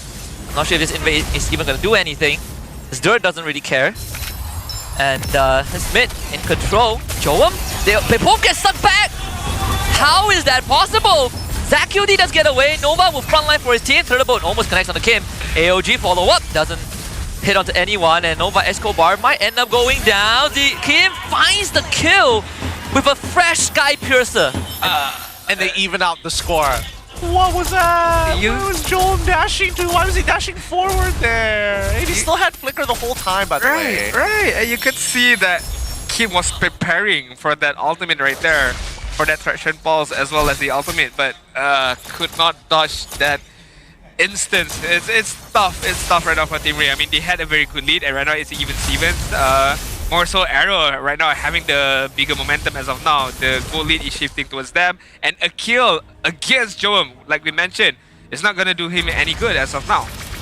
I mean, he's still full level ahead. Oh. Nova able to get out. Zkif, not sure if you want to face tank that. He's going to end up going down. Joam finds a collection. Traction Pulse doesn't do anything, but does force out Revitalize. Well, I'm surprised that Kim didn't try and bail him out, or even like Usei at that point, because again, they need to know that Baxia is kind of an all-in style of support, right? As much as he's able to kind of like heal for his targets and have consistent amounts of damage in the middle of the skirmishes, and more importantly, just the way that his trading pattern against Nova X Kobar, it's actually in his favor to do so. Right, right now, the turtle has spawned on the bot side, but AERO Esports is just gonna hover around. Who's gonna make that first move? There is gonna be in the front line as of now. Move, doesn't get pulled back, flickers away. It's gonna isolate Dur, who's not gonna take the brunt of the punishment. AERO 4-4 works on the turtle, he's gonna try! But it's actually the Esper that gets the objective. Kim finds a second kill with Sky Piercer, and now they follow up with ZQT, who uses the Crimson Beacon to get away. AOG from Nova Escobar to save his teammate, and AERO walks away. Good disengage, good disengage. However, AERO still has the lead. The turtle may have fell into their hands, but now mid-tier 1 is wide open, and this is the problem with expanding rivers, right? You always get free damage after winning out, and especially when you're taking out a majority of the members of the opposite side. Good flicker coming in from Smooth right there, noticing that, okay, if he does not flicker, he's gonna get punished, but with that flicker, he tried to punish Dur immediately, but hey, that flicker allowed AERO to work well and allow Smooth at the same time to, again, somehow steal that turtle away from the hands of AERO 4-4 just now. Just give a lot more respect to the Kimmy too. The Traction Pulse actually does quite a lot of work. And bottom tier 1 ends up going down to Smooth. He's now free from his lane. And Dur is not going to have a good time either. Has to surrender his top tier 1. Alright, easy enough for Kusi. 1 turret down, 2 turrets down. 1 on the top side, 1 on the bot side. AERO, I wouldn't say they are in cruise control, but they are in a good position right now. They're gonna have to take their time with this, right? Again, pretty low kill count game overall. They're only fighting during objectives. These neutral skirmishes, you're seeing that just a lot of the members are kind of working together to maintain the battle lines as soon as possible, especially when they start making contact. Dur, he's got to be careful, right? And more importantly, I think both teams really need to keep track of the battle spells. Without these battle spells, they can start finding these bigger windows to get in the fights. Oh no. There's so much damage on the Dur. Ah, he gets hard chunked. And that's gonna be forcing out Dur away, but still, okay, almost. It even canceled his recall, and now he's forced to kind of participate in the upcoming turtle fight. This is not looking good for Team Ray. He needs to be able to get at least some health away right now. I mean, okay, a good amount of health, could be able to do something about it, but then again, one more hit from Kim, and that's gonna be Dur out of the picture right now. Yeah. This is an important turtle fight for Team Ray. If they lose this, AERO will be in full control of the game, and I don't think they can even walk up unless AERO makes a mistake. They will still try. Turtle is very low. Mountain Shocker used. AERO 4-4 wants to find an angle win. Good Traceless to dodge everything as Dur zones out Kim, but still Hazel finds the objective. AERO 4-4 wants to escape but cannot do that. Hazel with the execution. AOG just to escape. Dur once more abandoned by his teammates, and a killing spree for Kim. Alright. Okay. Interesting fight. But in the end, AERO now has a definitive lead, right? Hazel able to sneak away and actually take out AERO 4-4 is great, and now they're going for more. Yeah, Smooth with the help of Kim is gonna get Nova back, and Nova in execution range. Boom! Kim and Kusei work together with the kill. 4.5k goal lead for AERO. This was the expectation of hold on, getting more than what they can chew right now, but and it's okay, it's working out well for them. AERO right now 4.8k goal lead. Are they gonna go for more? Okay, no. Alright, this is what I was expecting for game number 1 from the side of AERO. More cohesion, more cooperativeness from them. But right now, it's showcasing in game number 2. But Ogi Shadow kill. Good Traceless. Okay. But showing in game number 2, more cooperativeness, more follow-ups, good follow-ups, strong follow-ups, and this is what I like to see from the side of AERO and how they change stunning the side of Team Ray right now. I do want to see how AERO 4-4 is going to perform, because he's going to be the main scaler at the end of the day, right? Joam, it really depends on the number of Sky Piercer stacks that he has, and that's going to be the limiting factor. Kusei, with a crit build, it's really, really dangerous because generally that's like the best scaling items that you can get in the late games, especially in the ultra late games. But Hazel, now that he's 2-0-5, if he finds more targets who are just either squishy or at the very least gets a reaction from ZQT, it's a pretty large win rate, a large percentile of which AERO has a win in a 5v5. I mean, One thing for sure is most likely Wind of Nature should be one of the main prioritization right now for both of these gold laner if they don't want to get hunted down by both junglers at the same time. But so far, AERO, playing it passively for now. They know that they don't need to hard shove all of the lanes because the Lord is gonna spawn on the top side. Hazel already done the work on the bot side, so now focusing on this top side with expanding lever, they're gonna get that far much more faster. I don't know how Team Ray is going to do this. Traction pulse, no pullback. Bottom wave is stacked up. AERO can do this forever with smooth around. I mean, they've got a naturally pushing wave on the bottom side, so again, AERO don't need to do anything. They just need to wait for the reaction from the Team Ray first, because they're going to net themselves a free T2 if nobody's going to deal with it. There's an endless battle, just fresh out the oven from AERO 404. Shadow kills behind. Hazel doesn't get anyone, but enough to force that QT and his ultimate out. DK gonna get jumped on, but easily pauses his ultimate and gets away. Nova Escobar rooted down, and Smooth continues to be a nuisance, and that is gonna give AERO full liberty off the Lord. Unfortunately, Team Ray too late to the party. They're gonna take the fight instead. Smooth able to flicker away with dirt on top of him, but they need the follow-up damage. So the conceal is used by Team Ray. Zkif jumps back in. Nova Escobar trying to peel, but sadly, Zkif is enough to keep Team Ray away, and Dur once more abandoned. That's very unfortunate for Dur, I guess. Oh, left all alone. All alone, but now AERO with a definitive 6.5k lead. Let's see whether they're going to throw it this time or whether they're going to look to take an inhibitor. Ideally, it's an inhibitor because now the middle and as well as top T2 are under threat. And I think they're going to get everything here as Team Ray not built to fight together just yet. Not the best base defense either.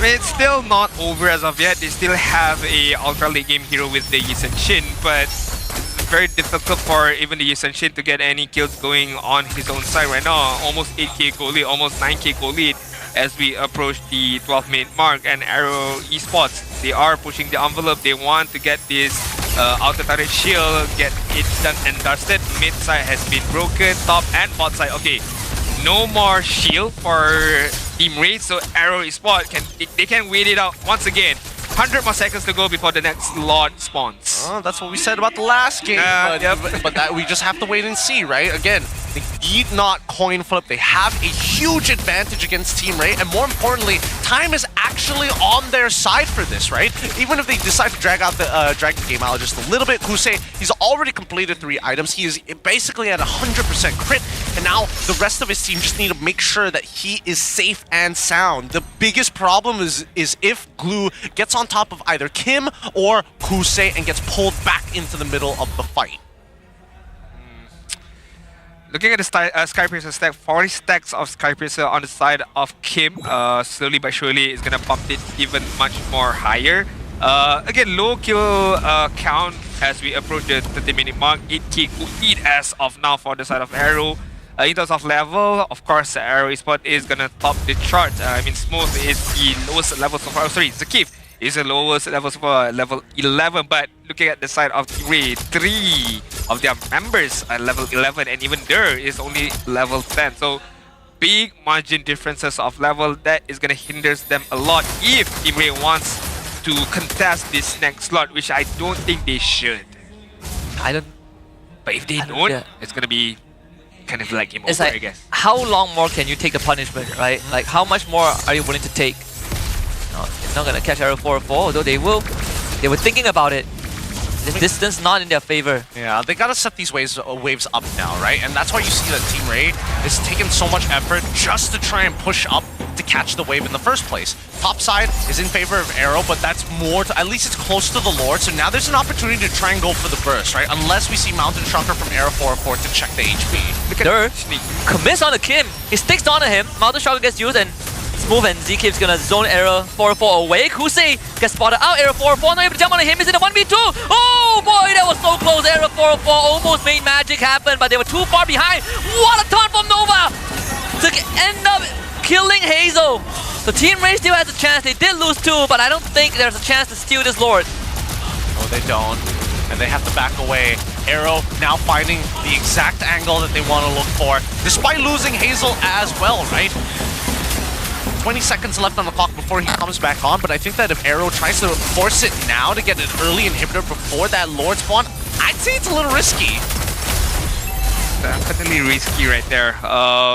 AERO, but they managed to get the Lord, but Hazel will be back up soon before this Lord spawns. Meanwhile, Team Ray do have their full members up, so it's all up to the high ground defense of Team Ray, which it's not that bad. I mean, they do have Green Jay, they do have Zushin, but is it enough? That is the biggest question, because Esmeralda Smooth can jump onto the backside, Zakif can do the same thing as well. So we shall see. Team Ray, are they ready enough in terms of the high ground defense to be able to withstand this Lord who's going to march on the mid side, and the tri-lane push has been activated? I don't think they can, right? Tri-lane push is really, really good here. They just don't have enough damage to kind of cut through the Lord empowered minions. They just have to... Oh no! Oh no, they caught Hazel. They caught Joam back. Hazel is the one that catches him. No Joam for 40 seconds. Mountain Boat easily flicker out by Smooth. The Lord is still incredibly healthy. How is Team Ray going to deal with this? Dur is also bleeding out traction. Pulse doesn't get anyone back. Lord will be eventually taken care of. Here comes Hazel with the Shadow again. Nova Escobar trying to hang on with Dur, who finds the two-man rune. Kusei going to blow him up. Mega kill for Kusei. Nova Escobar clears out the last minion, but a new wave is coming in. Nova needs to go back to base, and AERO 4-4 continues to work on the case. 10 more seconds with Joam. Here comes Hazel with the Shadow kill, and I think the deed is done. AERO Esports looking to force the game tree, and Team Ray will fall, and AERO stays in the running. Alright, we are forced to go for game number 3, where AERO managed to get 1 point out of this match, and Untitled, watching this match, they are just sweating a bit because they know there's going to be an uphill battle once they commence their fight up against SRG Esports, SRG OG for tomorrow's match. But hey, AERO bounced back immediately. Drafting phase was quite good, but what is more better is the execution. What they did was much more better for this game number 2. Yeah, I think Team Ray, they were focusing a lot on just pure mechanics with the picks that they have. Not really sure if they needed to go that far, but things didn't exactly go well, and the AERO's draft is a lot more easy to pull off. Especially when you have the right members, right? The 2-on-2s, especially the 5v5s. There's a low kill count for a reason. It's all about scaling, right? I think that the drafting pattern shouldn't change too much. Maybe for the side of Team Ray, what are they going to allow Kusei to play? Because again, they've hunkered down so many different times to just ban out his picks in the first place on top of the CC, but that's only because they were on the red side. Could the factor of Joam got killed quite early on that mid side be the difference maker for Team Ray just now? Actually, it wasn't, because again, by the time he came back into this lane, he was the exact same level as Kusei, as the last 2 minions out of the 3 were still alive. So it's not a big factor as much. It's more of an overall gameplay by AERO Esports, who took that game number 2. And again, when I took a look at the draft, it's like it's very tough for Team Ray who wants to initiate first. They do have the AOG from the Gatot Kaca, but a lot of the times they were playing a bit more defensively, waiting for Hazel to go in, and then you taunt up the Hayabusa and try to get the kill. But it's okay. We have to nominate one MVP for this game, and it's gonna be Hazel this time with the Hayabusa. I mean, who have thought, right? I mean, signature hero, comfort pick. That's what you get from picking up a comfort hero for an assassin user such as Hazel. You get a win. Yeah, you get wins, man. 5-2 and 8 is the final score. GPM of 835. And I think what makes him the MVP this game was that he finally was able to fight back for the tempo, right? With 2 assassinations, that double kill snowballed him really far ahead, and it put him, it put AERO in a position where now we can start playing for angles. Now we can start playing our game as we invade after each and every one of these turtles, now that we have a side lane that isn't going to be late to a fight. That's a very, very good comment by you, Gideon, because I forgot that the early game, it was AERO 4-4 who got that double kill early on, and I thought, okay, this is a very good start for Team Ray. You give Yusenchin a double kill, he's winning his own farming, but then again, once Hayabusa was given to Hazel, there is a way, there is a mechanism for Hazel to bounce back, and that bounce back was immediately afterwards because Hazel got his own personal double kill from the treasure pulse coming in from Kim. So again, mistakes, I would say so, by Team Ray, allowing the bounce back, allowing the mechanism of comeback from Hazel to active to be online from that treasure pulse itself.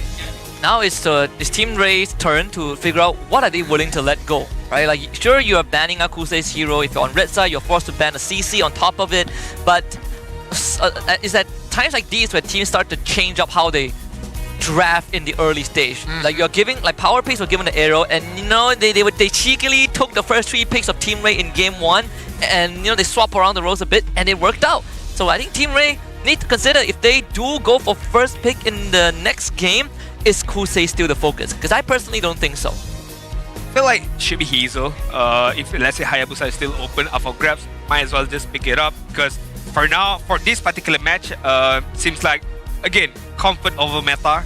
We can see how Hazel is very much comfortable, even on a losing kind of like momentum early on. He still managed to bounce back in terms of farming, in terms of level, and of course in terms of killing pressure that he provides towards his team. Whereas Team Ray, again, had that early game momentum, did not use that early momentum to their own benefits, did not be more aggressive, but then again, they made a mistake that causes them that early lead that they had. If that mistake did not happen on that mid side, could have been totally a different game from Team Ray. Yeah, but that's the thing, right? In comparison to the previous one, once you see, as Husky mentioned, right? Once AERO finds that early lead, every minute they were getting a kill. 15-5, these fights looked cleaner and cleaner and cleaner. And I think that Team Ray must recognize now, okay, it's just a game of tempo, right? How do we push and pull against our opponents? It's not just about lane matchups, but how we actually fight around the turtle. And now knowing the AERO 404 on the Season Shin, yes, we can get you an inevitable lead, but there are times where we must make a call to say, hey, we can't actually contest this. We need to start getting resources on the opposite side of the map so that you can get into a better position.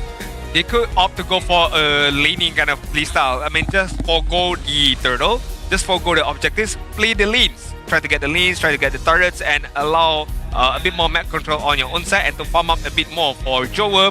Allow to AERO 44 to farm up a bit more at the same time for the Zushin as well. But hey, things has been said and done, and AERO Sport is the victor for the game number 2. Hazel is going to be the rich guy, Kim is going to be the carry with 54,000 total damage being dealt, and Nova Escobar did his very best with the Kacha. I think there was a few instances where the heal that came out from the Gato Kacha at a very crucial time, good EOGs, but there's nothing much that he can do more. A lot of EOG had to be used for defensively, trying to run away or try to taunt up Hazel once Hazel shadows in.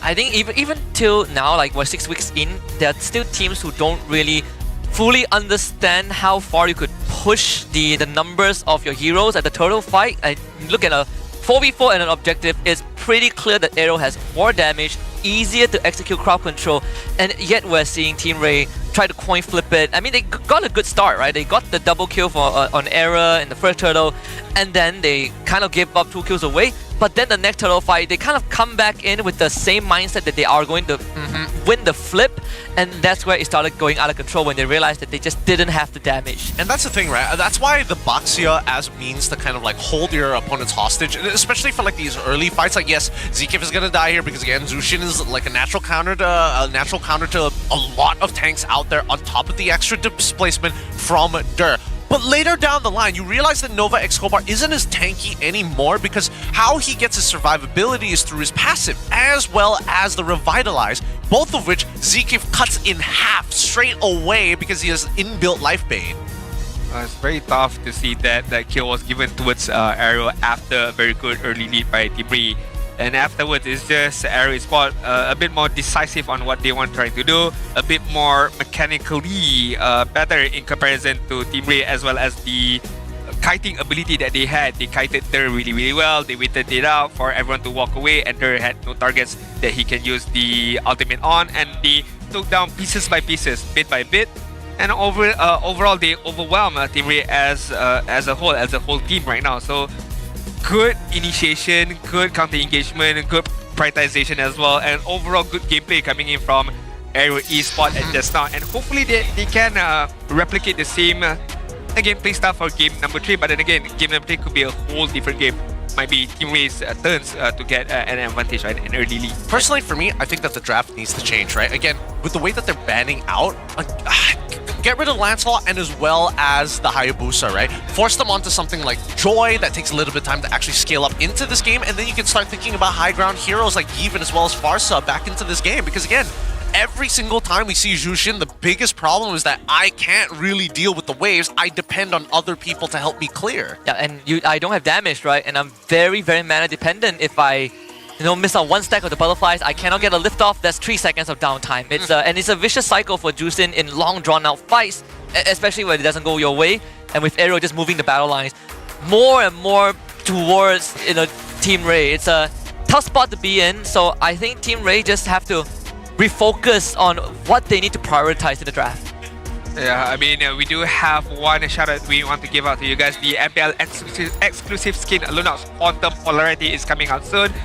This skin features a neon light design that will shine brightly with every skill cast on the battlefield. So it's a very, very elusive skin, and what we to present this skin by using Lunox with your Brilliance, with your Chaos Assault at the same time, right? So make sure you do get this skin once it comes out. The MPL local effect is also there. So do check it out for your very, very own Lunox players. To be fair, Lunox today, I mean, do we have any Lunox? Yeah, I mean, majority of them have been banned out, to be fair. Yeah, so there's nothing much they can really do about it. I mean, we'll see, because again, it feels like Team Rain as well as AERO have like a very similar idea of how they want to play the game, which is good and bad, right? Because again, identity feels very, very similar, yet there isn't much of a difference other than the fact that it's more hesitant for Hazel to actually pick up a tank, which I think is actually a good thing, because now Team Ray have a consistent pattern that they can, punish AERO with. Yep, and I wonder if AERO will say, you know what, we'll ban the Baxia since our second pick and see what Team Ray has, right? Maybe we force the Assassin matchup, Assassin against Assassin matchup. Although, Team Ray, sometimes I think teams also need to decide which lane sort of gets the shoulder end of the stick and gets picked second. Like if you put priority onto we have to pick our goal and mid lane first, you better make sure that your jungler is extremely strong, or you pick like an insanely strong roam like Grok or Cho. If not, then one of the cores can be left for second phase so that you open up more options for yourselves.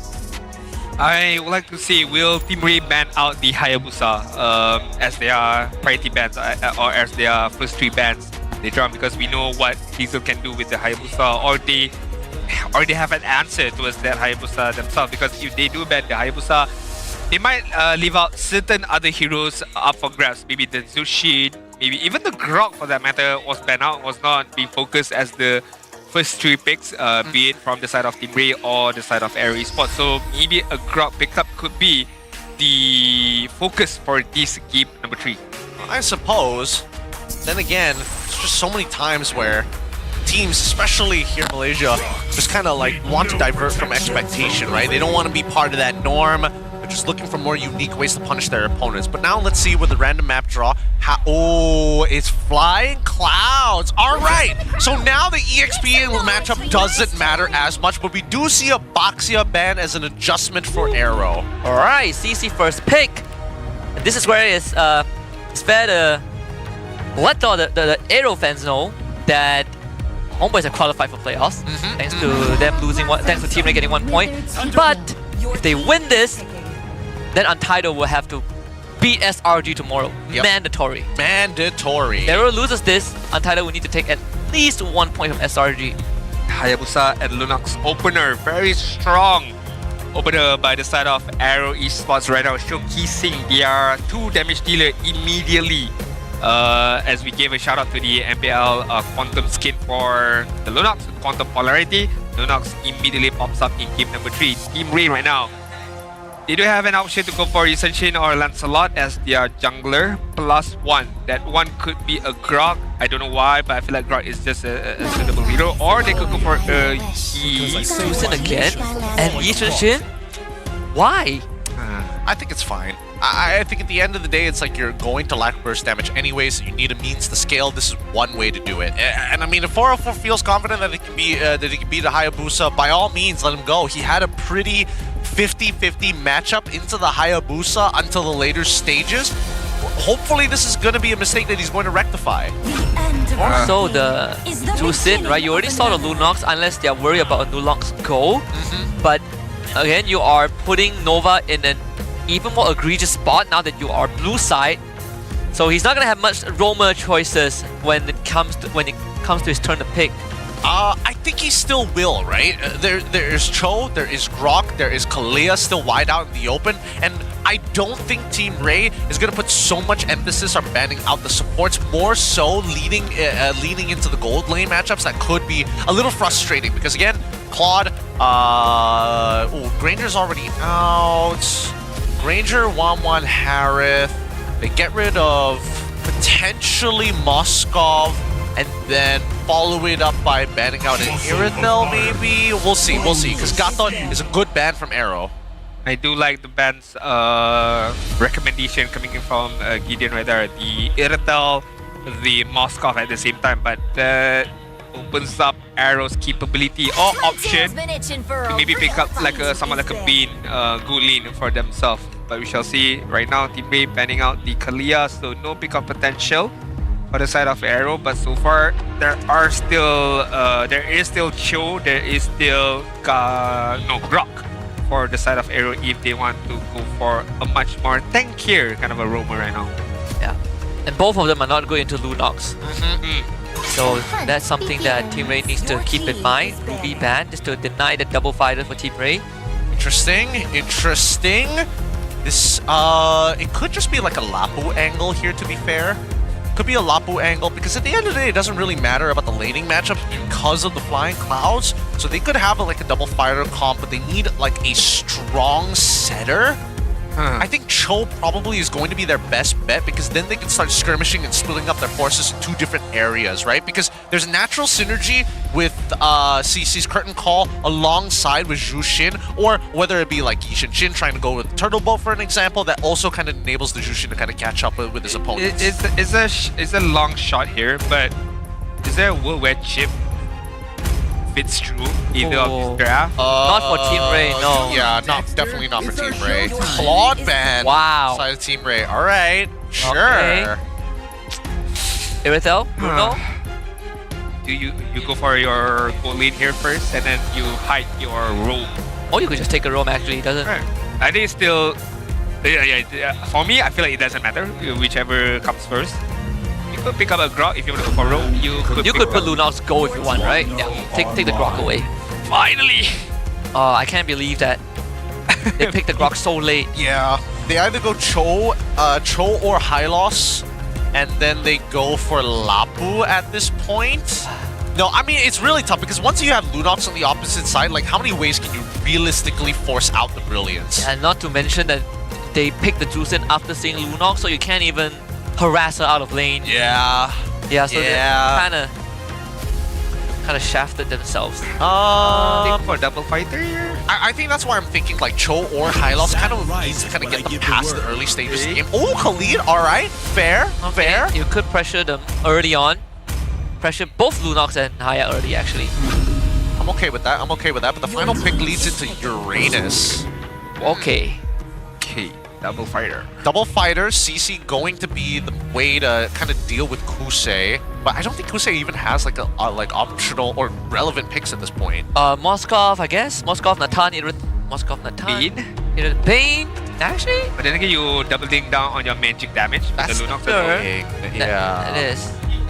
It's not too bad of a choice. If you want to play long lane, Moskov is still there. It is, yeah. Moskov is still there if you want to play like for the late. Moskov and Natan are the two choices. Anything that sets up well with Rock. Yeah, no, I think you kind of have to lean into Moskov just a little bit more. I feel like Natan, as good as he is, taking the Purify doesn't feel that great. It's a Bane. Oh, wow. Wow, this is what it's devolved to, huh? Bane against CC. I think it's fine. As long as Kusei is able to kind of get the level 2 effectively. Once he gets to level 2, then it's not so bad.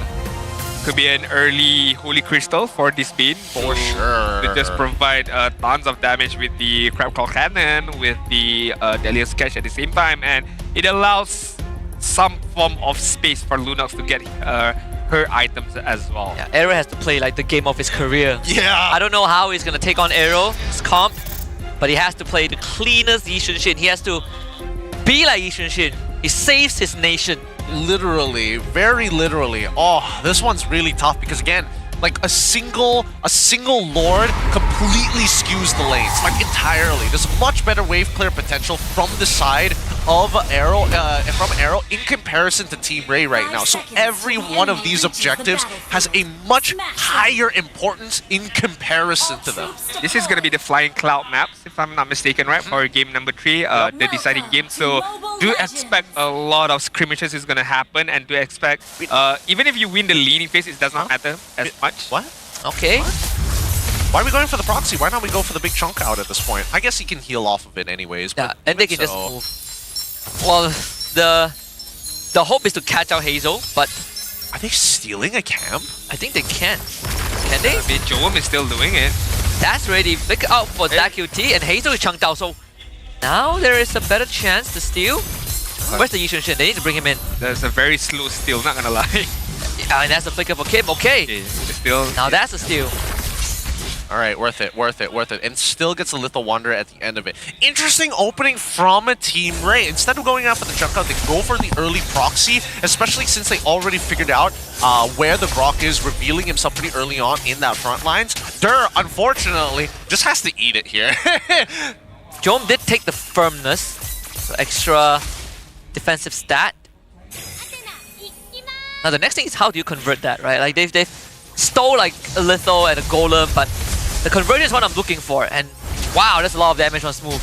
Oh, he's about to die here. He gets some extra shield. Smooth still has Flicker. I mean, good. Okay. Still able to kind of power through. Luckily, he at least is held on to his regen for as long as possible. Oh, Dur. And Dur is dead. Shadow kill. Goodbye. First blood. Right? Okay, there it is. Okay. Oh my goodness. Oh, Kim. They do find one back into Kim, which is totally fine. Because again, this all boils down to, do you have your Flicker? Are you level 4? Number 1, you don't have your Flicker, you're not level 4. If we hit you with any CC, you're basically as good as gone. And at least for AERO 4-4, this is the start that they was hoping for to keep up with Hazel. DK is going to get forced away. 2-9 now mana from ZQT to get the kill. Hazel spotted taking his purple. Here comes Lord Smooth from the XP side. Let's see if AERO wants to contest this turtle. It's gonna be a bit hard. Kusei also forced out of his lane, and AERO 4-4 gets a free turtle. Alright, 1-for-1. First turtle in the favors of Team Ray right now.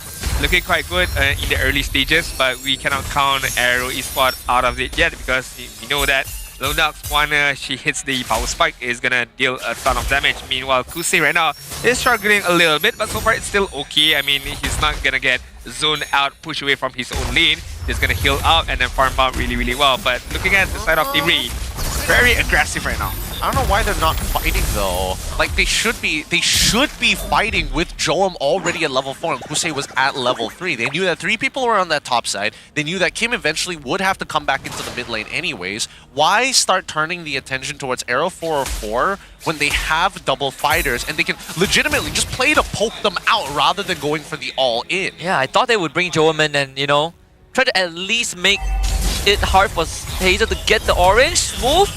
Flickers away, Derp gets sniped, AERO 4-4 with the second takedown. Not exactly going well for AERO at this point in time, especially for Smooth here, which I'm very surprised that they've decided to split up the map this way. But even so, it caught him off guard, and that's exactly what they were looking for, right? Joam getting a huge chunk onto Kusei is great, but look at that bottom side, AERO 4-4 getting free gold plating. Even with the flying clouds, I don't think Smooth can save this turret. No, he's already gone. Under 4 minutes. AERO 4-4 is eating good. This is looking good for AERO 4-4 and for Team Ray in general. What was a 700 goal lead has transitioned into a 2k goal lead, or almost 2k goal lead at the 4th-minute mark. Less than 15 more seconds. The turtle is gonna spawn on the top side. Smooth. He's dead again. AERO 4-4. He should be safe. The shadow didn't connect. They find Kim as the Chaos Assault into the Brilliance. Kim forced to run away. He even used his Flicker to get out. Now AERO 4-4 and Dur's gonna zone out the rest of AERO. Buff secured by Hazel, and Team Ray disengaged and press for the next turtle. Joam though is still there. Hazel gonna go into the shadow queue. He has no choice. And Joam easily hops out. They should invade again. they should go for another inhibit at this point, right? ZachQT is ready to fight. They know that Zeke still has that ult, but really, yep, Nova Escobar get right in front of Hazel's face, make his life really, really difficult here. And it's about this consistent push and pull, about managing your resources by throwing bodies who can actually consistently poke against your opponent. And look, Zeke, even if he goes to try and ult, he's just going to die. He has to back away. This turtle will fall into the hands of Team Ray as long as they zone the angles away from specifically Hazel from getting in with the quad shadow. It's looking quite bleak right now for AERO Respawn. Nothing that they're doing right now is coming to fruition, and Team Ray right now, they are holding to this lead. Hazel immediately Augie Shadow kill. Ooh, Crimson Beacon just enough, the extra shoe. And Nova did take some of that damage at on ZachQT's behalf. Raging Sandstorm, Nova Escobar is out of there. No deadly catch from Kusei. This wet noodle fight continues. I mean, Joe tried his best to walk away from that dangerous catch. Yeah, Gets hit with it. He's too busy looking at the shopping cart, right? It's just like, what items do I get now? This one's kind of good. Oh, I got hit by it. My bad, my bad. Alright, more team fights gonna come on this top side right now. Look at there. And Zeke is not having a good time at all. Nova flickers follow up to take him down with the Desert Tornado. The boat connects on the Smooth. Smooth also dies. Mega kill for AERO 404. Good lord, Smooth is just eating it every single time. Like AERO 404 with a 4-0-1 record as of now, 2-level lead against Hazel. This is the best possible start you could ask for a Yichin Shin, right? The best possible ask, and even so, they're purposefully just taking their time on the top side, not taking the T1 when they could have done it at any time, right? They want to drag out this laning phase, but Kusei's like, nah, I'm going to the opposite side of the map. I mean, very good decision making coming in from Team Ray right now. Not allowing much for AERO Respawn to do anything about it. And what could make it more perfect for Team Ray right now is for AERO 404 not to get any kills, but get 3 more assists. You know, 4-4 and then 4-4. Just the icing on the cake for me right now. Yeah. Gotta get the branding down. Look at that goal difference. 1.6k lead. Everybody else at a 600 to 500. Oh, wait, hold on. Wow, Kusei attempted one shot, but he doesn't have the damage, so he ends up dying. And ZachQT should be able to walk out from this. Unstoppable for AERO 404, and Smooth is just non-existent in that fight. Is it over? Is it safe to say? Nah. Not yet, not yet. We're getting there. We need to see that very first Lord, right? Because that's the big turning point. All of these turtles kind of chain into each other, but that Lord can almost guarantee at least one inhibitor if things go really, really wrong for the opposing side who doesn't secure it, right? And 404 is currently outscaling the entirety of the lobby, but ZQ still has the game changer in that tectonic charge.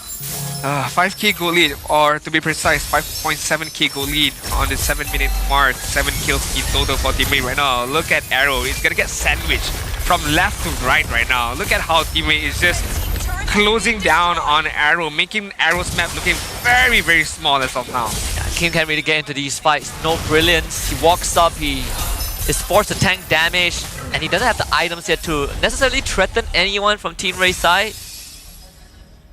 So, I'm sure AERO will need a bit more extra time. I don't think they're going to be given any time, because Team Ray, as of yet, they're going to get more and more aggressive here. Ooh, very aggressive build coming in from AERO 404. He's not thinking about survivability. He's thinking of just about one-shotting his targets, right? Catch somebody, kill him straight away. Don't think too hard about it. And Smooth again is going to take the punishment. Actually, they go on to Kusei instead. I felt like Smooth was a free kill. Team Ray they botched it. Shadow kill comes in. ZachQT ends up dying. Hazel gets the freebie and AERO walks away. What was that? Always that moment, man. Did he think that he could catch both of them with the Raging Sandstorm? Greed, 7 deadly sins. It's always that moments from the side of Team Ray right now. Once they had the lead, you know, a few mistakes here and there, allowing AERO breathing space a little bit, but hey, it's okay. It's not the end of the world right now for Team Ray. They are still holding that lead, 6k goal lead, 9-minute mark, and AERO right now just trying their best to find you know, the loopholes, some ways to be able to work their way back into this game. I mean, we've not seen Kim for majority parts of this game, so there's no like brilliance, chaos assault moments, and Kusei as well. I mean, not gonna lie, it's not a big factor for now. It's about scaling, right? They need items, and I think the hardest part about it is the fact that their damage profile. If they get some early MR, they're generally okay. But their biggest problem is Hazel more than anybody else. Yeah. This Lord, easily secured by AERO 404. 7k goal lead for Team Ray despite the earlier mishap.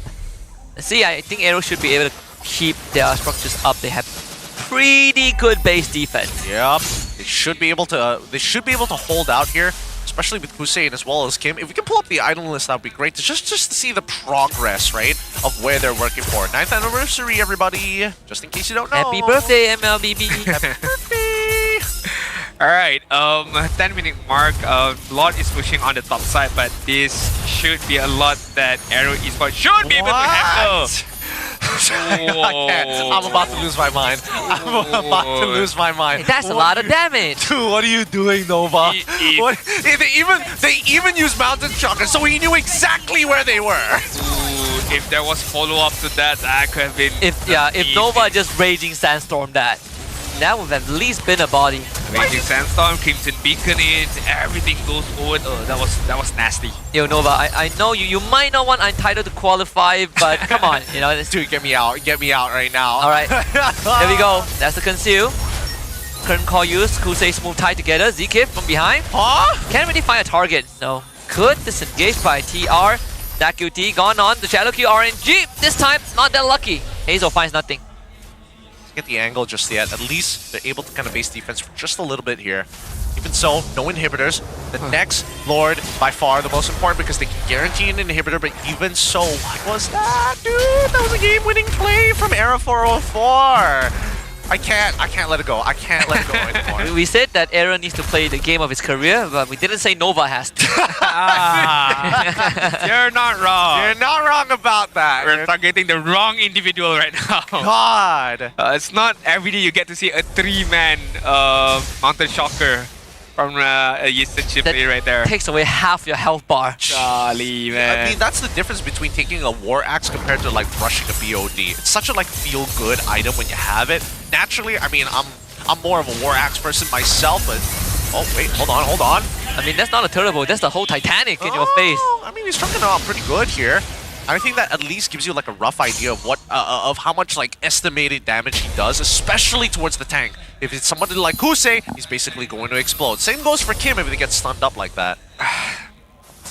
Thank goodness it's flying clouds. Look at that, ZK back in action. Whoa! How do AERO play this one out? Like, do they go for the contest? Do they just... He literally just needs Nova to hit his ult. Yeah, just make Nova like use his ult. Just hit it. Like, as long as he hits it and he's in range to throw the turtle bolt, he's almost guaranteed to kill. I mean, but then AERO, do they contest this slot or they just... Oh, I mean, they kind of have to be fair. Because in terms of high ground wise, it's not that good enough for them, I mean, Kusei has 2 items complete. Same goes for Kim. It's not ideal that Kim has to go for the glowing wand, but even so, they can't stall it out. I mean, AERO is so ahead. He could buy a Sky Piercer and let the mountain boat like kill someone at the threshold, and I'd be okay with it. Although AERO are gaining space, and Hazel is hiding in that bush alongside Kusei. Smooth is kind of looking good, I'm not gonna lie. Oh, they found ZK. Uh-oh. There we go, ZK gets hit. Tectonic tried to escape, had the flicker too, so ZK ends up escaping. Joam chases him down. Good stuff. Kusei can't really find the damage in. Mountain Bow now connects on the smooth now flickers. Kim to the backline, and he's now all alone. Can't really get out from this. Monster kill for AERO 404. Hazel is going to be found out in the bush, trying to go for AERO 404. Good faceless dodge. And now Hazel is going to be left in the lurches. Shadow kills in, but everyone is healthy enough to survive. Hazel has no shadows. Godlike for AERO 404. And a free Lord for Team Ray with a 10k goal lead. Beautifully played here. Again, every possible scenario that could have happened was played out nicely. I mean, AERO tried their absolute best. Even Hazel tried to slip through the shadow from an awkward angle, thinking that AERO 404 wasn't paying attention, but he was hyper aware. The vigilance from Team Ray is paying off right now, and this should be a guaranteed end game scenario. Alright, I was about to say 10k goal lead. It's 11k goal lead right now for the side of Team Ray, and Lot is gonna push at any given moment right now. Every spot, even with Kusei's deadliest catch, even with the brilliance, even with the chaos assault coming up from Kim, I don't think it's enough for them to stop this momentum of a push from Team Ray. They are gonna set up for that tri-lane push. Lot is gonna march on the top side. Biggest question is, Number one, you do have to deal with the minions, you do have to deal with the Lord. And number two, you do have to deal with the damage coming in from Team B right now. What are we doing? Nova. Okay, heals up in time. In fact, Hazel is the one that might go down. Wait, And really? He does. Kusa is dead. Double kill for ZQT. Okay. They do end up losing Joam, but Team Ray have gotten both side inhibitors. Really, honestly, nicely played by Nova because he's baiting. This entire time, he actually had his immortality ready to go. He was hoping to get a reaction. Most importantly, the tectonic charge from Zeke. Uh-oh. Tectonic charge, it has to come out now. Zeke still waiting for it, finally hits it. Enough to save smooth, but ZQT says, nah, Kim is dead. Zeke, he's dead too. And that's a cleanup. Team Ray takes down AERO 2-1. Wow, what a victory. What a victory from Team Ray right there. Like I said, when there's no pressure, when there's nothing on the line, Malaysian team tends to step up and gets the victory. And once again, it's proven by the victory of Team Ray 2-1 against AERO Esports. That's got to be so frustrating for AERO. Now, at this point, it's not in their hands whether or not they make it to the playoffs, but fist bumps all around. You can see it. They really wanted to get the win there. Of course, it's going to be between AERO 404 and as well as ya boy, Kim, making fun of each other. Still close as ever.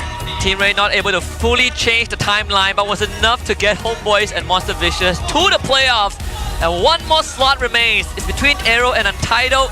And now AERO has to hope for tomorrow's series to go their favor. Untitled just needs 1 point, 1 game off of SRG OG, and AERO is out. Oh, this tomorrow is gonna be very, very interesting, not gonna lie. But right now, we're gonna head it over to Poji with the winners interview with Team Ray. Terima kasih kepada caster-caster sekalian. Anda bersama saya sekali lagi, Poji dan juga pasukan AERO. Inilah dia pasukan AERO Esports. Perjuangan mereka masih lagi belum tamat sebenarnya. Mereka masih lagi perlu tunggu untuk pasukan iTitle dan juga Selangor Red Giant. Tanya kepada anda juga. Cuma saya nak tanya kepada Kim lah.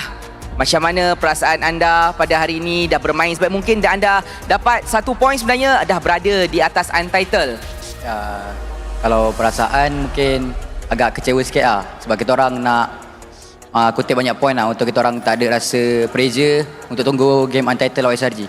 Baik, faham. Maksudnya kalau boleh nak dapat lebih, tapi lebih, itu je yang dapat. Betul, tak ada rezeki lah. Tak ada rezeki. Tak apa, kita percaya masih lagi boleh. Tapi Kim, kalau boleh saya nak tanyakan, sebab untuk musim depan kita akan pergi ke new lah, enhanced franchise format di mana kemungkinan besar pasukan akan berubah, line up akan berubah. Ada tak apa-apa persediaan daripada anda dan juga ahli pasukan yang lain? Persediaan? Persediaan tak tahu lah untuk season depan. Tapi mungkin kita orang fokus season ni dulu untuk dapat playoff luar untuk KM7. Baik-baik, insya-Allah semoga hendaknya segala-galanya dicapai. Tapi ada tak apa-apa kata-kata kepada ahli keluarga, peminat dan juga penyokong yang berada di venue dan juga di rumah menyokong anda? Untuk fans AERO, thank you yang support kita orang daripada first week sampai sekarang. Thank you juga kepada mak saya selalu datang setiap game. Thank you juga dekat Team Ray punya fans datang hari ni. Good luck mana-mana team nak masuk playoff nanti. Terima kasih kepada AERO Esports. Anda dah boleh masuk ke dalam. Terima kasih. Dan inilah dia sekali lagi AERO Esports. 3, 2, 1. Wow. Terima kasih. InsyaAllah kita akan berjumpa mereka lagi kalau kata masih lagi ada rezeki untuk mereka. Dan sekarang pemenang kita tadi, Team Ray. AERO 404. Ya saya. Menyala abangku. Okey. Saya nak tanyalah kan, walaupun korang tak pergi ke playoff, tak layak pun sebenarnya matematik dia. Tapi korang main hari ni macam dah tak kisah dah dan korang sangat ganas. Apa rahsia di sebalik kejayaan tu? Tak tahu lah. Lepas apa? Tak boleh lepas playoff kan, baru semua bangun. baru sampai rasa nak menang. Sampai rasa dia. Baik, jadi okey untuk AERO 404 lah saya nak tanyakan kalau boleh kan, sebenarnya apa yang jadi pembakar semangat korang lah sebenarnya? Kalau boleh lah kongsi dengan kita sedikit sebab macam awak cakap tadi dah tak ada apa dan kisah bantai je kan. Tapi game ni? Untuk game ni apa yang macam kita kena menang kat lawan diorang? Kalau saya rasa nak balas dendam lah. Untuk playoff ni. Apa? Playoff season lepas. Oh, kenapa? Kan diorang ni eliminate saya. Oh ya? Oh lama. So rasa nak balas dendam lah. Memang diorang lah, memang dah aim. Betul. Okey untuk so masa ini dah tercapai lah dendam. Tercapai. Baik. Itu lah, tak 2-0 lah. Tak apa. Tapi puas lah, puas. Menang puas betul. Puas. Untuk jom. Jom. Kami jom. Apa? Okay, apa? Alright, jom. Facing AERO who are in a do or die situation kan. Actually, what's your team preparation for this match? I can see you perform really well for the matches now. Your CC is so good actually. No, I think you're joking only. No, I'm serious. Okay. For me, my preparation only is I just said to my teammate, don't be scared because we're nothing to lose. The pressure is on AERO because they still have a chance to go qualify to playoffs and we don't have to chance to qualify to playoffs. So we just need to show to fans and to other region what's our talent. Yeah, that's why we perform so good now. But I think you perform so good actually. Thank you again, jom. Nova X Koba. Apa khabar? Baik. Sini kat sikit, jangan malu. Jadi bermain tanpa rasa tekanan langsung lah sebenarnya. Sini semua soalan pun memang sama je kan. Kita nak tanyalah Kak Nova kan. Adakah sebenarnya untuk awak yang dah bermain sepanjang 6 minggu sebenarnya kan. Untuk 6 minggu, 5 minggu yang pertama sebenarnya korang bermain dengan satu perasaan yang pressure, tekanan. Kita kena menang, kita macam ni, overthinking yang terlampau membuatkan korang banyak kalah game. Tapi hari ni bila no pressure, AERO yang tengah kuat tak jadi kuat dah. Ya, so memang hari ni main untuk enjoy lah. So sebab tu kita dapat execute lah apa yang patut. Rasa puas lah? Ya, puas lah. Kau nampak berpeluh-peluh. Tapi untuk awak rasa kan, sekarang kan kita nak announce MVP kan. Awak rasa siapa MVP? AERO 44 lah. AERO 44? Tak nak Zak ke? Tak boleh?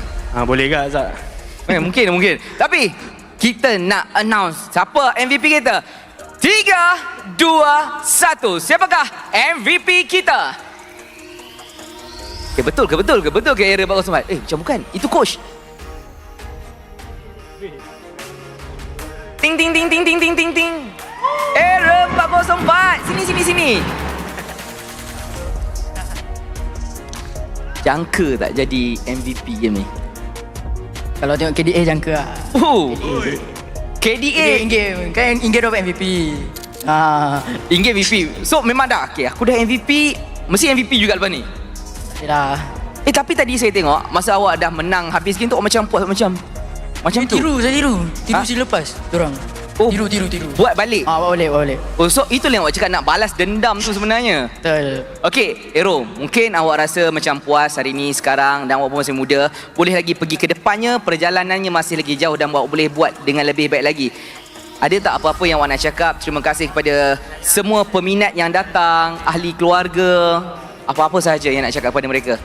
So, thank you yang mana dah support Team Ray dari week 1 sampai week 6. Thank you sangat. Lepas tu sorry lah kalau tak dapat bagi playoff. And thank you juga pada fan AERO yang dah datang hari ni. Thank you support MPL MY and datang lagi lah esok kan. Esok masih ada? Okay, jangan lupa support MPL MY. Thank you semua. Mantap sekali. Hari yang mantap. Terima kasih kepada Team Ray dan hopefully kita akan jumpa mereka lagi untuk new season nanti, untuk newly format franchise era. Dan ini sahaja daripada saya dan juga suara-suara mereka. Mungkin ini adalah kali terakhir anda akan menatap wajah-wajah ini. Mungkin di season yang akan datang segalanya akan berubah. Dan untuk itu, ini sahaja daripada kami. Dan sebelum kita menutup hari ini, korang dipersilakan untuk memberikan final bow. In 3, 2, 1, dipersilakan. Terima kasih Team Ray. Terima kasih kepada anda semua yang hadir pada hari ini. Dan sekarang, mari kita kembali semula kepada meja caster untuk kita dengar apakah luahan hati mereka berkenaan game yang baru saja selesai tadi. Maka dengan itu, let's go kepada mereka. Alright, thank you very much, Poji, with the winners interview from the side of Team Ray just now. And AERO 44, what a gem that we have here in MPL MY. I'm happy to see that he gets a bit more playing time. But then again, when you focusing on one player, you are, I wouldn't say neglecting, but you are taking away some game time from another player. And I'm talking about Dust, where I feel like he should deserve also some game time, right? But then again, AERO 44 with the Eastern Chain, 8-0-6 in terms of KDA, 100% kill participation, damage per minute 3.6k, full set of items of damaging except for the immortality. But so far, Husky did mention that AERO 44 needs to play the game of his life, and he did. Yeah, he performed, he delivered. He definitely did. I mean, he also proved me wrong, right?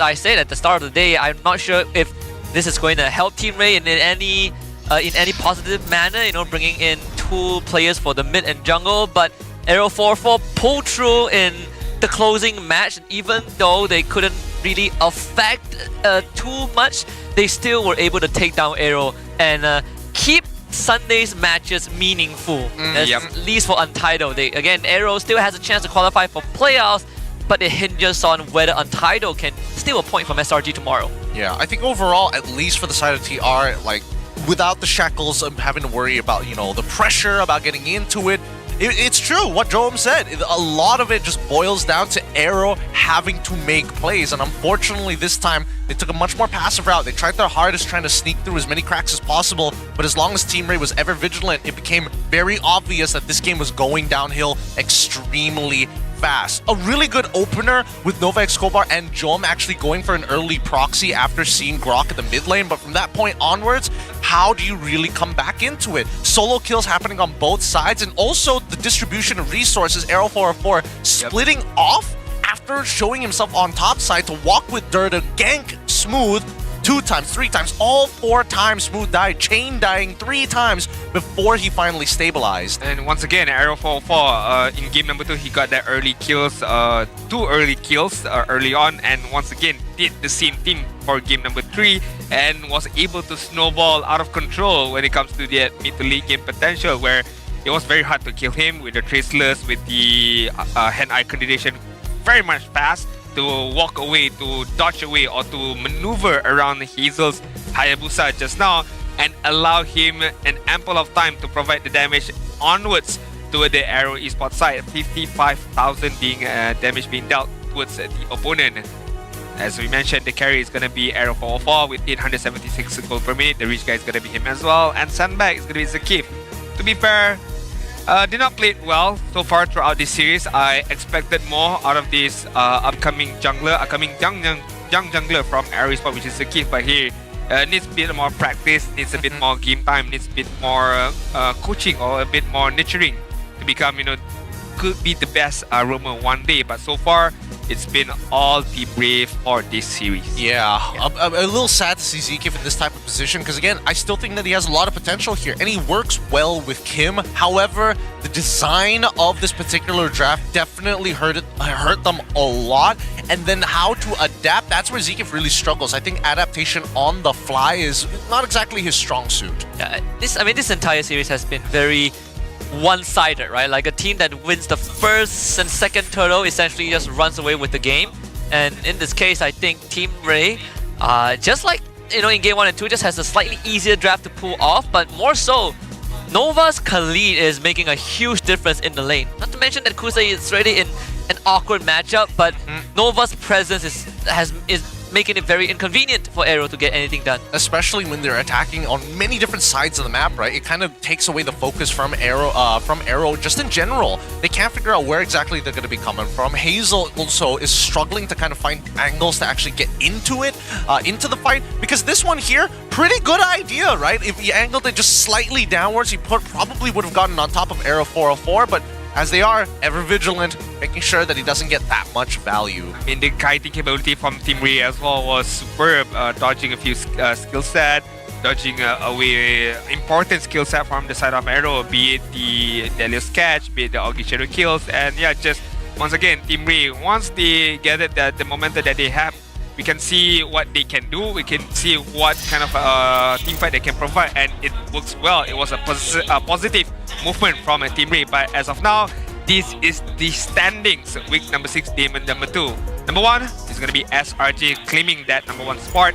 Second is going to be CG for now, because we have to take a look at tomorrow's match later on. Vamos is going to be number 3. Monster Witch is going to be at number 4 with 15 points.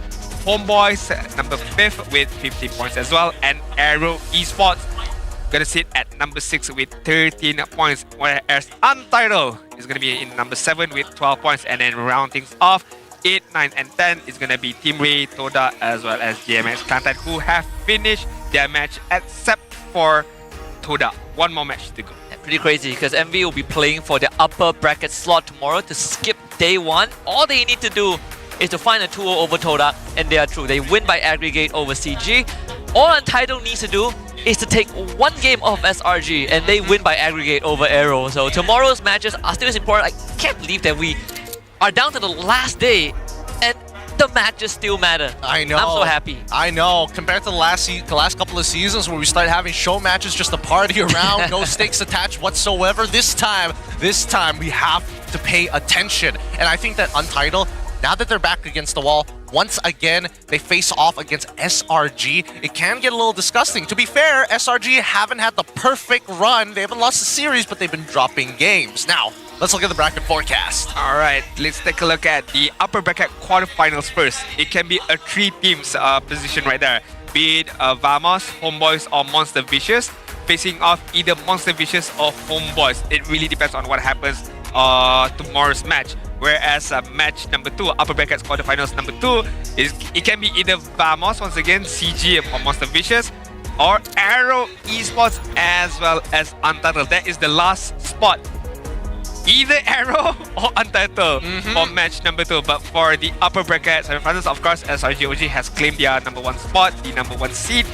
Meanwhile, that second upper bracket spot is still up for grabs. Either gonna be CG or Monster Vicious. Let's see how Torak feels that day. Yeah, let's see if the nothing to lose mentality is strong enough to take down Monster Vicious. Although I would say, as competitive as this season has been compared to the previous seasons we have, 5 out of 6 teams that enter playoff will be the same, right? The only exception being that we either get AERO and Untitled instead of both of them. It's gonna be a tough one. Not gonna lie, not only it depends on what Todak mood feels like, it also depends on what SRGOG mood feels like as well. Because they have known to drop one game as well. It has been a clean, sweet victory for SRGOG. It's not been a 2-0 dominating run. There has been an instance where SRGOG wins, but it is a 2-1 win for SRGOG. But for tomorrow, it's gonna be a very, very interesting where we're gonna begin with Monster Vicious up against Soda. 12:30 PM is gonna be scheduled for that first match, as well as match number 2. Another important match as well, especially for Untitled. 3 PM is scheduled for SRGOG up against Untitled. So game number 1 is for that second upper bracket spot. Second upper bracket spot. And then match number 2, it's the fate of Untitled or the fate of AERO Esports, who's gonna make it to playoff. Hey, at least every game matters. At least you have to actually stay until the end of the last match of MPL MY. Imagine all of those fans who never got a chance to watch MPL, right? Because tickets sold out and whatnot. Just comes for the last day, the most important day of all, just to see, okay, who made it through right now. I mean, there have been like people who complain that, wow, we have a lot of show matches, they're unimportant, they're not interesting. Well, this season, you get everything you want, down to the last game. SRGOG won 2-1 against GMXK and Homeboys. No, there was one team, right? I mean, CG also 2-1, right? CG, so only 2 teams, right? Homeboys also. Homeboys 3 also. teams. Yeah. Okay, so it's doable. It's doable. Pretty good. Awesome, pretty good. Not gonna lie. I mean, this guy just needs to play the game of his life. In comparison to their MSC season victory run, where every match they dominated 2-0, 2-0, 2-0, this time I feel like there is a possibility. There is a chance for Untitled to at least get 1 point. I mean, the game, the previous match they played was against MV, and we saw how they they utterly crushed MV. And so Untitled, I don't know, maybe pray more tonight, prep more tonight, but tomorrow is the fight for your lives. It's going to be a stressful time, but again, it all ends tomorrow. The regular season has been a phenomenal time, and I can't wait to see what happens for the playoffs. One more match is all it takes, or one more day is all what it takes for us to get to know who's gonna make it to playoff, and of course that second upper bracket spot. But we would like to know what you guys think of MPL MY Season 16 so far. It has been very competitive up until the very end, but we would like to know what do you think. Do scan the QR code below to let us know. But so far, Gideon, Husky, you guys enjoy for this regular season so far, because this is your last day? Yep, it's been a great time. Okay. I loved it. Well, we do have to wrap things up. We shall see you guys tomorrow for the ending of our regular season MPL Season 16. Go. Go haya. ITP haya. I target is Lapo guys. Go start. Lapo guys, Lapo dying guys. Can go guys. GG.